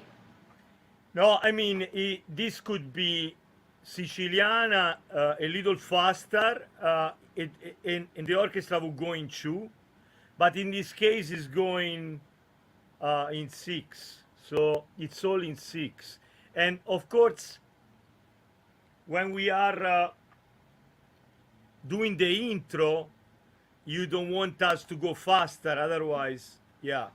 So, mi, so va, mi, ti ami. And then you start again.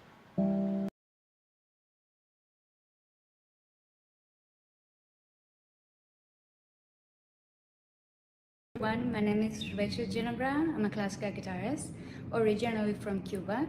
I moved to the US back in 2008, and I completed my undergrad, my master's, and artist diploma at the University of Miami, Broad School of Music. Then I applied to the Eastman School of Music for my doctoral degree, and I'm currently third year. And now I'm very excited to apply for this wonderful opportunity, and I hope that you like my performance.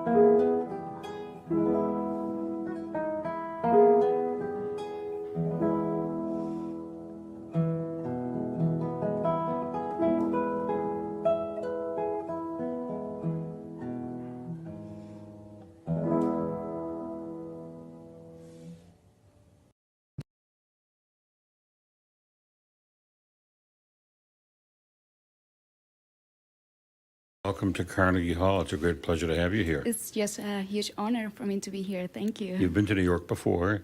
Yes. So unlike some of the smaller artists that I've been interviewing today, you're not as impressed with the big buildings as they are. Yeah. It's always, surprising how beautiful the city is, you know. So you were born in Cuba. Tell me a little bit about your early years. Yeah, I was born and raised in Cuba, and I moved to the States when I was 16 years old. And I began my journey in classical music when I was 7 years old with piano. And then I switched to classical guitar because in Cuba sometimes we didn't have electricity. So my mother told me, you should pick up the guitar because she wanted me to perform at church. So that's our main goal, to expand the gospel of Christ through music. So she wanted me to perform at church, but she said, if there's no power light, how can you play the piano? Or a keyboard? So pick up the guitar, you can travel around with the instrument and you can pluck some, chords. I didn't want to pick up the guitar because I said, it's too ordinary. Everyone can play the guitar, but then I was so wrong about that because classical guitar is way different than pop music. So, and then that's how I started with music, and that's the main reason why I keep doing music to, praise the Lord. And how many years had you played the piano before you decided that you couldn't do it if there was no electricity? No. So in Cuba, at the age of 10, you are too old to continue as a pianist. So you gotta choose another instrument as your main instrument because I applied to the School of Arts when I was 10 and I began with piano when I was 7 and then I graduated from that school at the age of 14 and then continue as a classical guitarist when I moved here. So.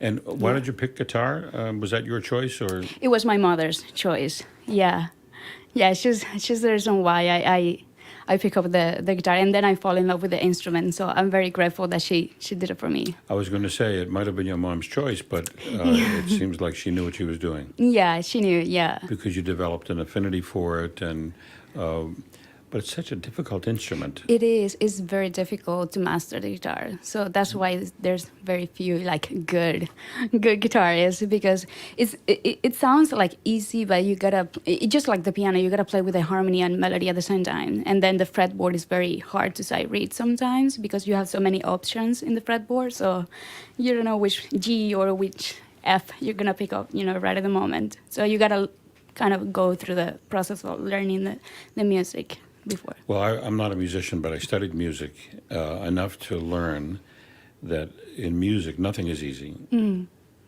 I was telling the story earlier about a video I saw a long time ago of Pablo Casals, and he was giving a master class to a college kid at Harvard University. And they started with the Bach suite, I believe in C minor. And the opening is just a C minor descending scale. And the kid kept playing, and Casals stopped him. No, we have to study that scale. And the kid, by the way, whose name was Yo-Yo Ma, was looking a little bit, it's just a scale. Maybe I'm interpreting it a little bit wrong, but they worked for 10 minutes on the descending scale. You must play it with feeling and of course. So it's more than just notes. Yeah, making music and just not playing automatically like a machine, phrasing the music. So how old were you again when you started guitar? I was 10 years old. 10 years old. Yeah. Yeah, and you've loved it ever since. And yeah.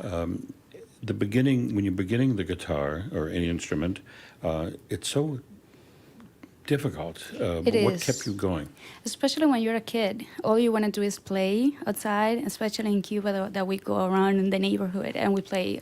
And then I had to do homework, regular school homework, math, geography, Spanish in Cuba, and then plus doing theory, musicology, practice your instrument. And I was very hyper when I was a little girl, so I didn't want to practice at all. So my mom had to, put me, to practice. But yeah, it kept me, the passion for Christ, so I can, share the gospel through music. So that's one of the main reasons why I kept doing music. One, I love it, and second, And so you moved to the U.S. when you were 16? When I was 16, yeah. And you began studying with a teacher? Yeah, I met my previous professor, Rafael Padron. He's also Cuban.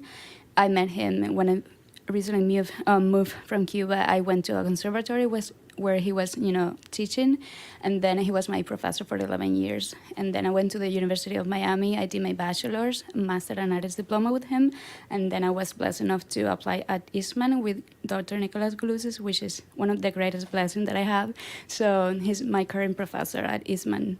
Tell me a bit about the Frost School. That's a wonderful. It is it's a a wonderful town, and yeah. And you were there for the 4 years. I was there for 6, 4 for bachelor's, 2 for master's, and 1 for artist diploma. So yeah, I spent quite a lot of time over there, but it was amazing. Yeah, they have such a good program for classical musicians, and then the guitar program is building up very quickly. So yeah, I was fortunate enough to be there. In your years at Frost, what kind of repertoire were you performing? Well, a lot of repertoire, and I did a lot of chamber music. Because sometimes as a classical guitarist, we used to perform by ourselves all the time, but I always been encouraged by my professors to do chamber music because you can learn from other instruments, especially from woodwind, that they have to, use their breathing technique in order to produce a sound. Sometimes when you're a pianist or a violinist or a plucked instrument as a guitarist, you don't need air to produce a sound. Sometimes when you finish performing, you say, why am I out of breath? Because you haven't taken a breath for 4 minutes. So, playing and collaborating with other instruments was my main, experience over there. Really? And what kind of chamber music calls for a guitar? Well, I did Piazzolla, I did Vivaldi, I did Bach, I did many other composers that that wrote for guitar and arrangements for guitar. Did you do any of the Bach lute concertos? No, but I did some other stuff with a cellist, and I also did the faya with a cellist, and then a percussionist, and then other Brazilian music, percussion and cello as well. So I love that. Yeah, I love the Vivaldi lute concertos. Yeah. One in particular, number 5. And I did the D major concerto Vivaldi. So yeah. And the second, is that the one where the second movement has a... That one. That's my very favorite piece of all, actually. Oh, for real? It's a wonderful piece. Yeah. It's kind of short, but it's beautiful, yeah. There's something magical about it. It used to be the theme song, quote unquote, for a late night radio program in Boston when I was growing up. And it would always start with that piece. And I never forgot it. I still listen to it. Yeah, it's just beautiful. And it's very fun to play it. Yeah. And then you were off to Eastman, where you are now. Yeah, I love it there as well. And you're getting your PhD there. My DMA, actually. DMA. Yeah, DMA, which is not that intellectual like a PhD, but it's a doctoral program. Performance degree. Performance degree. It's like a doctorate in performance. Yeah. And what pieces are you working on for that? Well, I have been doing a lot of stuff. I recently did the Giuliani Concerto, which is the one that I'm doing tonight, the second movement. Which concerto? Ginestera? Giuliani, Mario Giuliani. Oh, no. Yeah, an Italian composer from the classical period. And then I'm doing tonight the Siciliana, which is the slow movement. It's just a dance, which is beautiful. And then the first and the third movement are more like upbeat, a little bit faster. But yeah, it's just a beautiful concerto, very demanding, very, very demanding. It's just like Mozart, that it sounds very easy for pianists. Sounds easy, but it's very difficult to play because if you messed up, everyone will notice that you messed up. There's no way that you can hide it. And it's with the string ensemble? Yeah. Well, as we just said, nothing is easy. Nothing is easy. Yeah.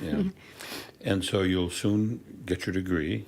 Hopefully with God help. And then what's the future like for you? Well, I'm Rachelle? praying for management, for a manager to support me because I don't want to be a professor 100% of the time. I want to perform, I want to travel, and and concertize. So that's my main goal after school, to get a management. Mm-hmm. Yeah. Have you had much experience using social media like YouTube to try to get? I have my social media. Are you on YouTube? I'm on YouTube. I have Instagram as well. So, but yeah, I'm praying for that. Yeah. Well, being a concert guitarist is difficult. It is. Because there aren't many who've done it. Obviously, we can name a few. Mm-hmm. Julian Bream, if you know the name. Yeah. Segovia, but you can name them really. David Russell, Manu Barreco.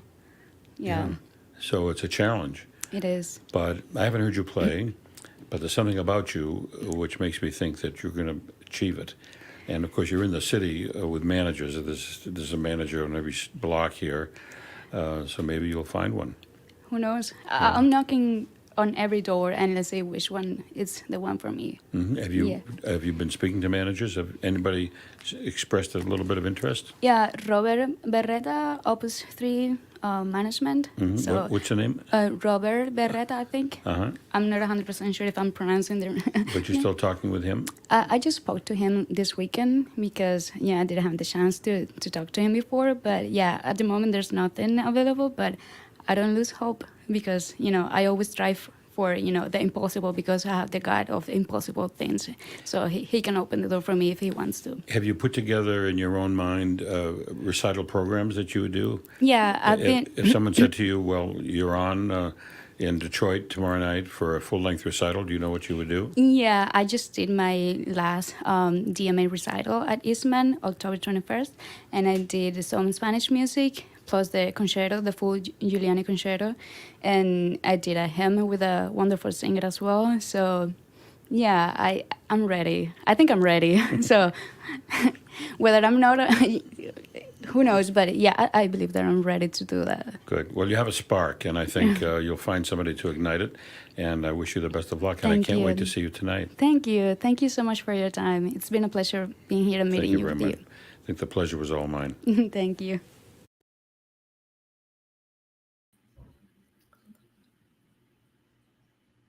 Well, a big thank you to Rachelle, Ginebra, as well as Steve Robinson for that really insightful interview. You can tell that there's a lot of amazing conversation that they're having because there's just a great mix of interesting personalities. And we're coming to you live from the Manhattan Club, where Steve Robinson is currently interviewing each musician as they come along before their Carnegie Hall debut. And it's just an amazing experience for a lot of these musicians. We had Anthea, who came from India. We had Rachelle, who's originally from Cuba, who flew from Miami to be here to perform in New York City. And all of them are absorbing the city and absorbing the electricity that this city brings. And I'm sure the performance is going to be great.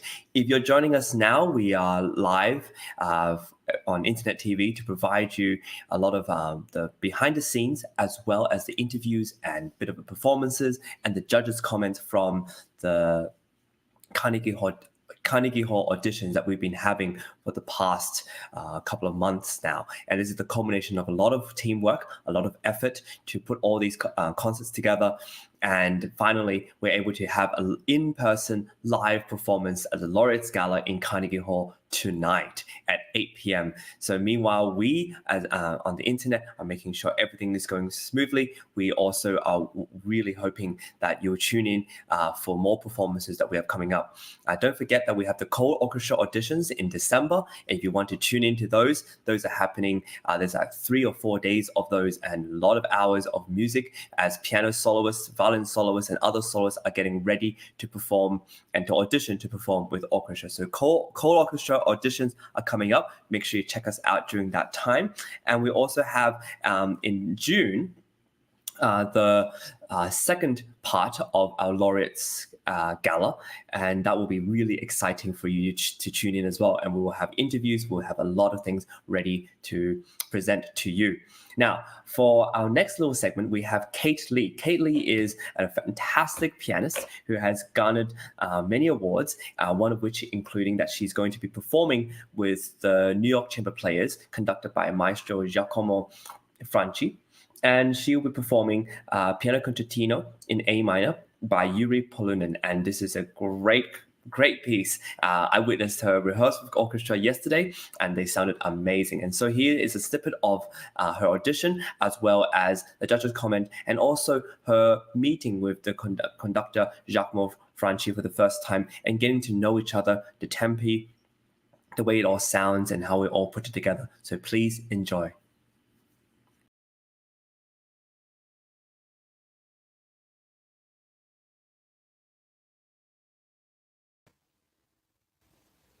Hello, I am Kate Lee. Today I will play Poloine Concerto in A minor.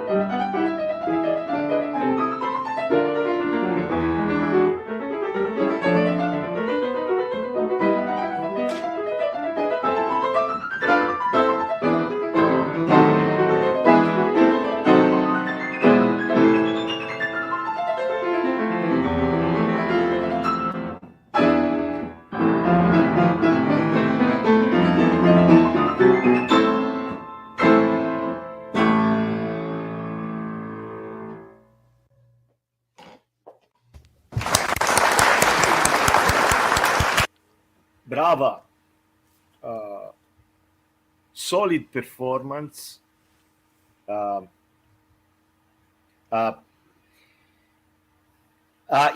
I have to say something. Okay,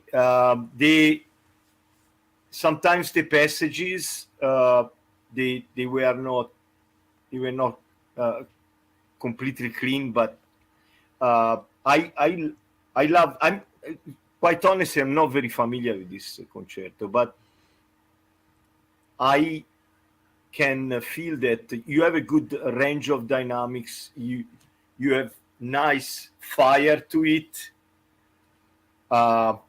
Just keep on it. The only thing is a few passages here and there, but generally speaking, it's a great performance.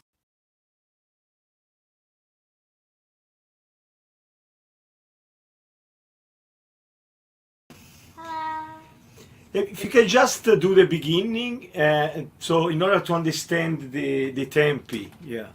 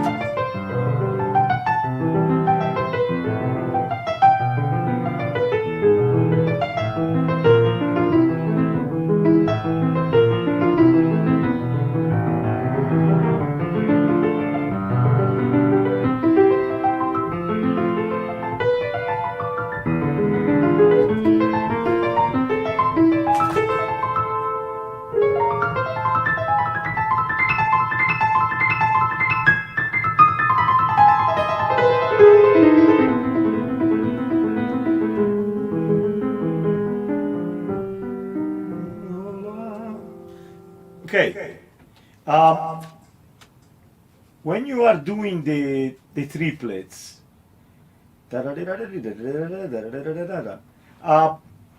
if you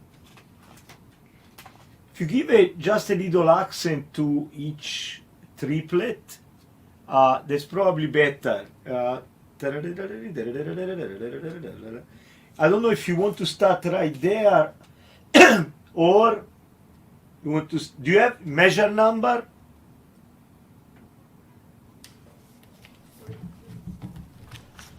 I do. If you want to start from measure 40.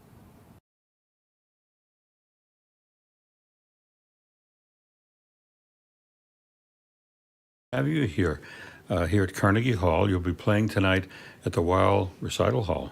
Yes. Are you excited? Yes, I am. Uh-huh. But you've played some competitions before, I understand. Where have you performed? What sort of competitions?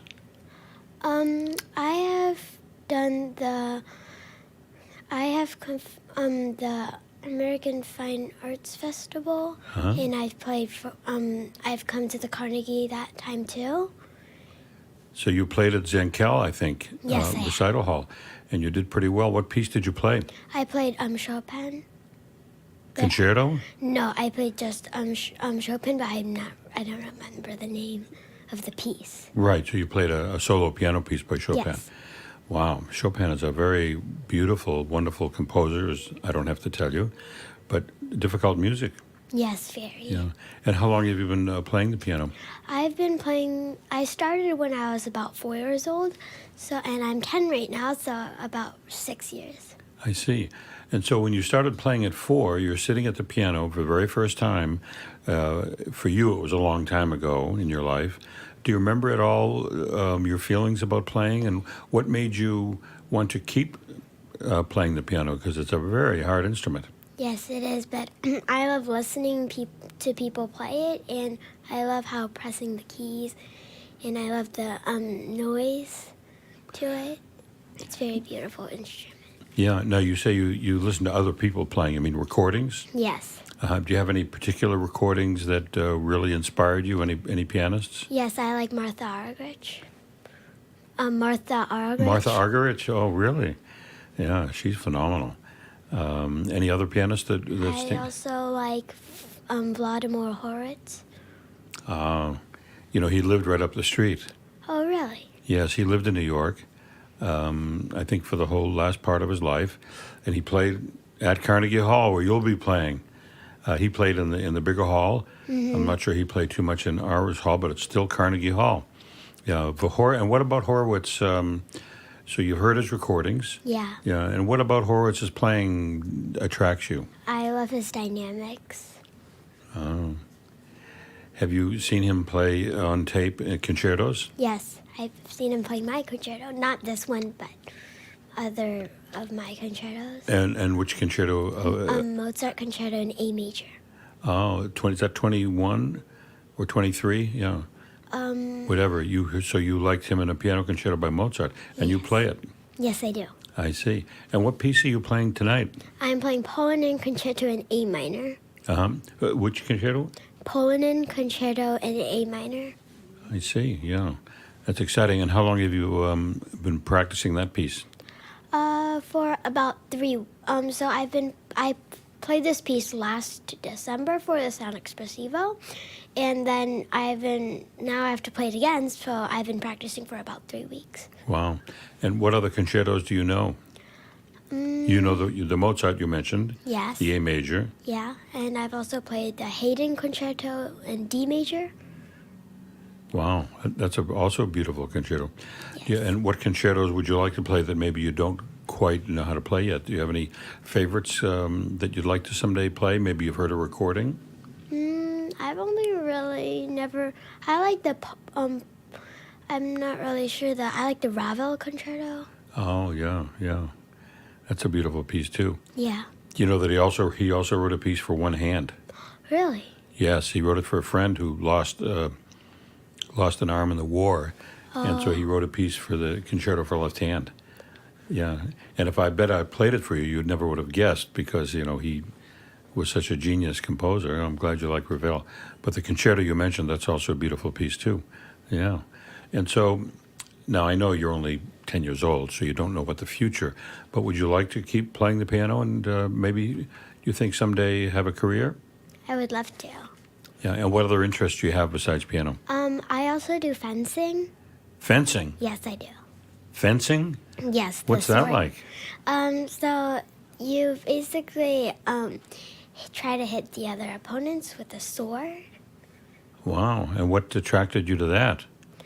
Well, my friend's mom asked us to do it with him, and when we started it, it really attracted me how swiftly they moved the sword, and I asked my mom to take me somewhere to do it, and then she found the right place. Wow, and you've been doing it for a couple of years? Yes, I have. Yeah, and are there competitions?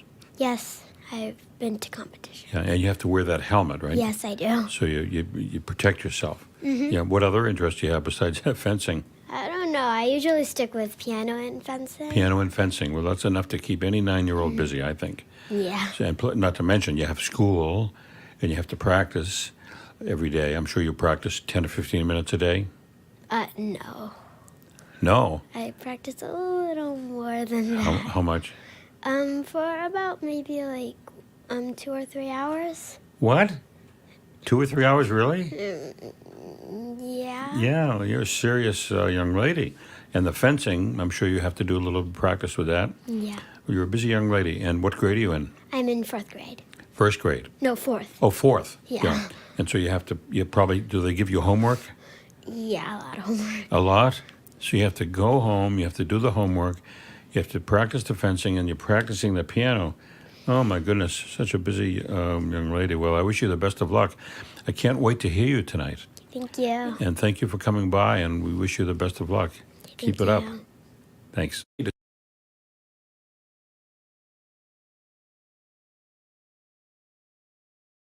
We were talking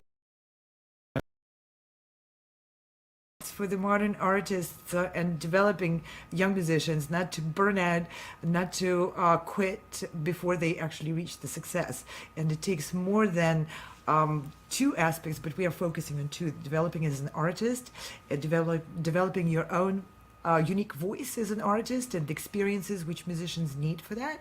And the one Giacomo brought up is the business part of it, the business aspect. And I want to ask you about your own journey. You're a fantastic pianist and you're performing and you're recording, but you're also music director of a chamber orchestra, the New York Chamber Players Orchestra in New York. And in fact, we have an upcoming concert, and it's going to be in person concert. I think you will be much better to speak about it. Please tell us about your second part of your career as a conductor, as a orchestra music director. Artistic director. Artistic director, pardon me. We have a concert on October 23rd, in a few days, featuring the 4 winners of the 11th annual concerto competition, prodigies. So we have this fantastic 4 winners. I call them stunning. I don't know if I find the right English word to describe them. They are incredible, and they are performing several pieces from Mendelssohn Violin Concerto, first Tchaikovsky Rococo variations, then what else? So what you see on the screen is the actual announcement of the concert. Yeah. Go ahead, Giacomo. Tell us more about the program. Yes, there is one pianist performing first movement of Mozart Piano Concerto number 17. And then we have a 9-year-old performing from Australia, performing a violin concerto with the Lalo Symphony Espagnol first movement. That's you cannot get any better than that. Yeah, that's a fabulous program. Yeah.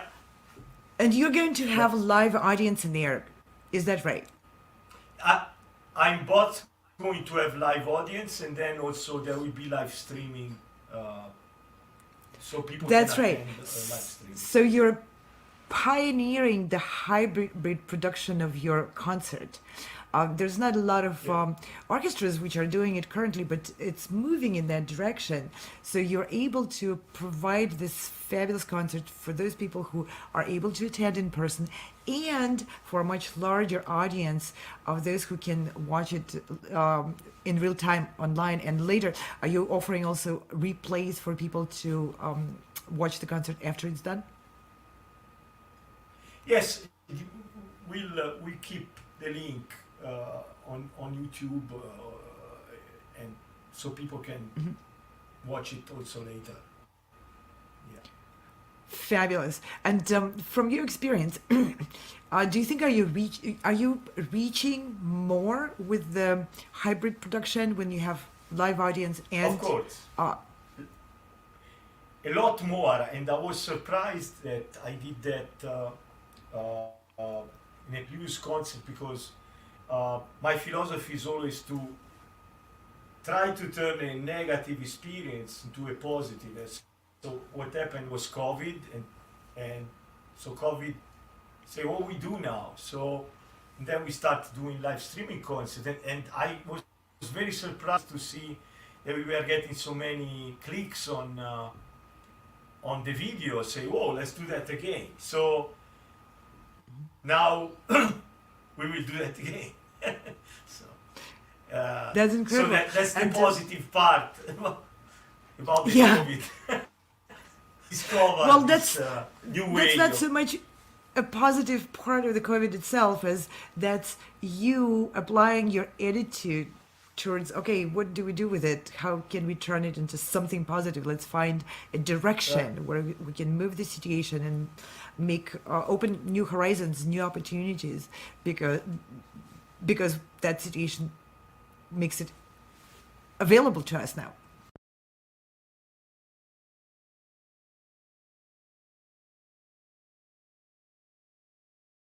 To ask you to briefly tell us, how did you transition, maybe not transition, how did you add to your piano career, which is extensive and very busy? How did you go from pianist to conductor? And I want to first show a an example of your conducting of you on the podium. So from pianist to conductor.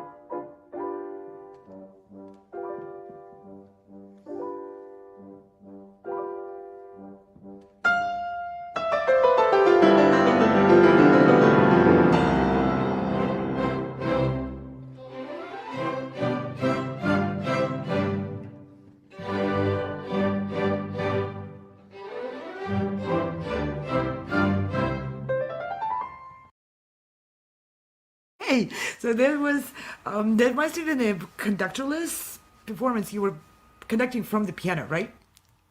Yes. So tell us about your path to the podium.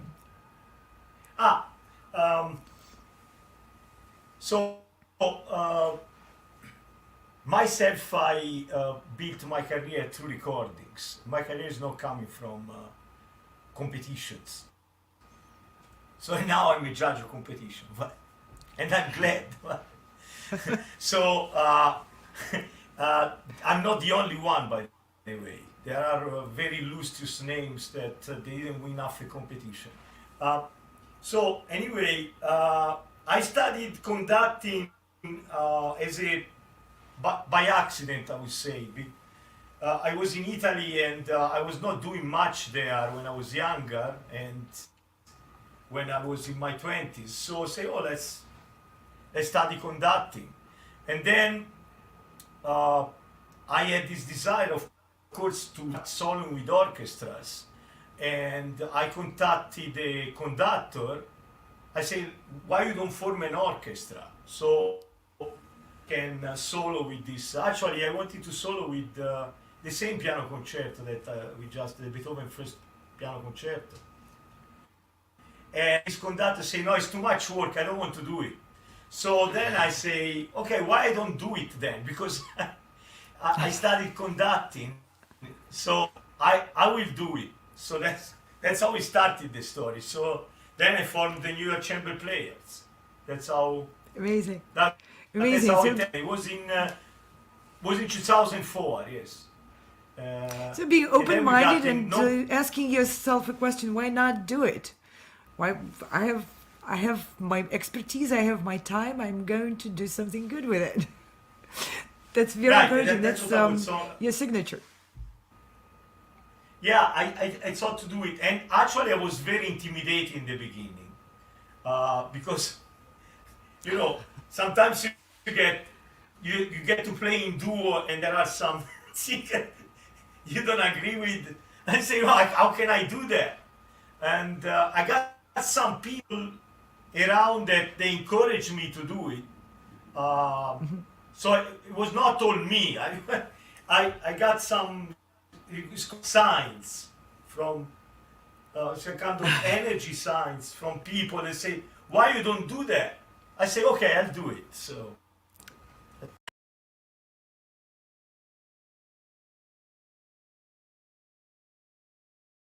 ending to play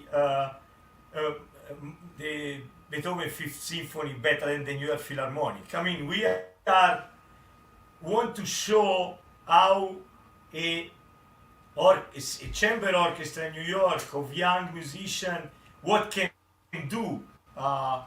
And I know they are my babies, but it's nothing short of a miracle. We do rehearsal, doing something like that. It's pretty good. We say that's all I say. Absolutely. And that's such a great message to everyone who is considering, okay, if I'm not in New York Philharmonic, what am I doing in this business, in this profession? There's a lot people can do. It doesn't have to be just 100 people, 100 musicians who are in New York Philharmonic. It's every musician in the world has a place and has a voice. And people like Giacomo Franchi proves it right.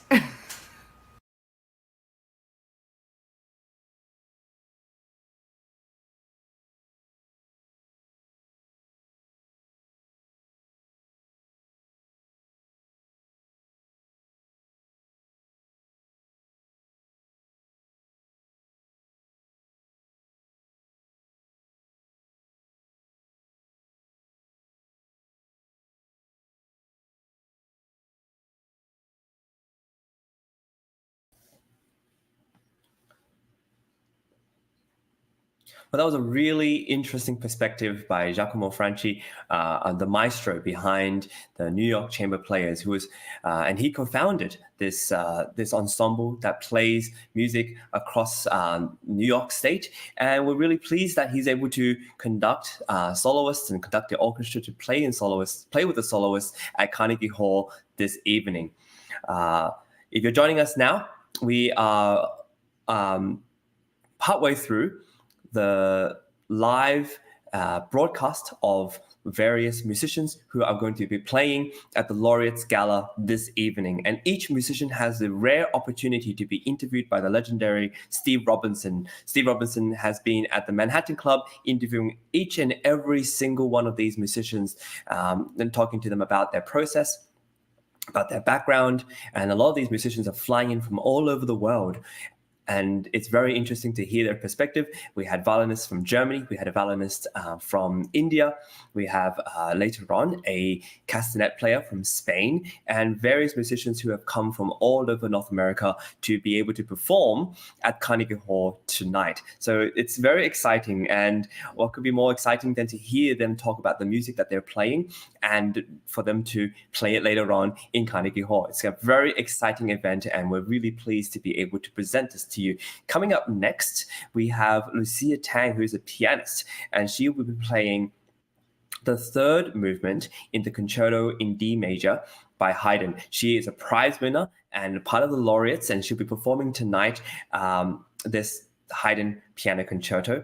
And this is the third movement. We'll witness the preliminary round, audition round, as well as some judges' comment and her first sort of meeting with Giacomo Franchi. This is a really interesting insight to see what this is all about and how one prepares to be able to play with orchestra. Please enjoy.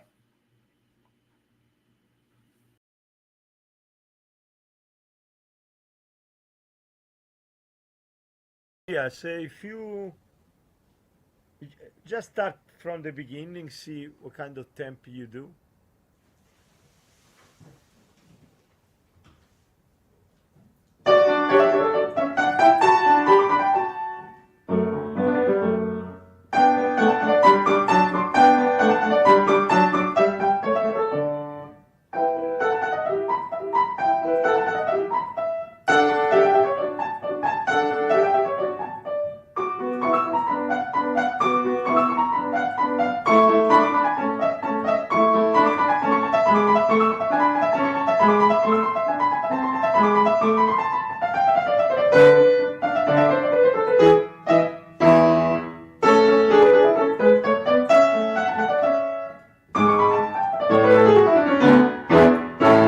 Yeah, okay, good.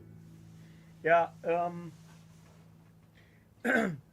do you know, for example, before that last scale that you play, you know that there is an orchestra part there, so you had to wait a moment, right? Yeah. Okay. Another thing is when you play the 16 notes, especially this from measure 39, there are a series of 16 notes. It's better if you keep the tempi a little bit more sit, so you are able to play clear. Yeah. Can you just start again, please? From the very beginning. Then keep on going. Yeah.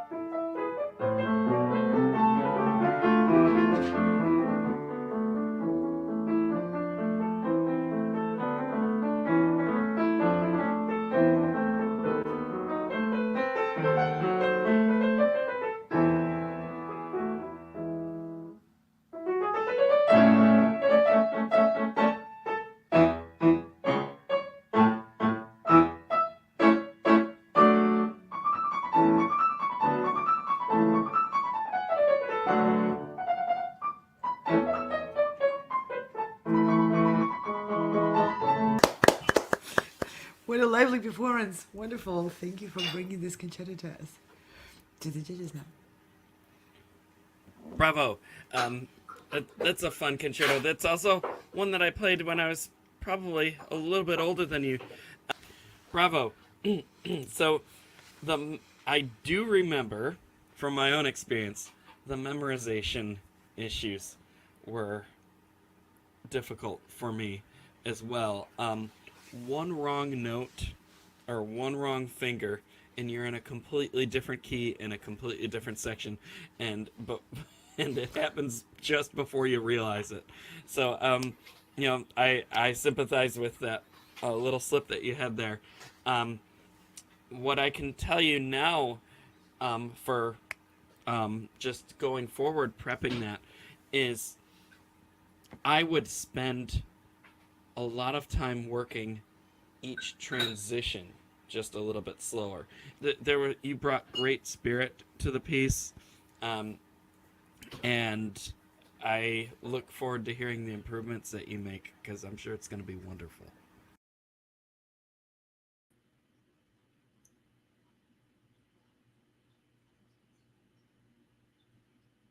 Well, bravo, Lucia. That was an amazing audition and also really interesting to hear you interact with Giacomo. Lucia's interview is going to be coming very soon. We're getting a notice that it's going to happen very soon, and we're going to get it to you right away as soon as we can. For now, we're going to go straight to Alexander Kirby. Alexander Kirby is one of our laureate in this gala that we're having tonight. For those who are just joining us now, tonight in Weill Recital Hall at the Carnegie Hall in New York City, there's a Laureates Gala hosted by Progressive Musicians and Sound Espressivo competition. And what is Sound Espressivo competition? It is a competition born out of the pandemic that is completely live streamed, but we are in conjunction with Progressive Musicians, able to offer more opportunities, not just to play online, but also in person. And this is why, for the first time, we've been able to host concerts in Carnegie Hall, thanks to all of your support, as well as all the competitors and teachers and contestants who put all this time together. We've been giving a lot of thanks to the judges who have done so much to help us throughout the years. We had Pierre Baldry and Donna Wang Freeman, who's been there from the beginning. We've also had many other people like Steve Robinson, who have really been a great partner and collaborator throughout this whole thing. We are really pleased to have New York Chamber Players alongside the Maestro Giacomo Franchi, who have been rehearsing for the last couple of days with soloists who have won, and they are laureates, and they are playing concerti with the New York Chamber Players. The judging process throughout all this has been live. Everything is transparent. In the Sound Espressivo competition, you get to see what happens throughout this whole judging process and all the kind of comments and behind the scenes. We want to give you a snippet of that. So this is why we're putting all this together, and we hope that it gives you a chance to appreciate how much there is behind the scenes of a musician's life. These interviews that we are having, and feel free to go back and have a look at the interviews we've been having with these great musicians, young musicians who sometimes are really well spoken and eloquent. They've come from all over the world, and they've come to New York to present their music, but also to present themselves to you. And so if you're interested, please check out our website. We have many things left to come. We have our co-orchestral auditions coming up very soon. And this is another very exciting part of being a part of the Sound Espressivo competition and Progressive Musicians. This is really, really great because we get to present more young musicians to play with orchestra. And this is a very great experience because accumulatively, musicians who are able to play with orchestras have more experience and are able to feel more comfortable with a large ensemble. It's one thing to play with a second pianist, but it's a very different thing to be able to play with a much larger ensemble. When you have different wind instruments coming in at different times, you have a conductor who's waving his arms at you, it can be intimidating. And as you can see in some of the dress rehearsals from yesterday, some of the young musicians don't really know what to say or how to express that they want things a little bit faster. And it's up to maybe a teacher or a mentor to say, oh, you can just tell the orchestra so-and-so or this and that, right? This is a way to collaborate with an orchestra, and this experience is absolutely invaluable. So we have Progressive Musicians to thank for this. We have Sound Espressivo, co-founded by Dr. Anna Ospanskaya, and Progressive Musicians, founded and led by the amazing James Welch. If you're interested in more concerts in Carnegie Hall, we also have one in June, June 20th, 2023. We're back in Weill Recital Hall in Carnegie Hall in New York City, and where there will be even more musicians playing with orchestra, playing solo, and presenting music for you to listen to. Right now, I want to sign off. And it's been a pleasure hosting this amazing live stream with you. There'll be more interviews and performances for you to listen to later. These live interviews are coming to us straight from New York, live. And I guarantee you don't want to miss any of this, even if I'm not able to continue hosting this program. These live interviews are conducted by the legendary Steve Robinson, who deserves another big shout out because he has just been amazing in not only interviewing them and talking to them about music, but also being a great supporter and collaborator with Sound Espressivo competition. So with that, we're going to go straight to Alexander Kirby's preliminary audition round. And with more music to come, more live interviews to come, this is me signing off and saying goodbye. Have a really wonderful evening, and we'll see you soon.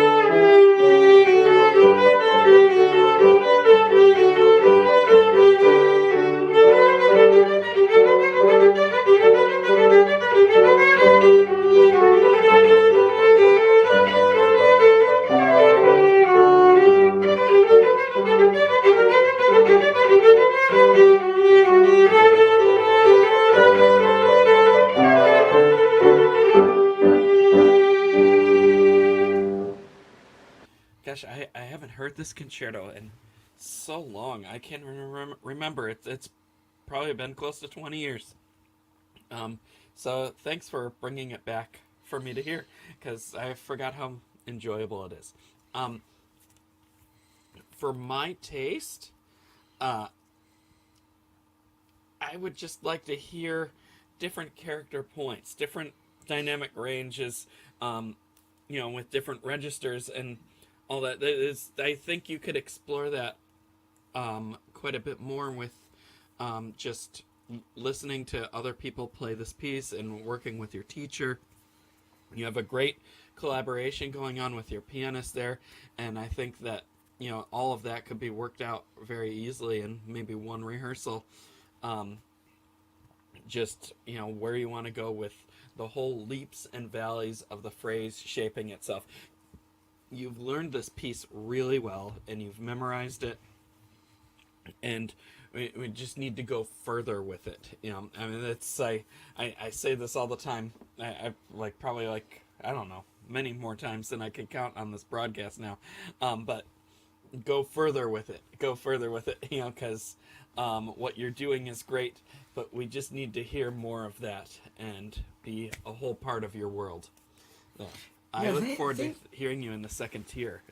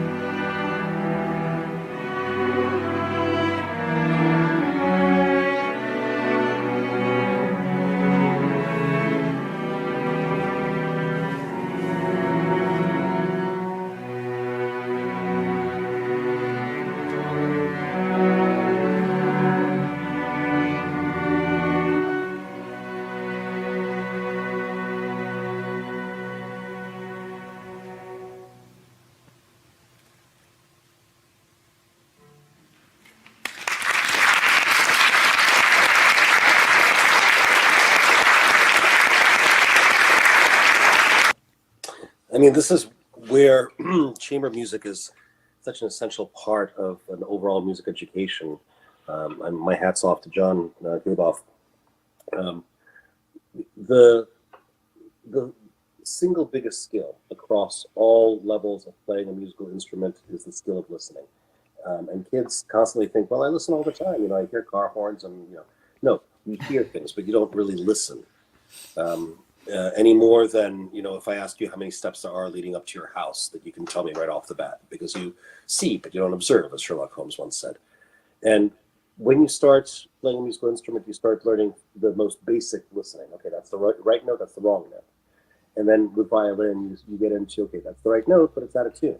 And then you get into, okay, that's the right rhythm, but it's not precise. And then you get into, okay, fine, the notes, the rhythm are fine, but now what else do you hear? What else do you notice?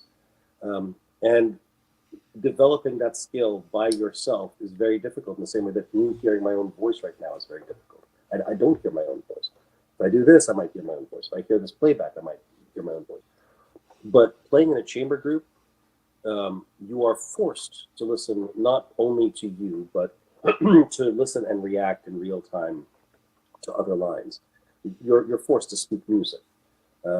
So any excuse, any opportunity to do that is incredibly welcome. And again, hats off to John and to a studio for putting an ensemble like this together.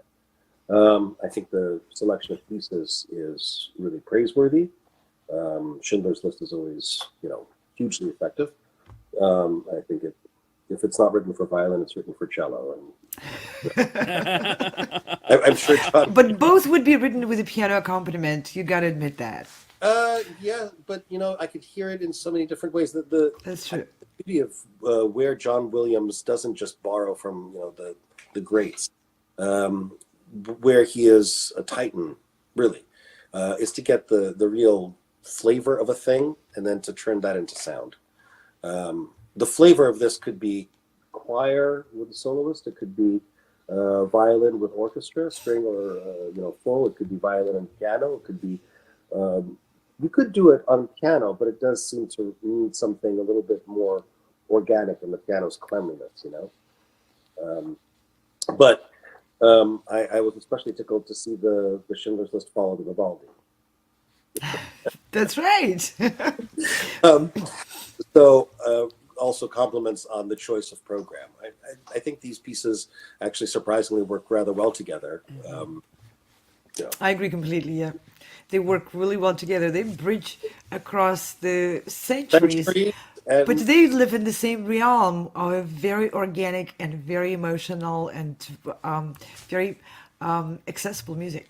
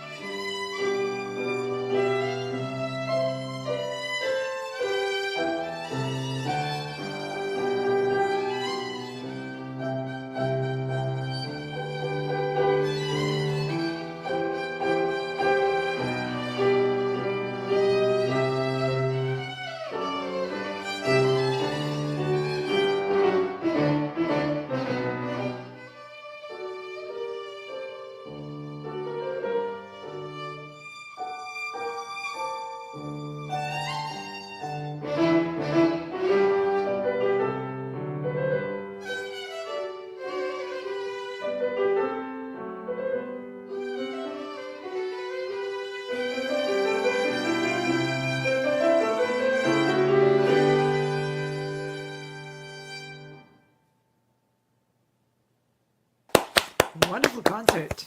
Thank you so much to the judges. The experts. It's a funny thing, whenever you have professionals, without consultation one with another, they will come to many of the same conclusions. James, what I wanted to start with is what I heard the tail end of your commentary touching upon, the sort of metronomic nature. So first of all, again, I want to start by complimenting Ryan. The basics are really, really good. The sound, intonation, rhythm, all very good. Especially intonation. Haydn is already not a little kitty piece.